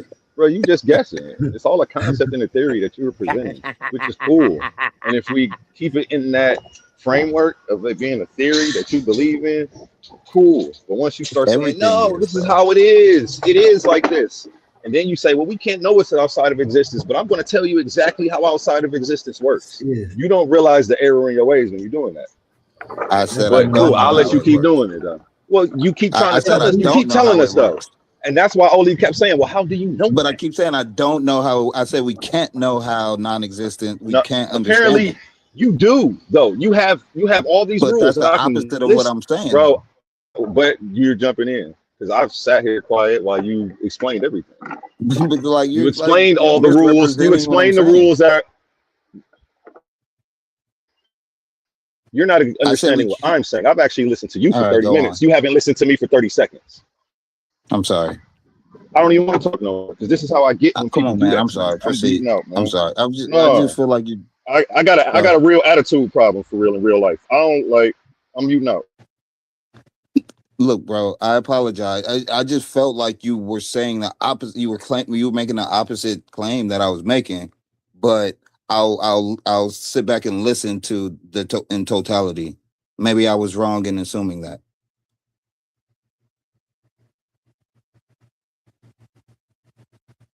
He probably ain't fit to say nothing else because he have work. He might come back in.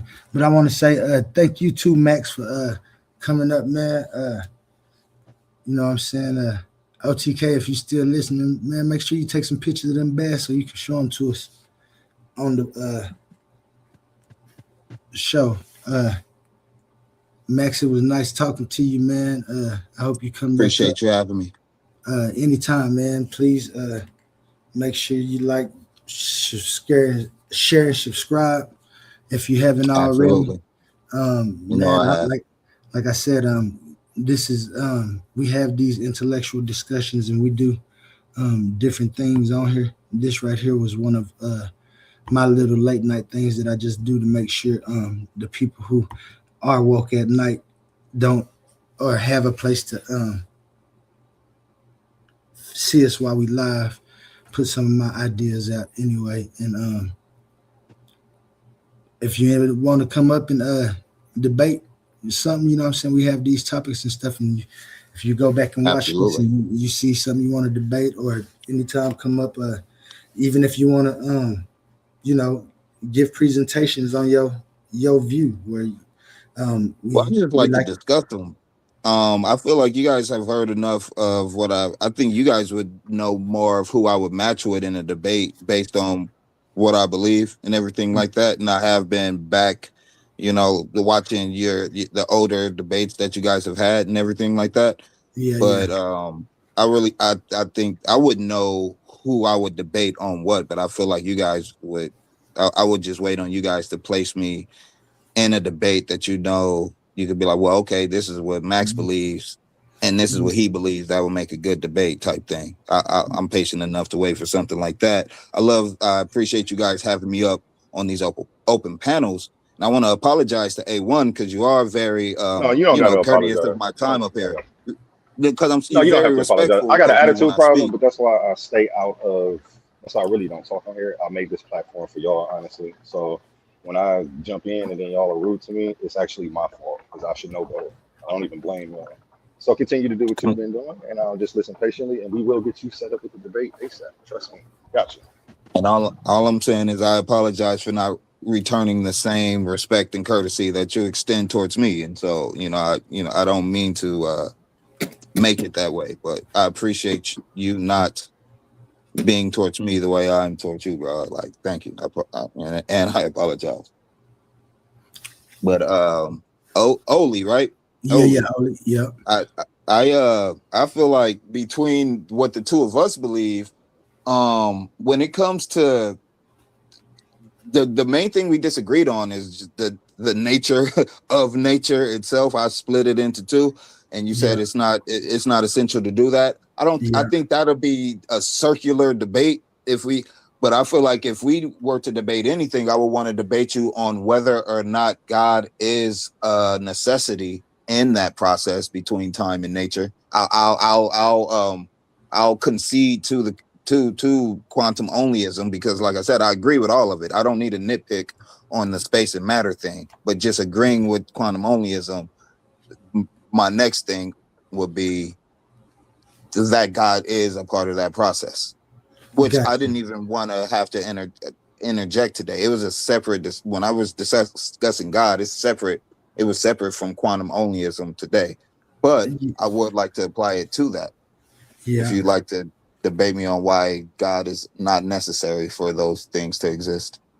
Well, see, that's where we would have to debate our concepts of God, because like I told you, once I did my research and my deductions of everything, I found out that existence is the highest power, and that God is that ideal of time.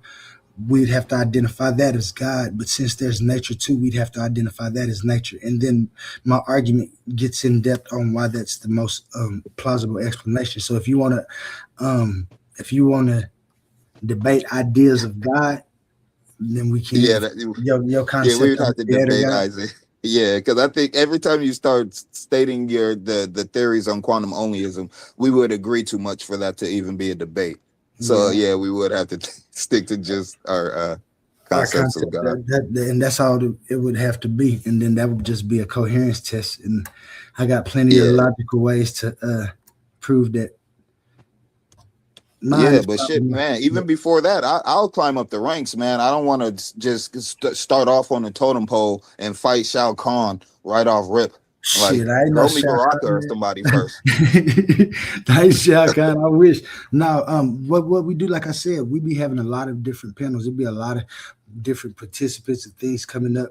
And so until we can find something exactly, because I mean, we could do like you said, the thing of God. That would be cool, but like it's other ideas that I know you probably be better already have ideas about to debate about, you know what I'm saying? So you just come up and find some of them people, and we'll still get one, because debate ain't gonna let nobody slide. Debate gonna always be there for us to do. And so we'll find ours, you know what I'm saying, within time. But I'm like you too. We agree on a lot. It'll be concepts that we'll go over, and in the end, it's just gonna be our concept of God. And that'll be a good debate in itself, but I don't think it's entertaining right now with all of the other topics about debates that's going on. But who knows, you know what I'm saying? I speak to other people that don't watch the show, and we'll make a decision on that. I'll come on more often to give you a broader sense of the things I could speak on. So you know. And that's what we want, man, because in the end, that's what this is. This is just a part of the conscious community where we all trying to get ideas and answer some of the questions in a coherent manner where we can see if they help us within existence for now. And so we'd love to have you up because, like I said, we got a whole bunch of different people. They probably sleep right now. You know, I'm an owl, so I got the owl hours of the night. Sometimes I'll be up during the day when I don't transform. Okay. But, Yeah, we try to man, keep it'd be it a going. pleasure any day, man. It's a pleasure to be up here. I You bet, appreciate you man. guys having me. We appreciate you coming up, man. Yeah, I'm gonna go ahead and get up out of here now, though, because you know I know it's later for y'all, but it's hella late for me. I got to get up early. Oh yeah, But man. Go ahead and go to sleep. That's crazy because I yeah, get I'm off gonna work continue. in 10 minutes and y'all about to end the show. Who fits the end? I'm That's not gonna end this crazy. show. I Yeah, still got no, some other I'm just videos saying, and me stuff. personally, To get on here and get me on everybody personally, head for real. me, me, me personally, I'm just about to lay down, but I'm the type to toss and turn throughout the night. I might wake up, look at my phone, and see y'all still going, and just be like, "Fuck it," Well, you that's know. what So I I say. don't know. That's what I do. I keep the video when people leave. I got some of my videos and different things to watch, and then we be having different kind of critiques on other topics and stuff that we just keep doing. And while I'm up, that's what I'm gonna do. And if people come up to talk, we'll talk about topics. This is just in my opinion, not just my opinion, but your opinion too. Anybody who has thoughts, perspectives, or a truth that they could come up and give us something to believe in, bring it on up. We'll definitely run it through the rubric. No, it's just playing. Yeah, and look, I just have one request. The only request I have is for A1. Like, please don't when we have any type of discussion, please don't categorize me as because you've done it a couple times where you like say you attribute things that typical Christians or like believers of God or whatever would typically say or be like and everything, and it don't be me. I really only come on here to just have a discussion and present my opinion. I don't care to enforce my belief on people. I'm just sharing it. That's all. Like I feel like you be getting offended. Like I be trying to change. Like I be trying to force it down your throat. And I'm just presenting what I No, believe. no. I'll answer your questions. You feel me? I may have some, but it's just in my opinion. You dig? I ain't one of these go knock on your door and try to convert you and keep coming back every Tuesday until you finally, I ain't me. Right. No, nobody want to be that, right? Yeah, I just like this little space that y'all created where we could, get it off our chest or whatnot and try to discuss what we think we know. Yeah, and I think that's why A1 really don't be saying too much a lot because he got his and we all have our own views and things. It's just my man's A1 be seeing his perspective. He see a lot more of our interactions at a level deeper than we even see it until he tell us about it. You know what I'm saying? About the things we doing. Like you might not even understand that you was at somebody's door knocking and trying to tell them. Right. And that's why I don't want to step. I feel bad when I step on his toes when he tries to speak and then he doesn't want to speak because he rarely does. And I'm like, damn, my bad. I didn't mean to fuck off the entire opportunity to actually you finally decide to say something. And that's what he did too, because when he be coming in the end, you might not like what he's saying, but it's gonna make so much sense because, like I said, his background, and when I'm talking about background, I'm talking about his upbringings wasn't in just no regular situations. I'm about to respond to you in 60 seconds. Nah, give me 60 seconds. I've spoke with A1. I've heard him some of his discussions that he's had on here, so I know he's an intelligent dude. So like that's why, like, damn, I don't be meaning to do that. I don't. Shit, he be like, all right, no, I ain't talking, and he means that shit. He just shut up. I'm like, damn, my bad, man. He do. He said he needs 60 seconds to get out that building. He probably can say something to you, and then that'll probably be a nice spot for you to leave if you want to believe. Like I said, though, anytime you want to come up, man, come up. I don't get upset with nobody. I bring the same fire that other people bring to the conversation, and then I get more fiery once people start over talking me because nobody over talks me. Like I run my own businesses. I'm the boss everywhere I go in every room I step in. Like, and when I'm in a room with other bosses, we treat each other as such. So when I be coming into these areas, the decorum and respect is a lot less than I'm used to getting. So cool, but I just, like I say, I don't complain. I just give y'all what y'all be giving sometimes. I match energy. I'm not going to be the What- pacifist or the one whose voice is always getting cut off, because in real life, nobody's going to do that to me. I'm going to get more aggressive than the other person. Nobody's going to overtalk me. My voice matters. I feel like my voice matters, so nobody should be cutting me off. But everybody, this is how it should be for everyone. Your voice matters too. Nobody should be cutting you off.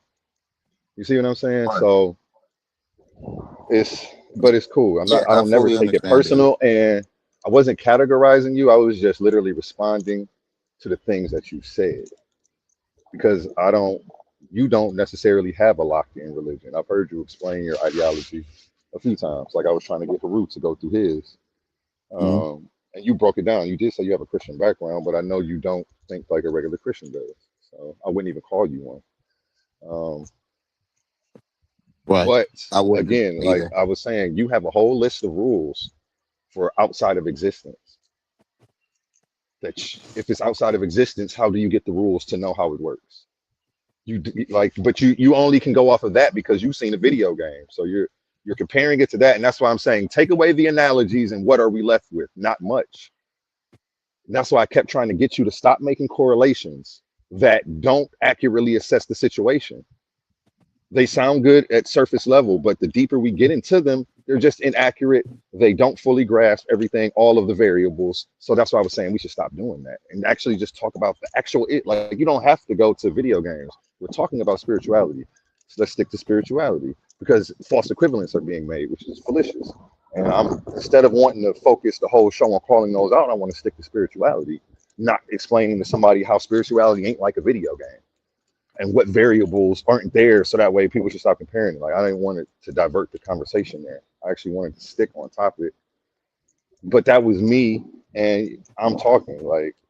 But again, I'm about to go back to not talking, and then when I do talk, it's going to be on my specific set days where I have my shows, because it really throws the dynamic off, because people don't know how to deal with me as a host and as a debater.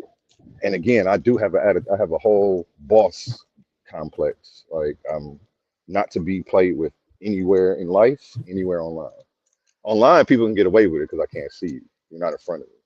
Like in real life, nobody's really about to play with me because they know where I'm gonna take it, unless that's where they wanted it to go in the first place. Like unless they wanted it to be big beef and drama and all of that, then they would go ahead and play with me because that's what they wanted. But most times, people have shit to do, and they don't want to deal with how big I'm about to make the shit. So, with that, like I say, I take it with a grain of salt. Y'all good. I built this platform for y'all to do exactly what y'all were doing.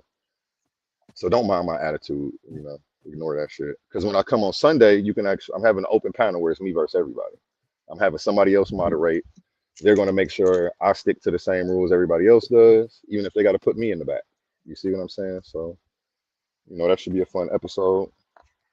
Yeah, there was a lot of inconsistencies in the stuff that you were saying. Your reasoning is circular. Your logic hits dead ends. And I wanted to jump in and point it out. Like I even just pointed it out with your whole, like you believe in this intelligent design.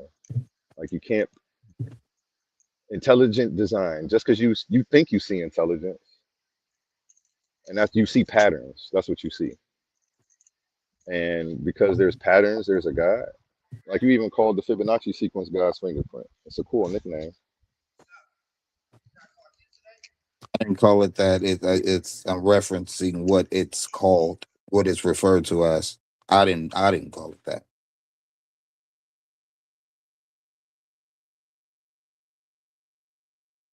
Yeah, it's a nickname for the term. The actual term is just the Fibonacci sequence. You throwing God's fingerprint is trying to bring it back to scripture. I didn't come up with the term God's fingerprint for the Fibonacci sequence, is what I'm saying. My statement I was know that, people though. call it that because of this. I didn't make that up. That's not my phrase that I made up. It isn't your phrase, but that's not what you said, though. You didn't say, when you said it, you said it's the Fibonacci sequence. You explained it, and then you said it's God's fingerprint.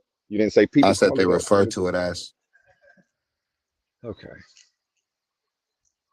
So you don't believe it's God's fingerprint? I believe God is a physical. I believe God itself comes from the realm of non-existence, which I consistently say we can't form a concept of what that even is.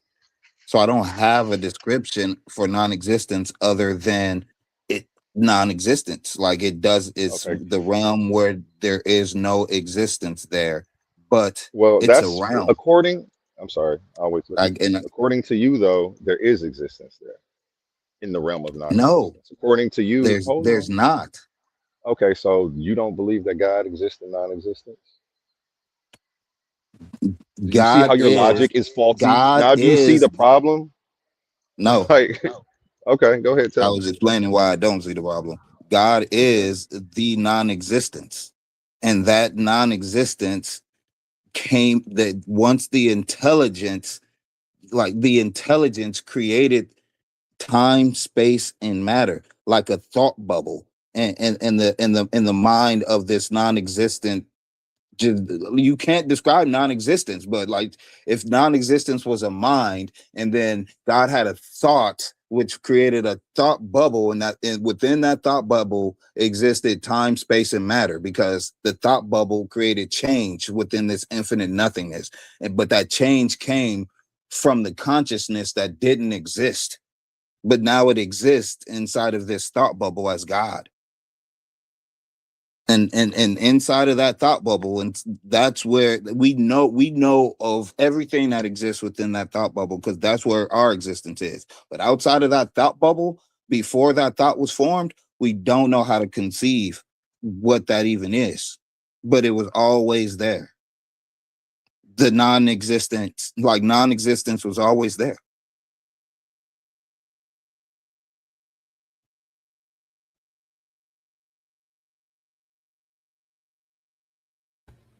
It's the number zero. Like the zero is complete nothingness, but it's one increment of zero.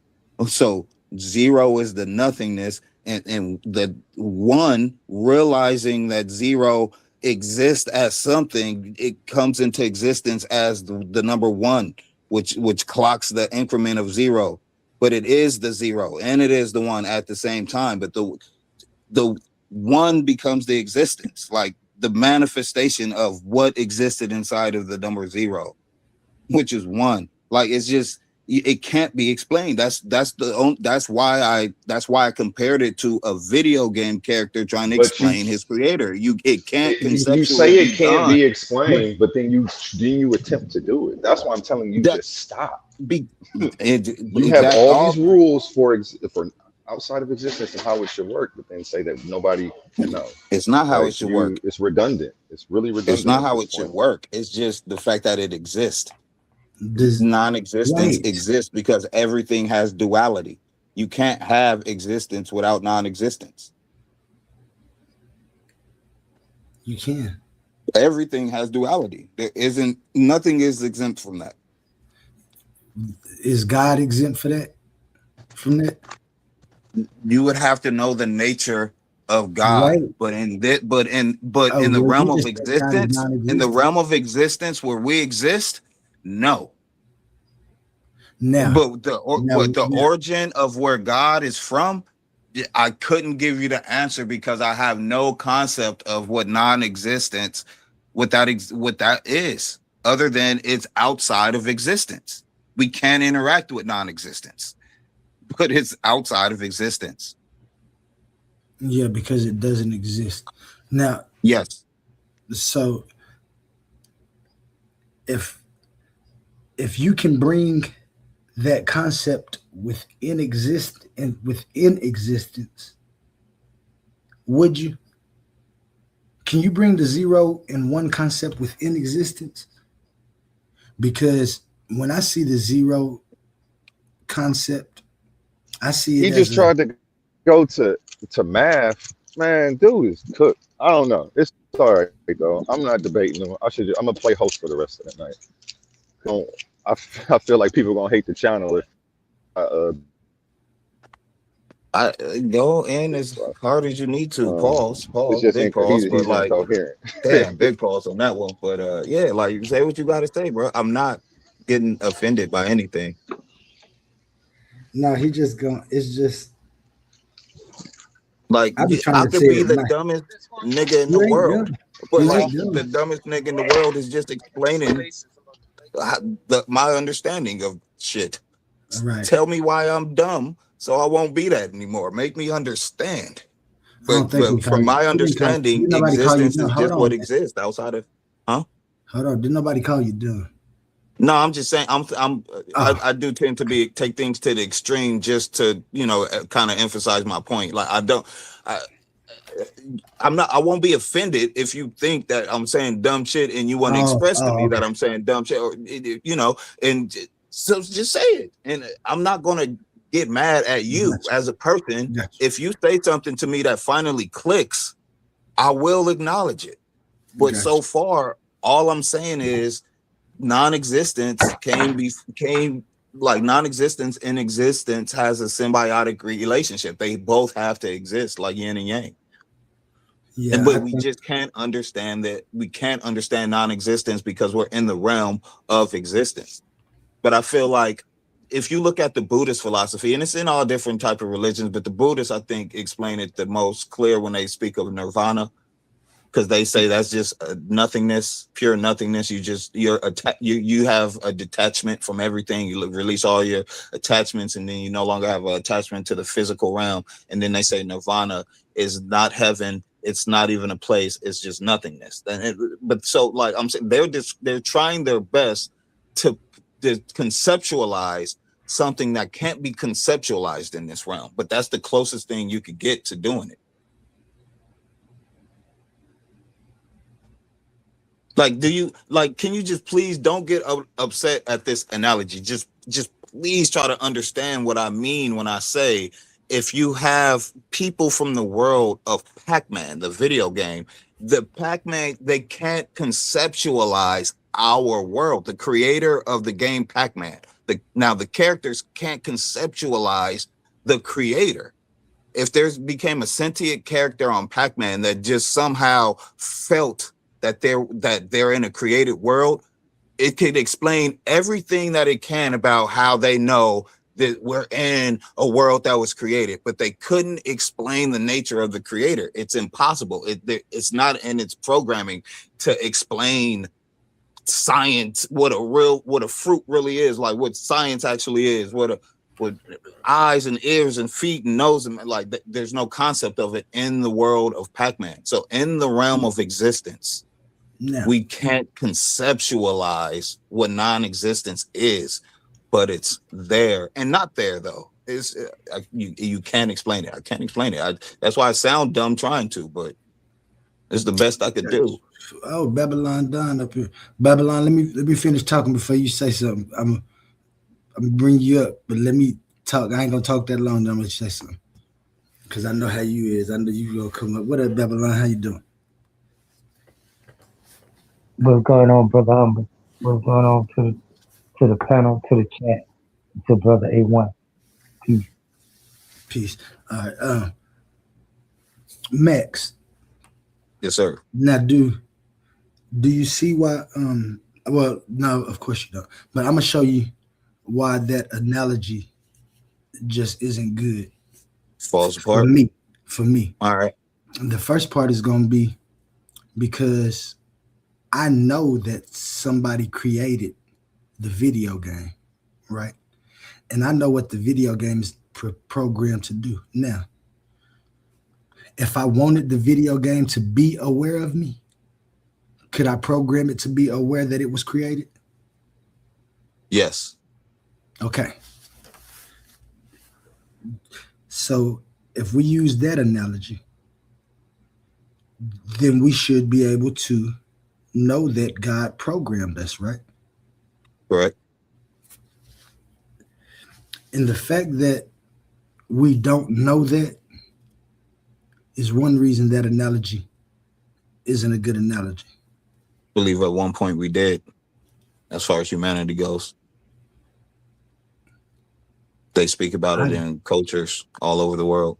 Yeah. I believe it was programmed in us, and then we got deprogrammed. They fucked with our DNA, our memories, and all that. That's what I believe. But at one point, I do believe we did have knowledge of all this. I definitely agree with you, but that knowledge always goes back to that first question. what is this? What am I? And then the first thing we said is I am, which means I exist. Because we came up with the word existence, I'm sure before people was looking for what existence was before they gave it a personified thing as God. And then we just see all throughout history how it always just got switched from many gods to one God. And then they tried to bring God into man form, all in an effort for a certain group of people, person, idea to have seniority when it comes to being connected to God. Like, it's always been a thing about God that should be he can just communicate with everybody and tell them, but he doesn't. Then he had this idea to create himself as his son and come to die to prove it. When he could think about this, Jesus supposed to had been done came and crucified over 2,000 years ago, say, right? With the power of God, wouldn't it have been more beneficial if Jesus would have just lived forever? Like nothing would have ever been able to hurt him? No, not for the purpose he served. I don't believe so. What you mean for the purpose he served? To show that he don't die like the rest of everybody else dies, and that he been here this long preaching God? That wouldn't have been more beneficial than him dying and people just having a... Correct. I believe the purpose he was supposed to serve was to die on the cross, and that was both the literal and symbolic defeat of the Spirit of Christ conquering death and sin. Because once Jesus was baptized at the Jordan and received the Spirit of Christ, Christ was sinless on earth as a man, and sin has dominion over death, has dominion over sin, and sin has dominion over man through Adam. So all men, sinless or not, were subject to death through sin. But when Jesus was baptized, received the Spirit of Christ, now he's sinless. And then you go through all the stories of the Bible all the way up until he gets to the cross. He was sinless, but he was put to death, which means death committed the sin of murder, of taking the soul of a sinless spirit. And that's what allowed for Christ to conquer death and put death to death, because death sinned. And so now death becomes subject to death. And that's what Christ spoke on. Death would be the last one thrown in the river of death, and then new life would come. And so he had to be killed on the cross righteously. And then that's when the covenant of the promise is fulfilled. Because all the way up until then, it was the law. People had to follow the law, the commandments of Moses. But then once Christ is crucified, he says, now you inherit the kingdom through faith in Christ.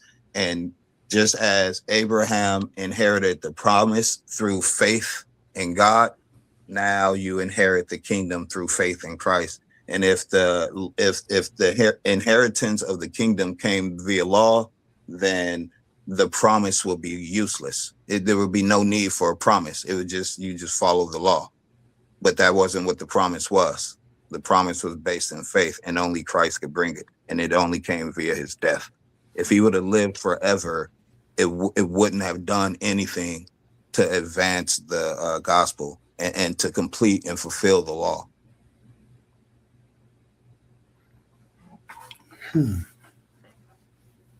That's interesting. Yeah. So All you mean to religions tell me? before that were commandments. I thought you was done. My Go bad. ahead. I am done. I'm done. All right. So you mean to tell me, and then and before you answer this, well, you could just say yes or no. I'm gonna try to make it in a yes or no form. Okay. You mean to tell me that if I'm in a situation, a life or death situation, me and Babylon Dunn in the cage, and one of us has to die in this fight. And I say, I'm going to win by the power of God. Not only am I going to win this fight by the power of God to overcome death, I'm going to overcome death by never dying. I'm going to say that again. If I'm going to overcome death, I'm going to overcome death by never dying. I'm not going to die to overcome death. And that's just me and my reasoning.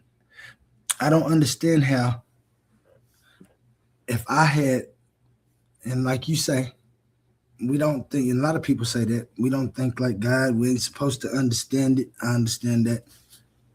But let's just say I was just reasoning, and I said to myself, had I had the power to do it this way, and I did it this way,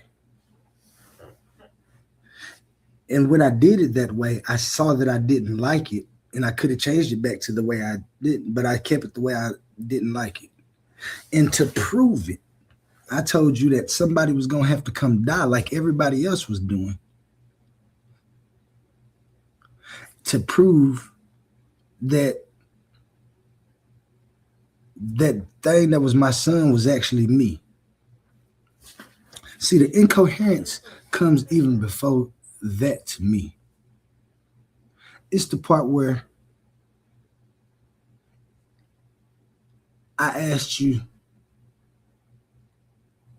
if Jesus was still alive right now, claiming that about God, when you died and you went to heaven to talk to God, you'll say, yeah, I see Jesus on earth. He was living forever. They was trying to shoot him and kill him.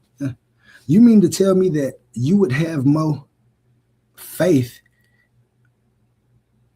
in the story about Jesus dying than you would if Jesus was actually alive, still right here living because God was letting him live? Right. That's interesting. Sapphire, I'm sorry, I didn't mean to keep you waiting that long. Welcome, Sapphire. Babylon Don was up here first. If anybody want to say something. Yeah, Max, I just want to say I disagree with you on that logic. We might be getting close to a debate. Well, because I had a response to that. If we hopefully we stay on the subject, but I'll wait for Babylon and Sapphire. Bet. Thank you. Babylon, Sapphire, Babylon. Can they hear us? Yeah, I can hear you, bro. I can hear you. I was gonna let Sapphire go. But I just want to say one thing. Hey, to the brother that was talking about zero, and he said that the number one impregnated zero. Then he came back and said that the number one came out of zero. Now you can't have both of those. You can't be the father and the son be the father at the same time. You know what I'm talking about? Like that's an asymmetric relationship. The person that gives birth to the baby can't be the baby. It is. So you said that the number one gave birth.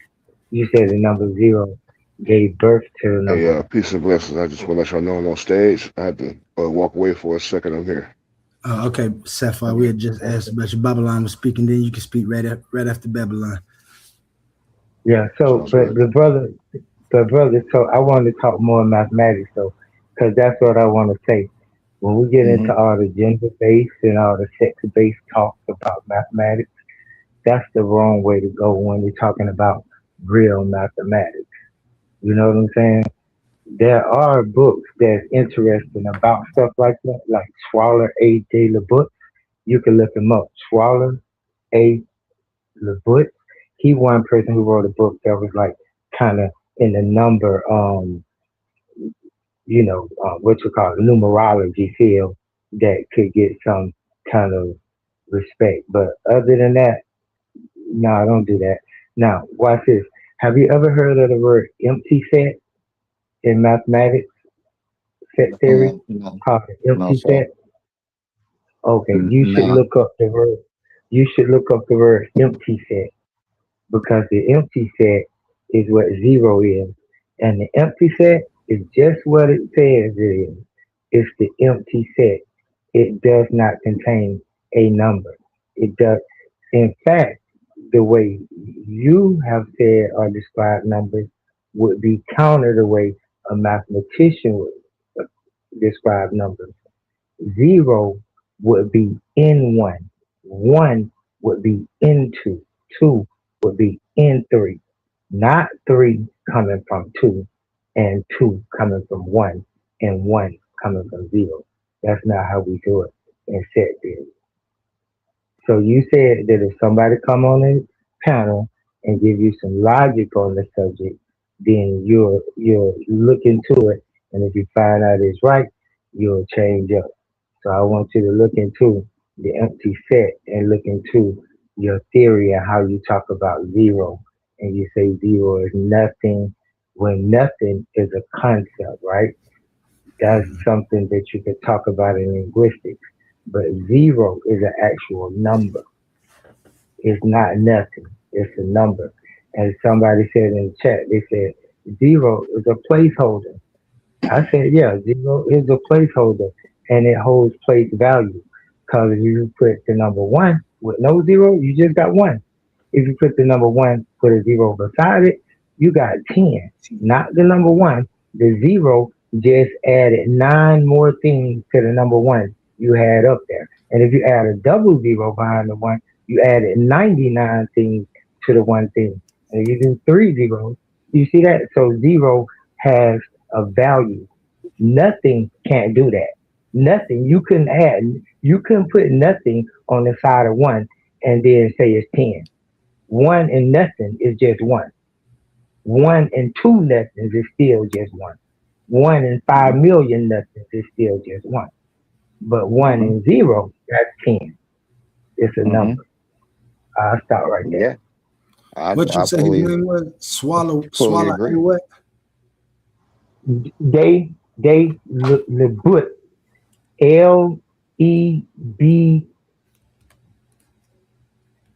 Lebizz or UNZ.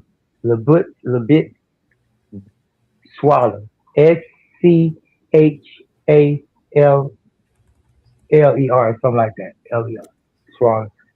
I agree with you, SW. Babylon. I agree. You didn't Yeah. say anything against what I was saying. So like you just broke it down a little more. Because What the zero hell? has a value. Yeah. Zero has value. Zero has a value of 0 and is one increment of 0.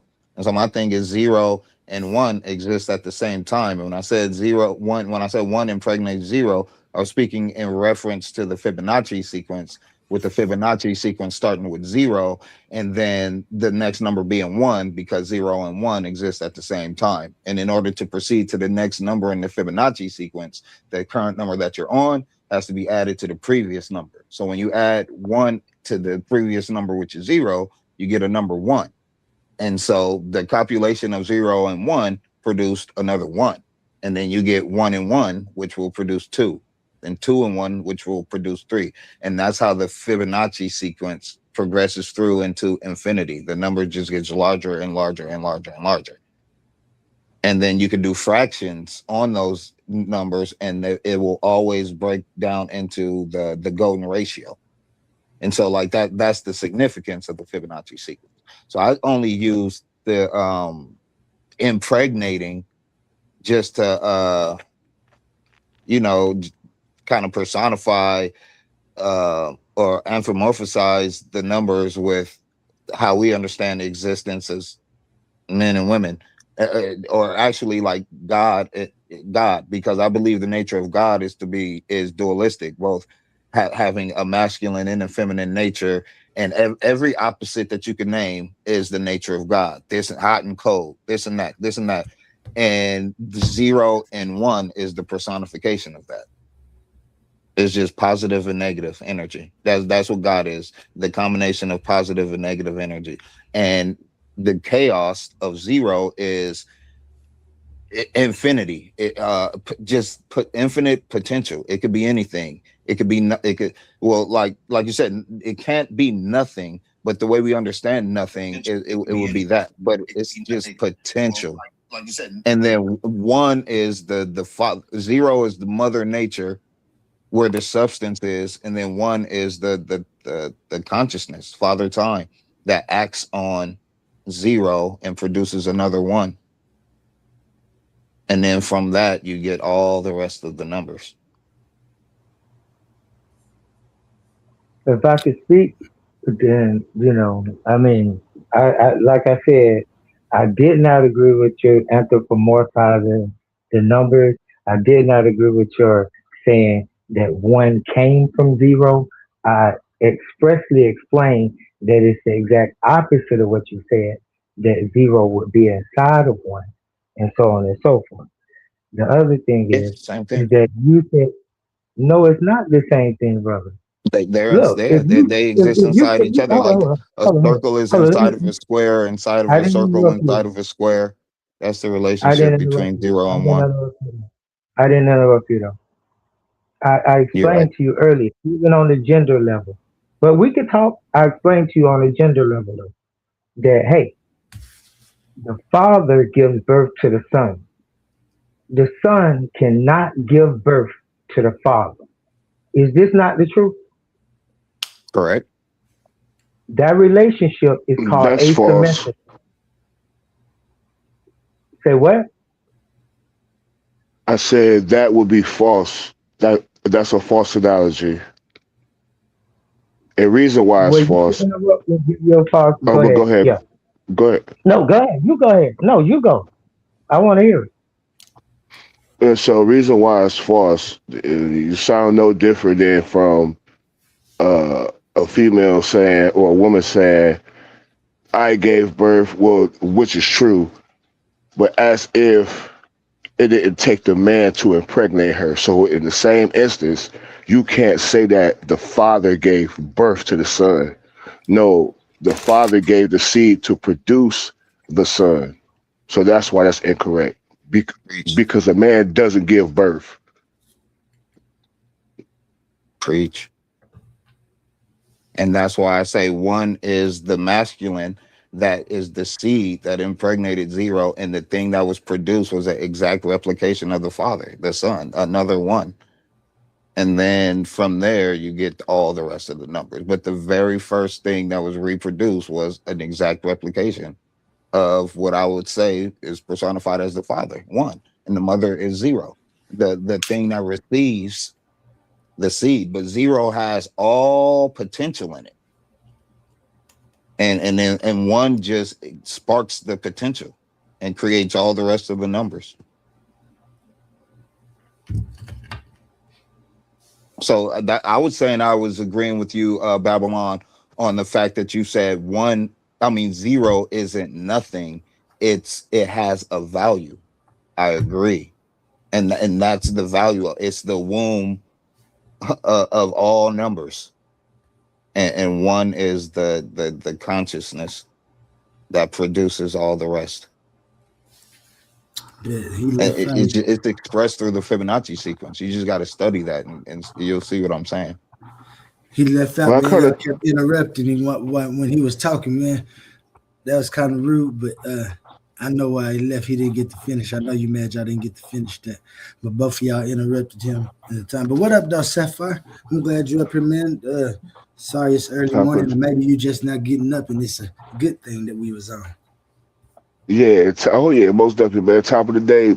No, I had the podcast on, so I've closed my eyes to it and woke up to it. But yeah, man, peace and blessings, man. Top of the day to everybody.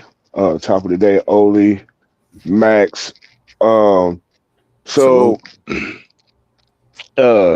Oli, man, I can't wait for the face off because, and I see this topic is just like, boom, it just keep popping up. But I just wanted to just say a couple things real quick. I ain't gonna stay on too long. So the whole thing about God, and Oli, I know that you say that, oh, you know, my philosophy is not to prove that there is no God. But when I listen to your videos, that's exactly what it's doing with time and nature. So I just want to say it's about God. When we hear the word God, we just have all these imaginations from different doctrines or just the concept of a God, you know, as we know. But in actuality, God is a descriptive word. Okay, so when we open up the biblical, or when we open up the Hebrew Bible, it says Bereshit bara Elohim. In the beginning, God created. So you will have some people that will say, oh, well, if you look at the word Elohim, okay, that means that's a plural, which we understand that God is not dualistic and he's not plural. Okay. But it says Elohim. Why is that? Because the word in itself, Elohim, describe powers. Okay, because Elohim comes from the root word Eloah, or some would say, or in some places you will see El. The word itself identifies as power, or is a noun, which means power. So when we think about God who created, he's the powers, not dualistic, not plural, but it's the unfathomable, unimaginable power. So to sit and try to make up a concept to identify what God is, you simply can't. Somebody mentioned that earlier. You can't describe God, but his power. We see his power. That's how we know that a God, that there is a God, because of the power. We talk about time and nature. Okay, both of these are tools or instruments, or time is the actual instrument or tool. Nature in itself is the byproduct, or is the product of God. The whole universe is the product of God. So we say nature. What do you mean by the nature? What is it about the thing in its nature?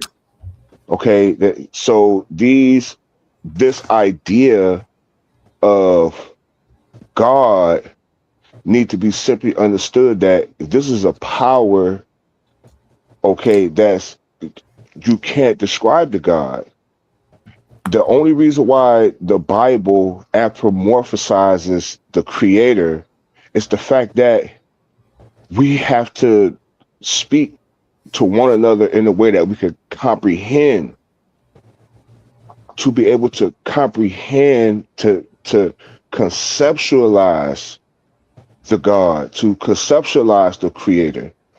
They like to say, you'll get people up here to say, oh, your God is a man, your God sits on the throne. Well, in all actuality, when we read these things in the literature, these particular things, especially what talks about, or excuse me, when it anthropomorphizes God, this is off the imagination of the person. Okay, Can I ask you a question? Hold on, let him finish. Let him finish first, Max. I think he was almost about to land. He was almost done. Yeah.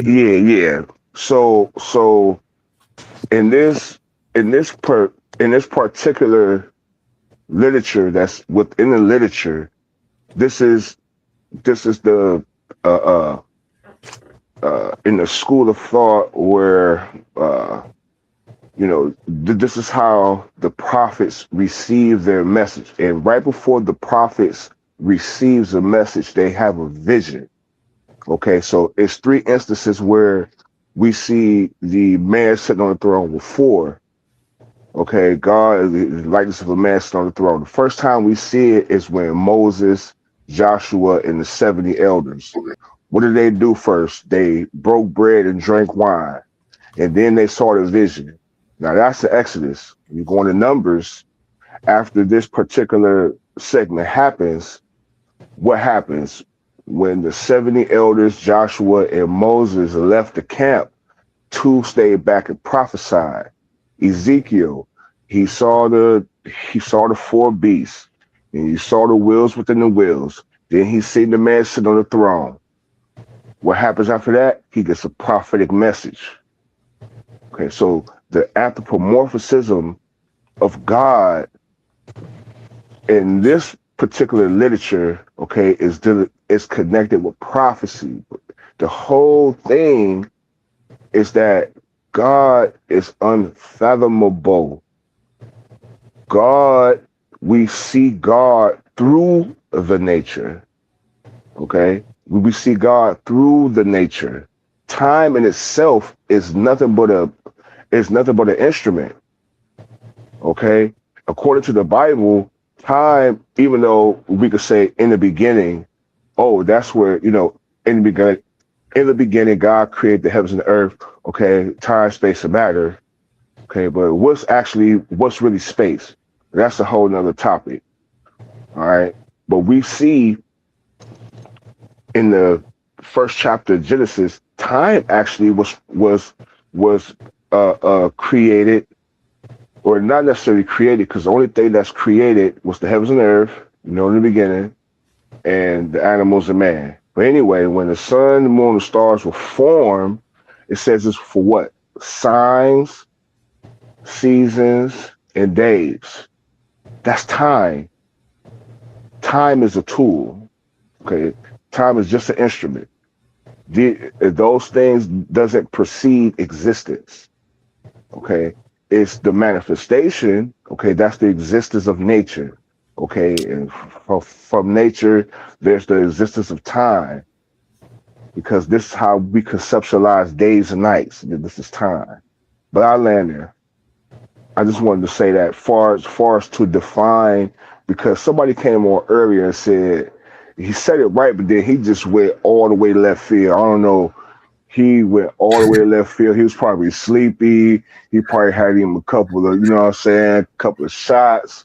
He was, in one instance, there is no God. Then another instance, oh, I do have a God.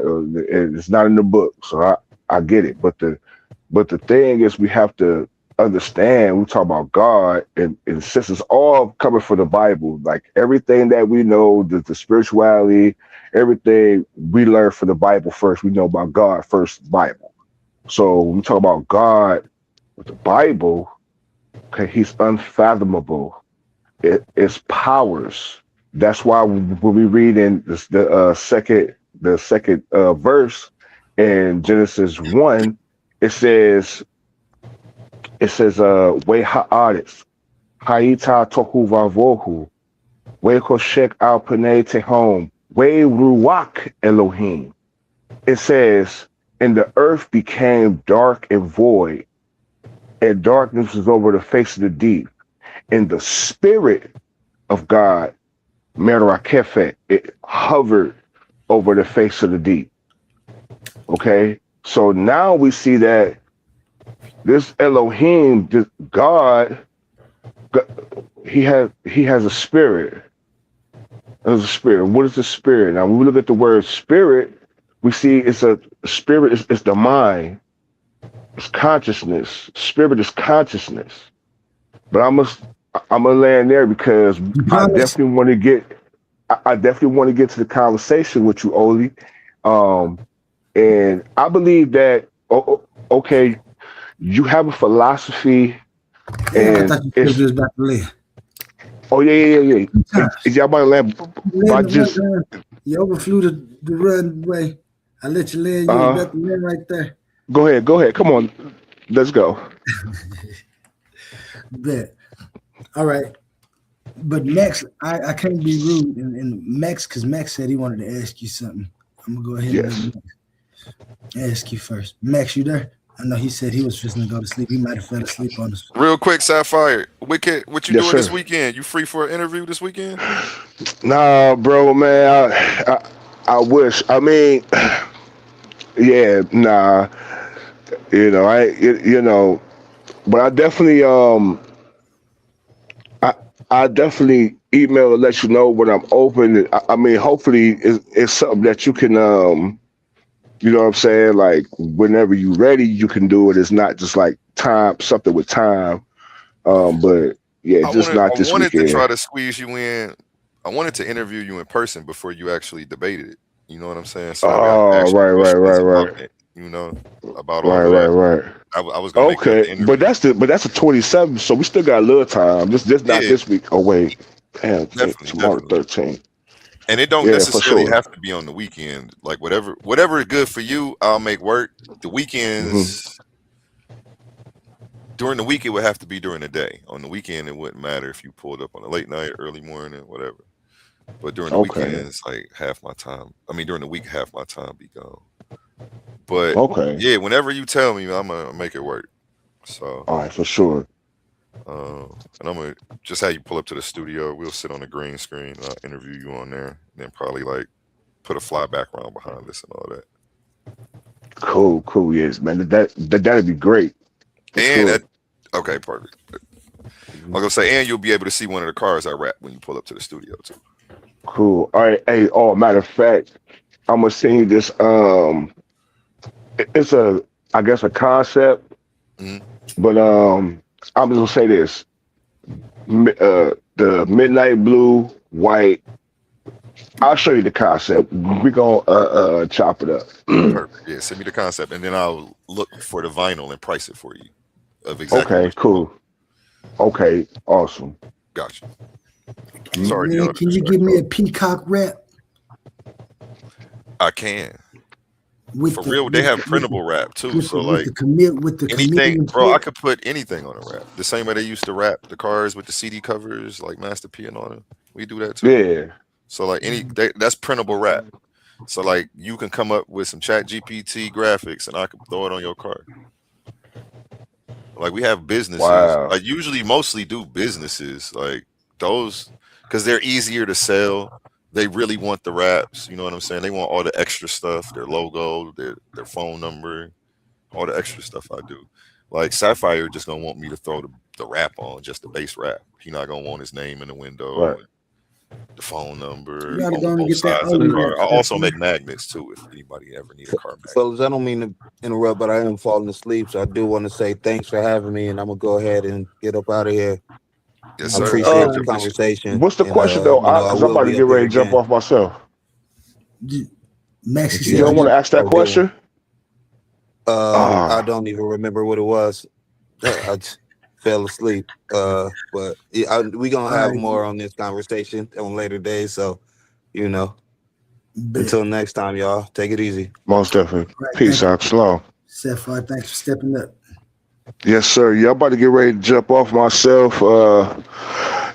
Get this When you day want to have going. when you want to have a face off, Sapphire? Can we I thought it was on the 27th, June 27th. That's right. That's what I seen on the flyer. Yeah, it is. I forgot. I'm tripping. Yes, sir. But yeah, man, peace and blessings to you, Oli, man. Shalom Raka. A1, same. Everybody in the chat, man, y'all have a good one, man. Blessings. Have a good day. Send me that picture. Have a good day. I got Happy you. recognition. Yes, sir.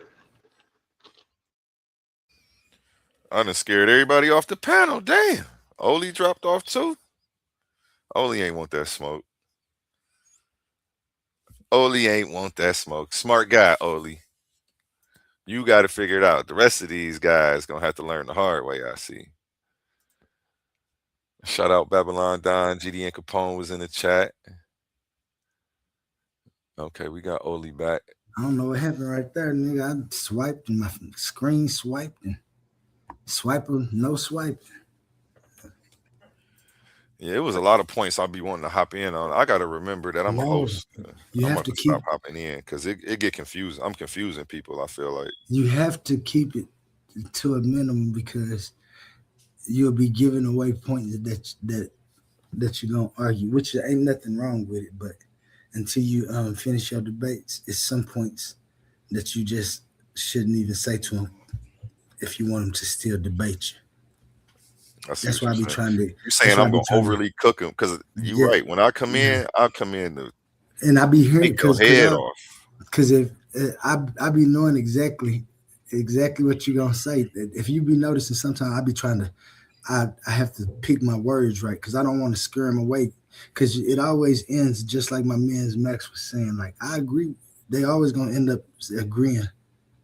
It's just gonna be that start part where, like at the beginning of the night, he didn't understand that he was smuggling in his idea of a creator God.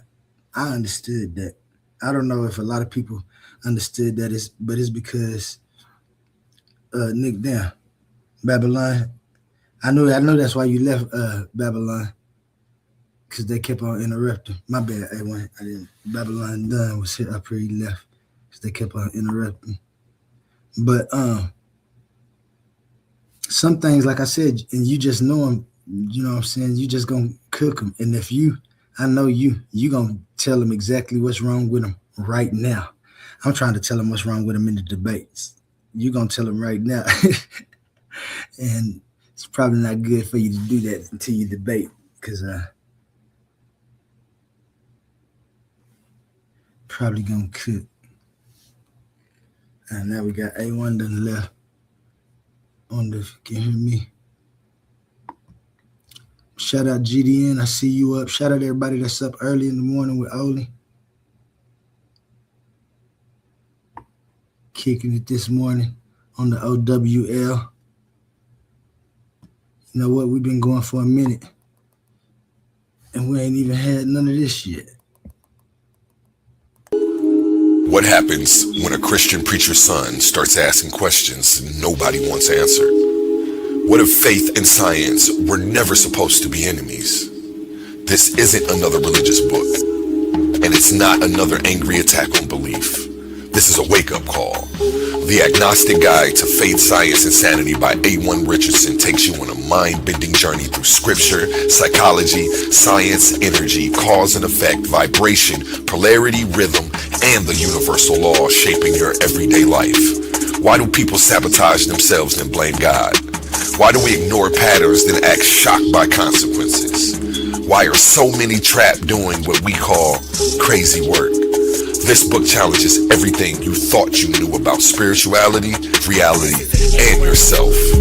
No fake certainty, no church cliches, no blind obedience. Just raw honesty, deep reflection, and practical wisdom for people caught between the pulpit, the laboratory, and real life.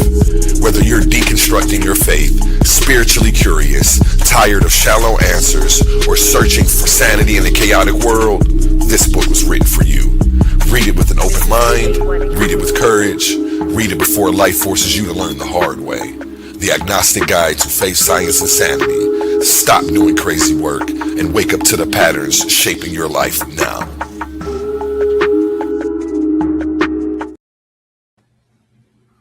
Yeah, look like my man A1 left real quick. So, you know what I'm about to do for y'all? Let's see. I'm gonna go ahead and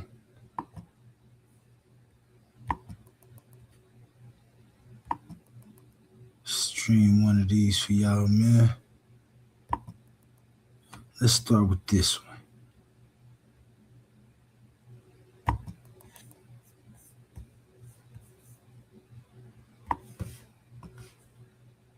For thousands of years, humans have looked at the sheer scale of the cosmos and felt an instinctive need to explain it. But instead of mapping the machine, we often took our own image, blew it up to cosmic proportions, and pasted a supernatural creator over the unknown to account for the mechanics. Believing in these myths requires a specific type of cognitive dissonance.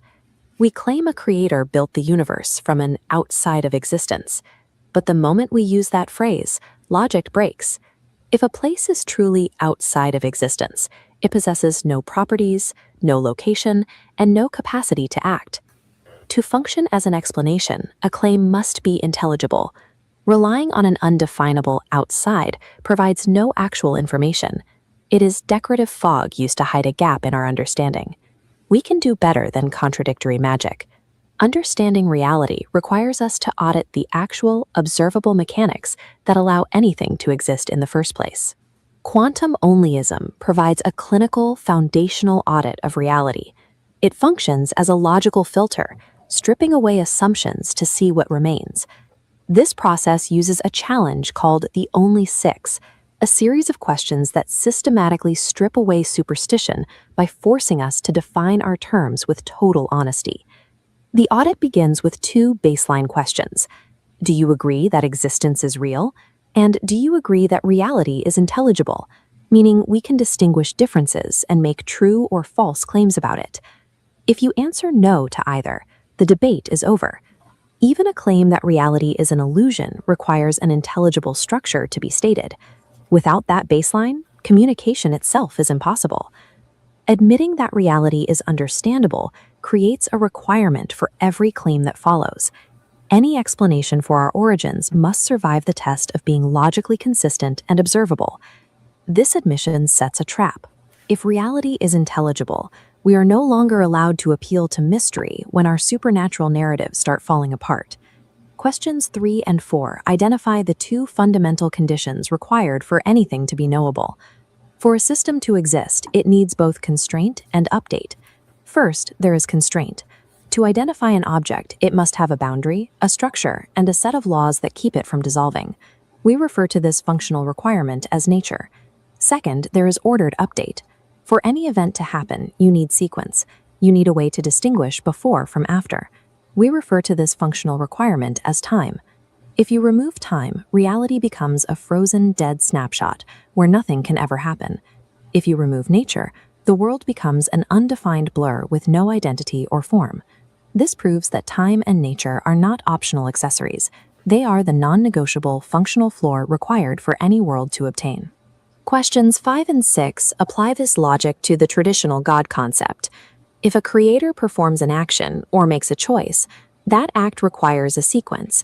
It happens through time. Furthermore, for an agent to have the capacity to build, think, or relate to anything, it must have a specific identity and form. It must operate under the constraints of its own nature. The moment you claim a supernatural agent did anything, you are admitting that they are subordinate to time and nature. They are using the very mechanics required for existence to function. If every possible act requires sequence and structure, then those conditions are more fundamental than any being that uses them. Before we can imagine a person in the sky, we must first have the mechanics that allow a person or a universe to be. We replace creation from nothing with the observable process of formation. This is reality, patterns emerging through the interaction of form and sequence. The universe functions as a self-sustaining system, discovering its own balance. Complexity, life, and consciousness are the natural outcomes of these mechanics over time. The intentional deities of our history were personified labels we placed over these functions before we had the tools to describe them accurately. Mapping these mechanics doesn't diminish the cosmos. It replaces fragile stories with an understanding of what is actually there, deepening our appreciation for the machine we are part of. This audit leads to a vital shift. We are moving away from passive belief in a supernatural narrative and toward the active recognition of functional reality. The ultimate axiom is simple. Nothing exists outside existence. We can stop looking in an imaginary void and start recognizing the conditions that sustain us. By recognizing the union of time and nature, we stop fighting against the logic of our own reality. We finally align our understanding with the core mechanics that make every real event possible.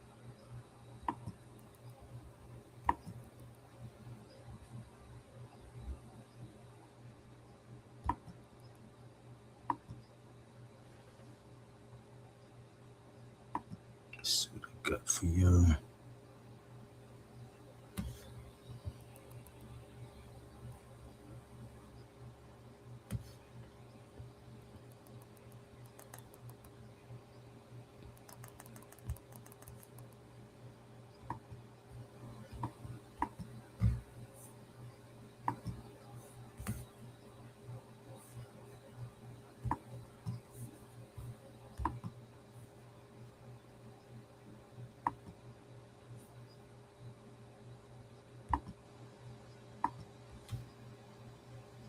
there is this image in today's source materials that completely just it stops you dead in your tracks. Oh, the owl diagram. Yes, the owl. It's an owl, but instead of normal eyes, it has this glowing hourglass for one eye and then the earth for the other. It's striking. Really striking. It really is. And today we're looking at a huge stack of philosophical frameworks, logic audits, and these wild visual diagrams that outline a concept called quantum onlyism. Right. And the mission for this deep dive, it's incredibly ambitious. Massive. I mean, we are going to look at 3 giant words that you use every single day: existence, time, and nature. Exactly. And we're going to explore how quantum onlyism doesn't take away from your modern scientific understanding of physics or biology at all. No, not at all. It actually gives you a much better, much deeper understanding of what those words truly represent. We're basically attempting to get to the absolute floor of reality today. But to get to that floor, we really need to set some ground rules based strictly on these texts. You kind of have to leave certain expectations at the door. Right. Like what? Well, this framework is not about blind faith or superstition or a supernatural creator pulling the strings from some magical realm outside the universe. Okay, so no mystical outside forces. Right. What we are looking at here is a purely functional, mechanical look at reality. It is a strict logic audit of what must be true for anything to exist at all. Which is fascinating, because if this isn't about an outside creator pulling the strings, then the burden of proof falls entirely on what is actually here. Yes, It exactly. seems like before we can even begin to define time or nature, we have to lock down what it actually means to simply exist. We do. And what's wild is how the text strips away all that mystical baggage from the word itself. Yeah, it really does. Existence isn't framed as this, magical quality breathed into dust. It is simply defined as a state where a real state of affairs obtains. Which, to put it in the plainest English possible, it just means to be able to be. Right. To Mhm. be able to be. And the sources argue that this definition is the final explanatory horizon. The final horizon. I like that phrasing. Yeah, because every time you ask why or how something happened, you trace the causality back step by step, right? Mhm. Until you eventually hit existence itself. You literally can't go any further back. Exactly. You can't ask what explains existence because existence is the condition that makes explanations possible in the first place. Wow. Okay. And that leads to what the papers call the only axiom, which states nothing exists outside existence. Which, sounds like a tautology at first, right? Like saying a triangle has 3 sides. Right. It seems obvious. But the sources explain this as a profound boundary. They call it the closure principle. It basically means you cannot step outside of existence to prove it or to disprove it, or, and this is the big one, even to create it. Yeah, it's a completely closed loop. Right. So if existence is real, then any cause, any law, or any explanation must also exist within it. There is just no external vantage point.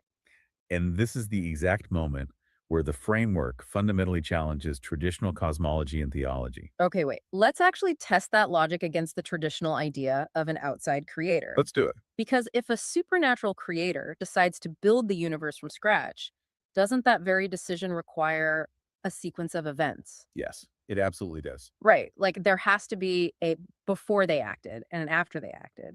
And doesn't that creator need some sort of internal identity or form or, capacity to do the acting in the first place? That raises the exact issue the sources call the smuggling problem. Smuggling. Yeah. Any outside force or supernatural agent secretly smuggles in the very conditions it claims to invent. Oh, that makes so much sense. Think about it mechanically. If a proposed God acts or thinks or plans or changes its mind, that God is already utilizing sequence, and sequence is time. Wow. And if a God has an identity or boundaries, a specific character or a specific nature, that God is already utilizing structure, and structure is nature. It's like trying to explain the invention of language by telling a story about the guy who invented it. You're using the very thing you claim hasn't been invented yet. Exactly. It's a logical paradox. And if you cannot stand above time and nature while actively using time and nature to do things, then no acting agent can be superior to them. So they have to be the baseline. Right. The framework concludes that existence must operate through internal conditions that sustain it, rather than an external architect who built it. Okay, so if an outside creator can't be responsible for existence because that just smuggles in time and structure, then time and structure must be baked into the very foundation of existence itself. They have to be. Let's look at when I hear the word time, I instantly picture, the clock on my wall or a calendar on my phone, but the modern meaning is totally upgraded here. It is. Time is defined by the sources as ordered update. Ordered update. That's such an interesting way to phrase it. That upgrade is crucial, though, because time is not just about human measurements. It's not just about how long it takes the Earth to orbit the sun. Right. It's bigger than that. It is the fundamental condition of sequence. Mm. It is the transition from one state to another state. It's change as this ongoing, relentless process, the flow of possibility. It's the underlying condition that lets anything happen at all. Exactly. A reality without time cannot happen. It cannot unfold, and it cannot be known. Okay, then we have nature. And again, we aren't just talking about trees or rocks or carbon molecules here. No, not at all. The text upgrades nature to mean constraint, form, boundary, and lawful stability. It is the absolute condition of structure. Right. It's the reason things have a persistent identity. It's the reason a thing is something rather than just, empty infinite noise. And science, whether it's physics or biology or chemistry, studies the specific expressions of nature and the specific measurements of time. But quantum onlyism is looking at the floor beneath science. Exactly. It argues that for the laws of physics to even exist in the first place, you must first have the capacity for structure, which is nature, and the capacity for change, which is time. Because you can't have the law of gravity without stable rules. Right. And you can't have planetary motion without sequence. You need both. Always. Think about it. Think about your heart beating right now. The physical tissue, the valves, the blood flowing through your veins, that's the what. Yeah. That is nature providing the structure, the constraint, the form. But the rhythm, the sequence of the beat, the pump, rest, pump, that's the when. That is time providing the ordered update. That is a perfect way to put it. Let's synthesize this using one of those incredible source diagrams. The diagram explains that existence is essentially a what and a when. A what and a when. It's so simple. It is, but it clicks instantly. Nature provides the what, and time provides the when. This framework doesn't diminish our modern scientific view of the cosmos at all. No, it provides the absolute required floor for the cosmos to operate on. You literally cannot have an event without a when. Yeah. And you cannot have an object without a what. Okay, so if time and nature are the absolute base layer of reality, like the necessary and sufficient conditions for anything to be intelligible, we have to look at how we get from those abstract concepts to the complex physical breathing universe we live in. Right. And the texts offer a core equation for this. It's E equals T intersect N. E equals T intersect N. Right. Existence is the intersection or the union of time and nature. And when these two fundamental forces interact in maximal coherence, these sources refer to this state as the highest power or the only divinity.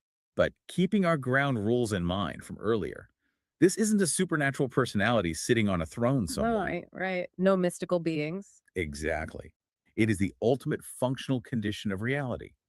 The highest possible stability interacting with the highest possible sequence. Which leads to a major paradigm shift in the text. If existence is simply the intersection of time and nature, we must completely abandon the idea of creation. We have to. Which is a massive conceptual leap. I mean, creation from nothing is the default story for so much of human history. It is, but the texts are entirely ruthless on this point. They state that absolute nothing has no identity, no property, and no mechanism. And if it has no mechanism, it cannot do explanatory labor. Exactly. Absolute nothingness can't transition into somethingness because nothingness entirely lacks the capacity to transition. Because transition requires time. Yes. Because creation is mathematically and logically non-operational in this model, quantum onlyism offers a functional replacement: formation. It is the self-organizing engine of reality.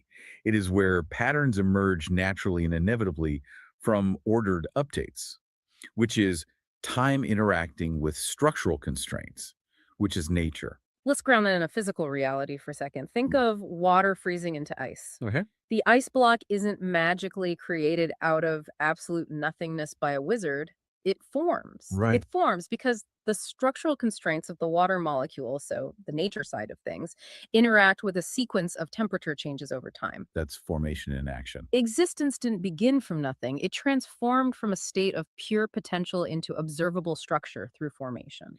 And that transformation is an ongoing localized process. It isn't just a one-time event that happened billions of years ago and then stopped. Formation is happening right now continuously. Okay, I follow the freezing water analogy, and the mechanics formation make a lot of sense. But if this is all a purely mechanical, functional process, why do the sources persistently use the terms father time, like Fati and Mother Nature, Mona? I know it sounds a bit. Honestly, doesn't using words like father and mother sound suspiciously like we're just sneaking those supernatural mythic people right back into the framework? It does sound like that, but the author addresses this directly. They make it completely explicit that these are functional titles, not biological or mythic persons. Okay, so what do they mean then? They are clarity tools. They're designed to represent dual axes of reality. Time is assigned the father attribute because structurally it represents the axis of sequence, direction, and initiation. Got it. And nature. Nature is assigned the mother attribute because it represents the axis of form, expression, constraint, and embodiment. They are the two required primitives, the ultimate power couple of reality, basically. Oh, wow. So it's essentially saying that traditional religions notice these two distinct functional poles of reality, mash them together, and then just put a human face on them to create a single God concept. That's exactly the argument. The text suggests that early human narratives just personified the mechanics. Quantum onlyism is essentially taking the mask off the machine to look at the gears underneath. That is wild. Okay, so we have this massive cosmological engine with time providing the updates and nature providing the form, looping together to form existence. Right. But how does this connect to your everyday life? Do you even matter in this framework, or are we all just, biological gears spinning in the dark? You absolutely matter. Quantum onlyism places the observer right at the center of the mechanics. It does not treat consciousness as a mystical accident or just some random byproduct. Okay, that's a relief. Yeah. The texts provide a specific layer model of the self, which is actually best understood through computing. Oh, like hardware and software. Exactly. Yeah. The body is the hardware. It's the biological substrate of muscles, nerves, cells, and chemistry. The mind is the software. It's the adaptive interface of memory, perception, language, and narrative interpretation. But the software and the hardware are completely useless without a user. Right. And in this framework, the user is the soul. But again, we have to strip away the historical baggage here. This isn't a ghostly apparition floating in your chest. Right. The soul is defined here as a localized, persistent loop of time and nature recognizing itself. You are quite literally a localized ripple of the universe's foundational forces achieving self-awareness. It's a beautiful concept. Mhm. And to explain how this recognition actually remains stable, the texts propose a theoretical mechanism called the soul seed. The soul seed. Yeah. This seed is composed of two interacting functions, a quark anchor and a quanta lifter. Okay, let me see if I can visualize this because those terms sound incredibly dense, like sci-fi spaceship parts. They do, yeah. But if we apply the concepts we've learned so far, the quark anchor would handle stabilization, right? Think of it like a tent peg driven deep into the ground of nature. Right, it grounds you. It gives you a persistent physical boundary, a structural anchor, so your identity doesn't just dissolve into the environment. Exactly. Meanwhile, the quanta lifter handles transition. It acts like the wind catching the tent sails, allowing you to move, adapt, and transition through time. That is the exact mechanical relationship. The interplay between the quark anchor holding you to a form and the quanta lifter moving you through a sequence generates what the texts call a unique identity frequency. An identity frequency. Yes, it explains the continuity of self. Think about how every cell in your body replaces itself over the years. Your hardware changes. Right. Your software changes as you learn new things and forget old memories, yet you remain you. The soul seed is the localized persistence of that specific frequency of time and nature. This brings up a massive implication for our daily lives, though, particularly regarding our behavior. How so? Well, if there is no supernatural creator and there is no outside force pulling the strings, then there's no devil to blame for bad behavior either. Oh, absolutely. You can't say, oh, the devil made me do it or it was just the universe's plan. If there's no outside enforcer, what happens to morality? Is it just a lawless void where anything goes? Actually, accountability becomes much stricter in this model because it becomes entirely mechanical. Mechanical accountability. Yeah. The framework introduces the concept of coherence technology. Because everything is an interconnected web of time and nature forming reality together, ethics is simply about maintaining functional equilibrium. Maintaining equilibrium. Right. It is about aligning with cause and effect. So it's not about obeying commandments written on a stone tablet from the sky. It's just about efficiency. Yes. The goal is to reduce system-wide discomfort. Doing good is the most functionally efficient way to maintain the coherence of the localized field you exist in. Harm is seen as dysfunction and incoherence. Let's ground that in a real world scenario. Let's say I lie to a friend, or I steal something, or I create a really toxic environment at work. Okay. Under this framework, I haven't just broken an abstract moral rule. I've literally introduced a mathematical error into the source code of my shared reality. Exactly. I've disrupted the structure, which is nature, and the healthy sequence, which is time of the localized field I share with those people. And because you are an entangled part of that field, introducing incoherence into the system ultimately degrades your own operating environment. Right. You are poisoning the very intersection of time and nature that sustains your own localized existence. Ethics just becomes a highly advanced form of structural maintenance. That is, understanding existence as this localized union of time and nature changes everything about how you view your place in the world. It really does. It means you are not a passive observer trapped in a random cold universe. You are an active, responsible participant in the ongoing formation of reality. You are. You are the universe's way of updating and structuring itself in real time. Quantum onlyism doesn't destroy our modern scientific understanding of time and nature, it elevates them. It promotes them. Right, it promotes them to the ultimate sustaining forces of reality. Existence isn't some magical gift handed down from an outside void. It is the breathtaking, ongoing, mathematical, and structural interaction of ordered update and structured form. It really forces a profound shift in perspective. And to leave you with a final thought to ponder, I want to build on a tiny detail the source material mentions regarding quantum physics. Oh, please do. The texts bring up the phenomenon of quantum entanglement. In modern physics, entanglement occurs when two particles become linked, and they share instantaneous correlation regardless of how far apart they are in the universe. Right. If you change the state of one, the other updates instantly, completely bypassing the normal constraints of physical distance. Exactly.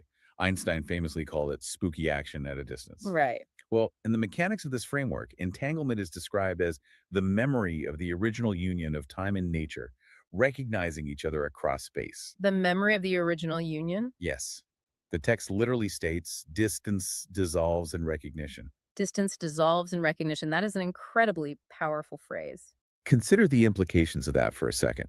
If distance truly dissolves in recognition, and if we are all self-aware ripples of the exact same cosmic fields of time and nature, how might that literally change the mechanics of human empathy? Oh, wow. Right? If we are fundamentally entangled at the level of the soul seed, human connection across the globe, or even across generations, isn't just an emotional metaphor anymore. It's structural reality. We aren't just sending psychological signals across empty space. No. We might be mechanically recognizing ourselves in the other. Empathy isn't just a feeling. It is the fundamental physics of reality trying to return to maximal coherence. That is just incredible. It really makes you look at that owl from the source documents in a whole new light. Doesn't it? The glowing hourglass of time and the earth of nature looking right back at you, not as separate, disconnected things, but as the two eyes of the exact same vision. Exactly. Well, thanks for joining us on this deep dive. Keep questioning, keep unpacking, and we'll see you next time.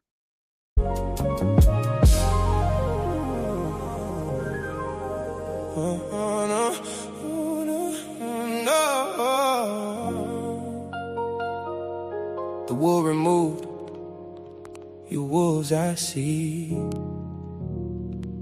No dogs, no snakes, it's feathers on me.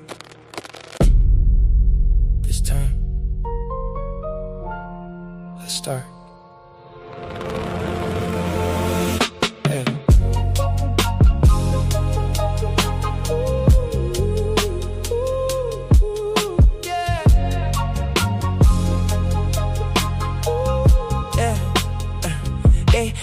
They try to open their third eye with both eyes closed. Can't see the consequences to the things that they chose. Put they self in deeper sleep claiming that they woke while I'm watching time and nature moving through the smoke. I fell in love with wisdom. Sophia held my hand, told me comfort ain't real if it destroy another man. So I learned to love existence without controlling all the plans. Try to hold on to forever, still it slipped right through my hands. Tried everything to get it, still slipped through my hands. Then it's both of my kids.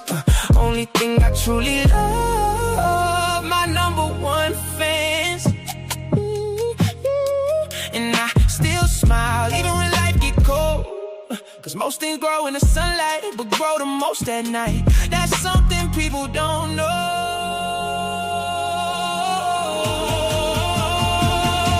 I'm more fighty, I'm more. I love time because nature gave me something to adore. I'm more fighty, I'm more. Forever be Father Time and Mother Nature dancing endlessly. Open both eyes when you finally see.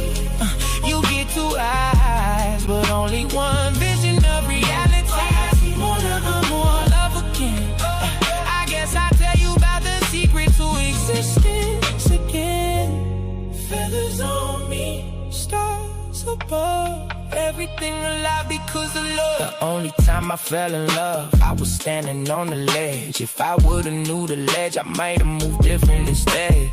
Thought I found forever in somebody else's head, but she just wanted friendship while I was thinking marriage best. So here I go again, talking about love again. Trying to explain existence through the pain again. Trying to hold beauty still, but time don't ever stand. That's when Father Time whispers, son, that's just a plan. And Mother Nature touched my shoulder, said nothing blooms forever, but everything returns eventually. That's when I finally understood why heartbreak make us wiser, why loneliness get deeper when your thoughts become advisors. People fear the dark, but the stars only shine there. Flowers drink the sunlight, but roots grow where the night live. That's why I stopped hearing pain and started reading signs there. Every scar another map showing me where life is.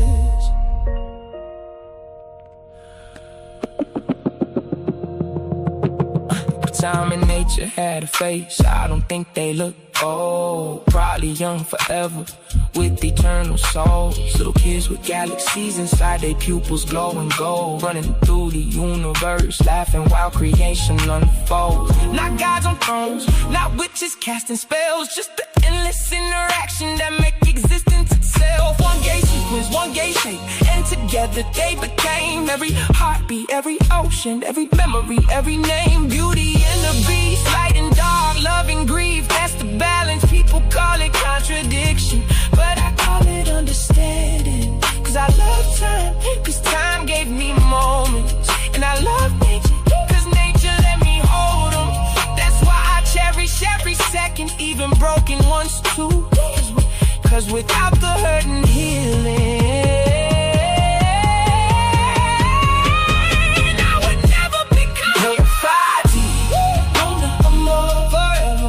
Father Time and Mother Nature dancing endlessly.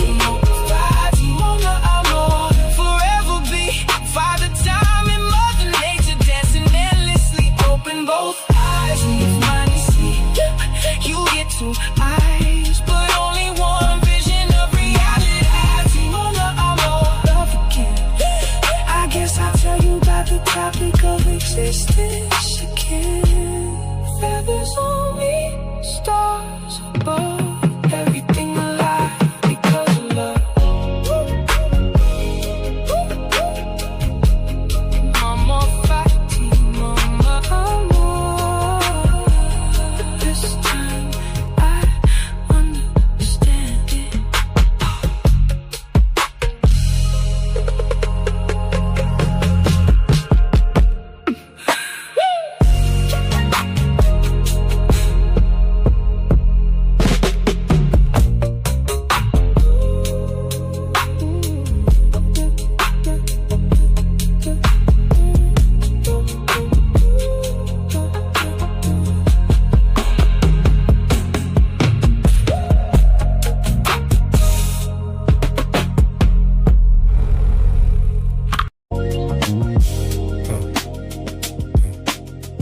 Who you talking to?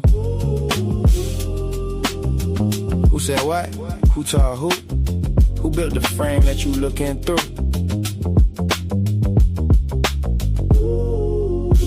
Who you talking to? Talking timeless while you speaking in sequence too. If it ain't coherent, it collapse on cue. Who you talking to? Who said that? Who told you existence started? Run that back. Every worldview crack where the pressure at.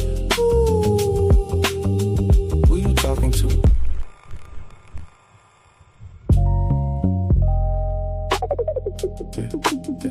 Who you talking to? Who said what? Who taught who? Who built the frame that you're looking through? Who you talking to? Talking timeless while you speaking in sequence too. If it ain't coherent, it collapse on cue. Who you talking to? Who said that? Who told you existence started? Run that back. Every worldview crack where the pressure at. Yeah. Who you talking to? Every line of treasure you only find in the mind, my mind. And you know I work in the mines. I don't charge a dime for you to stay out of mine. 2 times, we on time. Every line got another line, hiding behind the line. You hearing bars, I'm hearing structure and design. You hear a punchline, I hear ontology align. Who said reality started? Talking outside existence while existing to argue. Smuggling sequence in your sentence unconsciously. Then call it timeless when I ask what the process be. Who you talking about? Half these worldviews fall when you walk them out. Everybody got answers till you chalk it out. Then coherence disappear when you map it out. I studied Heraclitus flowing rivers in motion. Parmenides froze it, I can see both in the ocean. Can't build a frame, but the frame still folded. Trying to define the world while the mind still holding it. Aristotle looking for causes and categories. Nietzsche killed guys, but couldn't kill reality. Heidegger staring into being and anxiety. I'm just asking what makes existence intelligibly. Who you talking to? Talking timeless while you speaking in sequence too. If it ain't coherent, it collapse on cue. Who you talking to? Who said what? Who built the worldview that you standing on? Everybody sounding deep to the ladder gone. And they looking real nervous when the pattern drawn. I slept these haters in they face with this one. Shh, wait, I missed one. 2 times, we on time. Every line of gem they only find in the mind, my mind. You know I work in the mines, digging through mines while I'm digging through mine. Blue collar, philosopher, coffee cup thinker, still plotting possible worlds while the clock getting thinner. Whole room talking loud, I just watch and consider. Cause the loudest in the room usually know the least in it. Who taught you that? Who said existence got a border where the proof at? Who talking outside reality and still attached? Using logic from existence just to move back. That's incoherent. I ain't even gotta raise my tone. I just let the contradiction sit there on its own. People wanna skip structure just to chase the throne. Till the worldview collapse and they standing there alone.